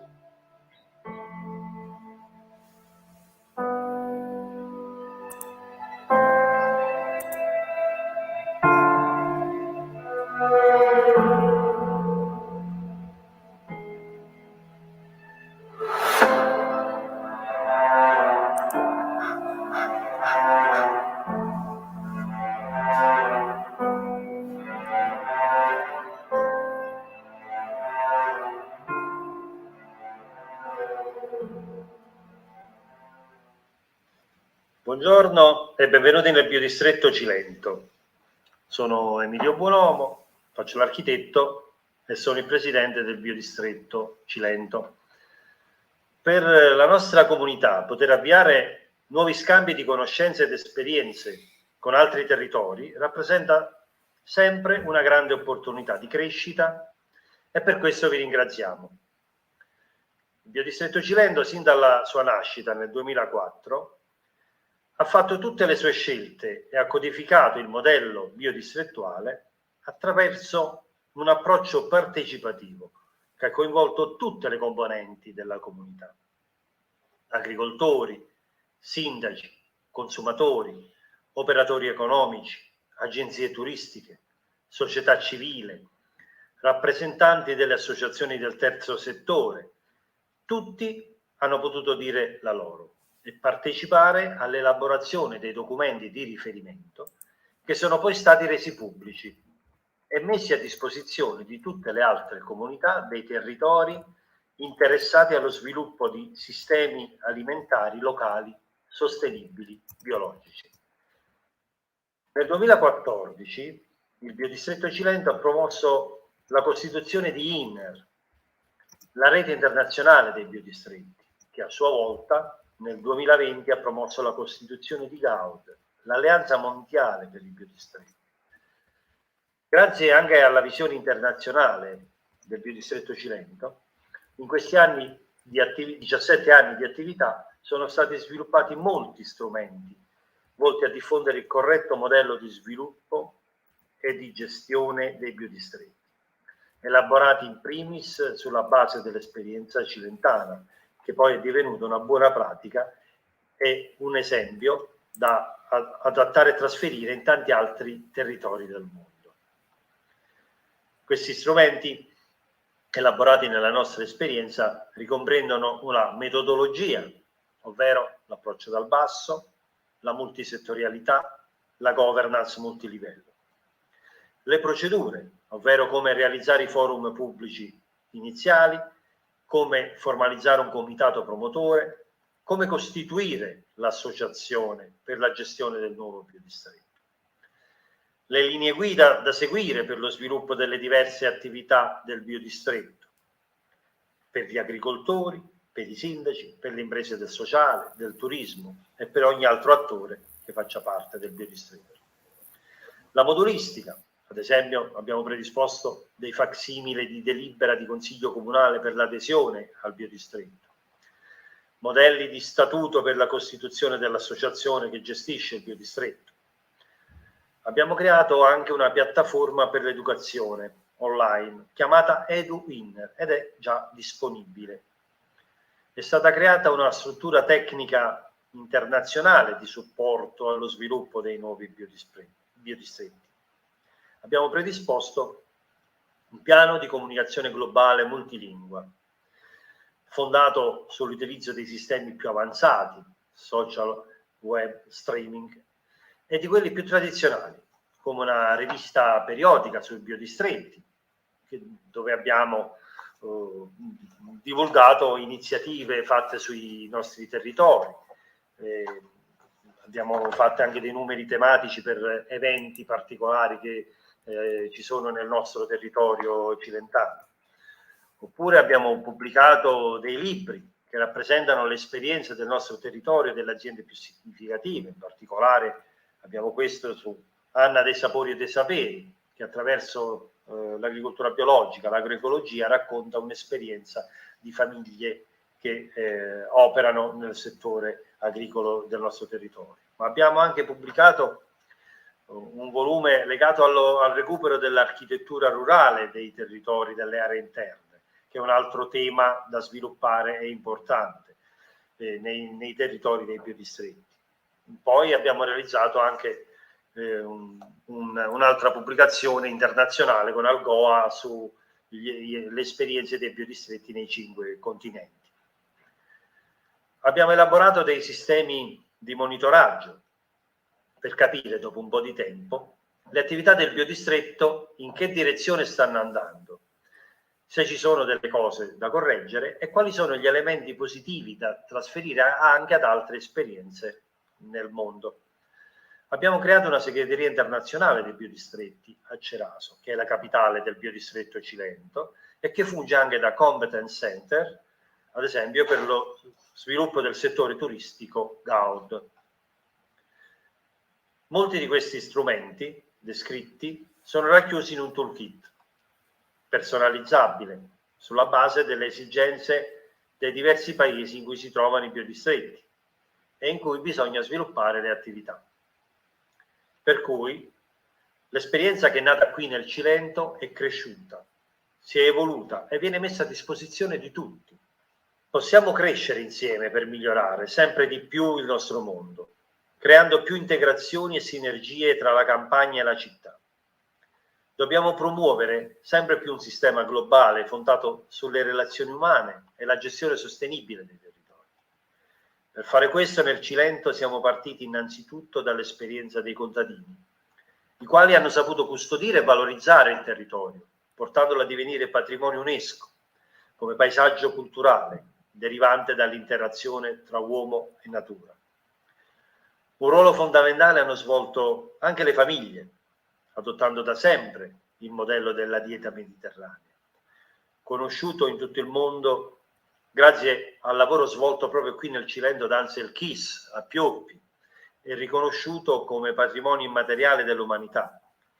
La forza del biodistretto è stata anche quella di coinvolgere sin dal primo momento i comuni del territorio. Attualmente sono 40 le amministrazioni comunali che hanno deliberato l'adesione al biodistretto Cilento, favorendo l'avvio di politiche pubbliche a supporto della transizione ecologica, tutela dell'ambiente, mense pubbliche biologiche, integrazione dei soggetti deboli e avvio di politiche in favore delle aziende agricole biologiche. L'approccio multiattore e una governance innovativa in grado di coinvolgere l'intera comunità nelle scelte e nell'attuazione delle decisioni più importanti ha rappresentato l'elemento decisivo per il successo del biodistretto che proponiamo per lo sviluppo dei biodistretti nel mondo.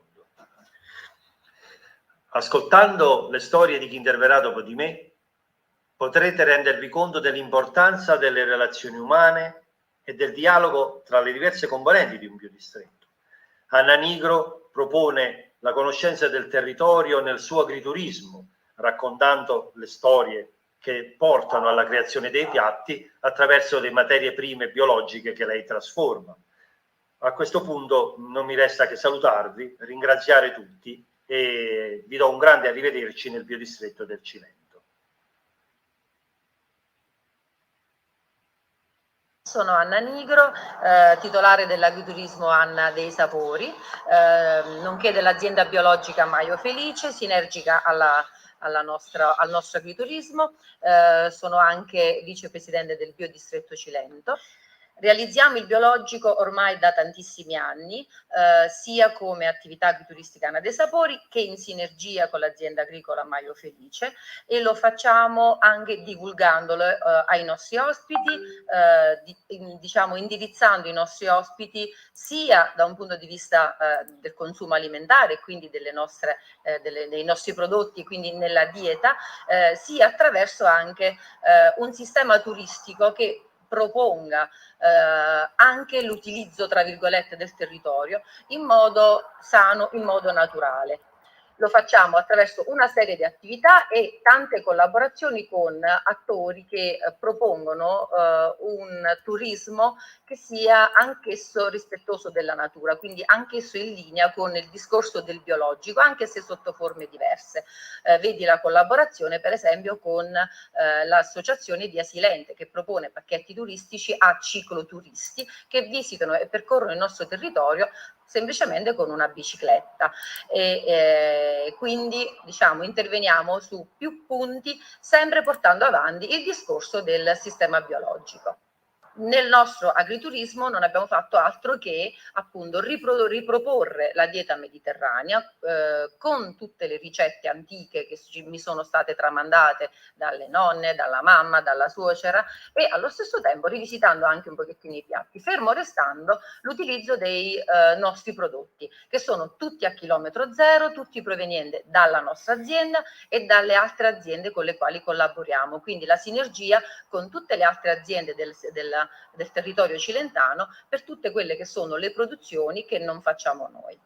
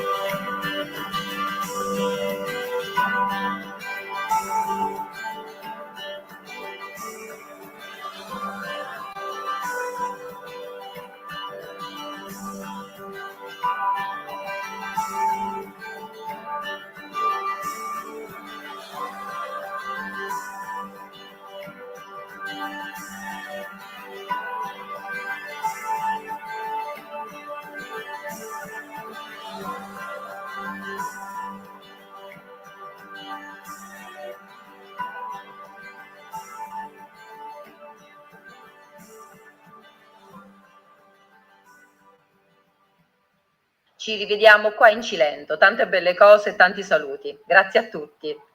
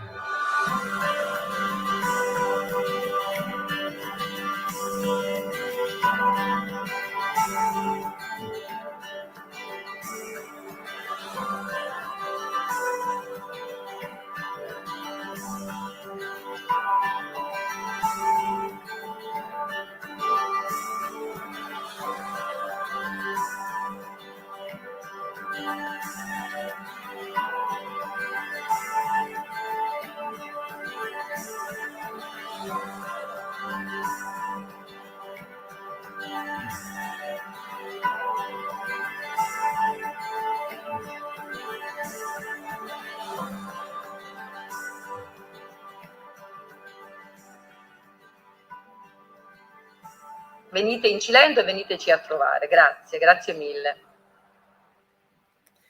So, my friends, that's all from the Cilento Biodistrict, and I hope that you can really try in the real life the lifestyle and the food from Cilento. Just in 10 minutes to 11, the floor is yours for the conclusions.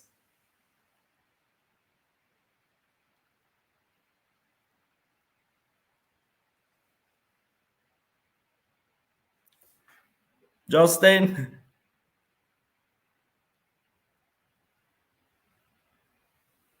Today, internet isn't your friend. Justin, the microphone.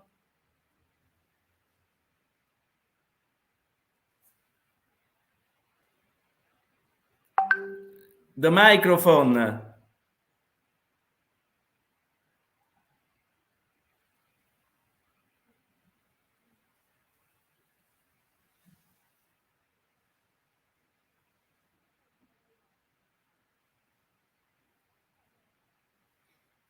He's trying to make again the connection. So I think really that I'm sorry for Justin, because really he spent a lot of energies for collect all the best practices from the Northern Europe too. So Justin. Yeah, thank you for sharing. Thank you for sharing, Salvatore.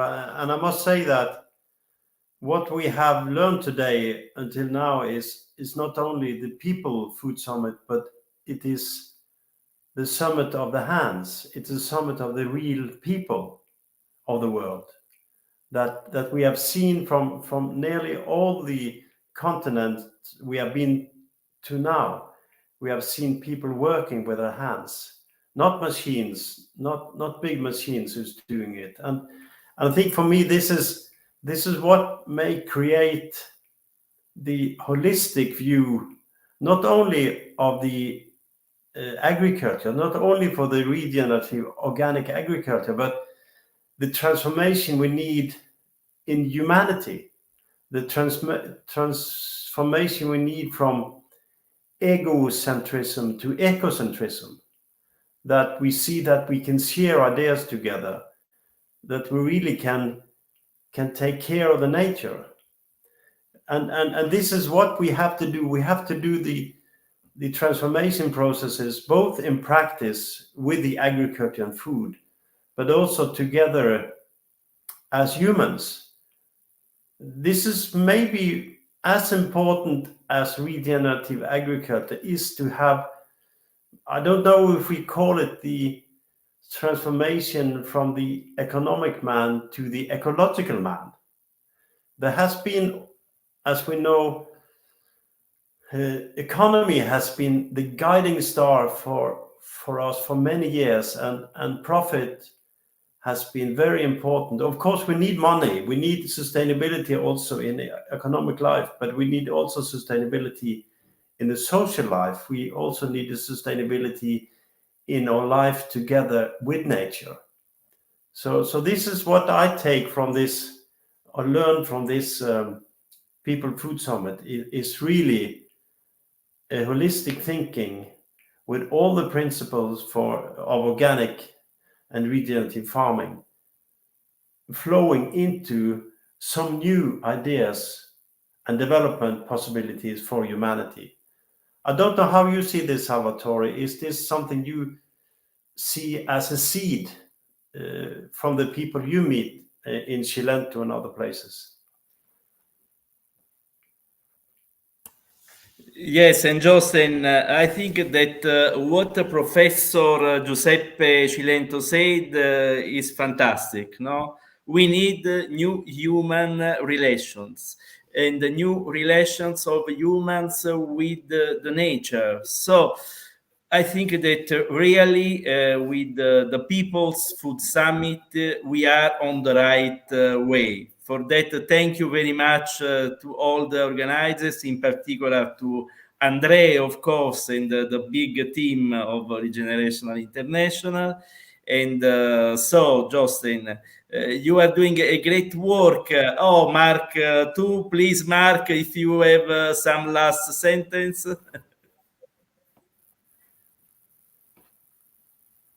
Quite a journey. I think you're muted, Mark. So I'm muted. No, it's okay. It's okay now.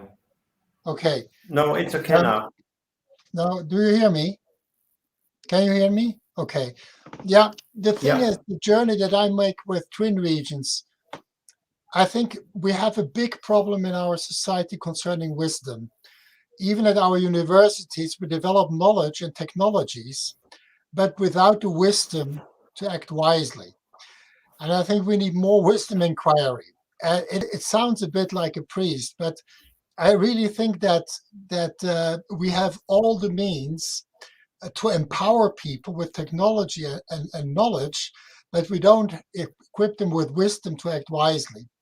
And there's a philosopher in Britain, Maxwell, and I have this in my presentation on the Twin Regions.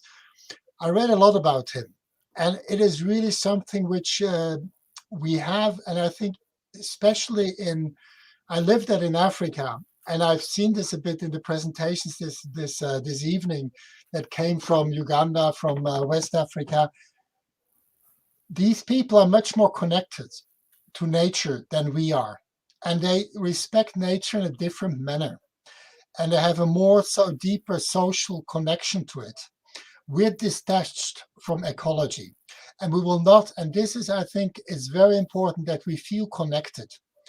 And whatever we do, it triggers something somewhere else. And I think this feeling of connectedness is very important that you don't see.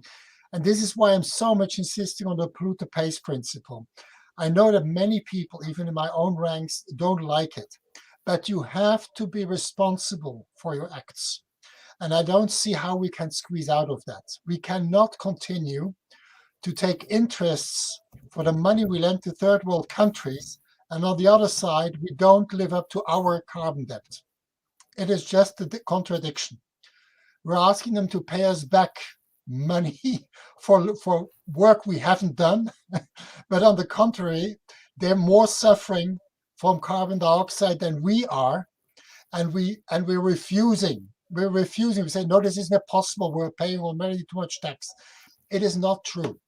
When the Netherlands had problems with flooding in the early 20th century, we invested 25% of our inland product into building the dikes. 25%. 25%, everything that was earned went into building a wall to fight off the sea. That is the proportions we need today. Yes, and it's not small money, so it's really big. It is not about patchwork and a bit of tourism here and that. It is really big chunks, and we have to be serious on that. Okay, that's my final word. Perfect. Ciao, people's Ciao. food. Ciao, Salvatore. No, was great, really. Thank you very much for your contribution. I think that our time is over. So yeah, we'll see. We'll meet. I got it up and running. Okay. Take care. Thank you. Ciao. Bye. Ciao.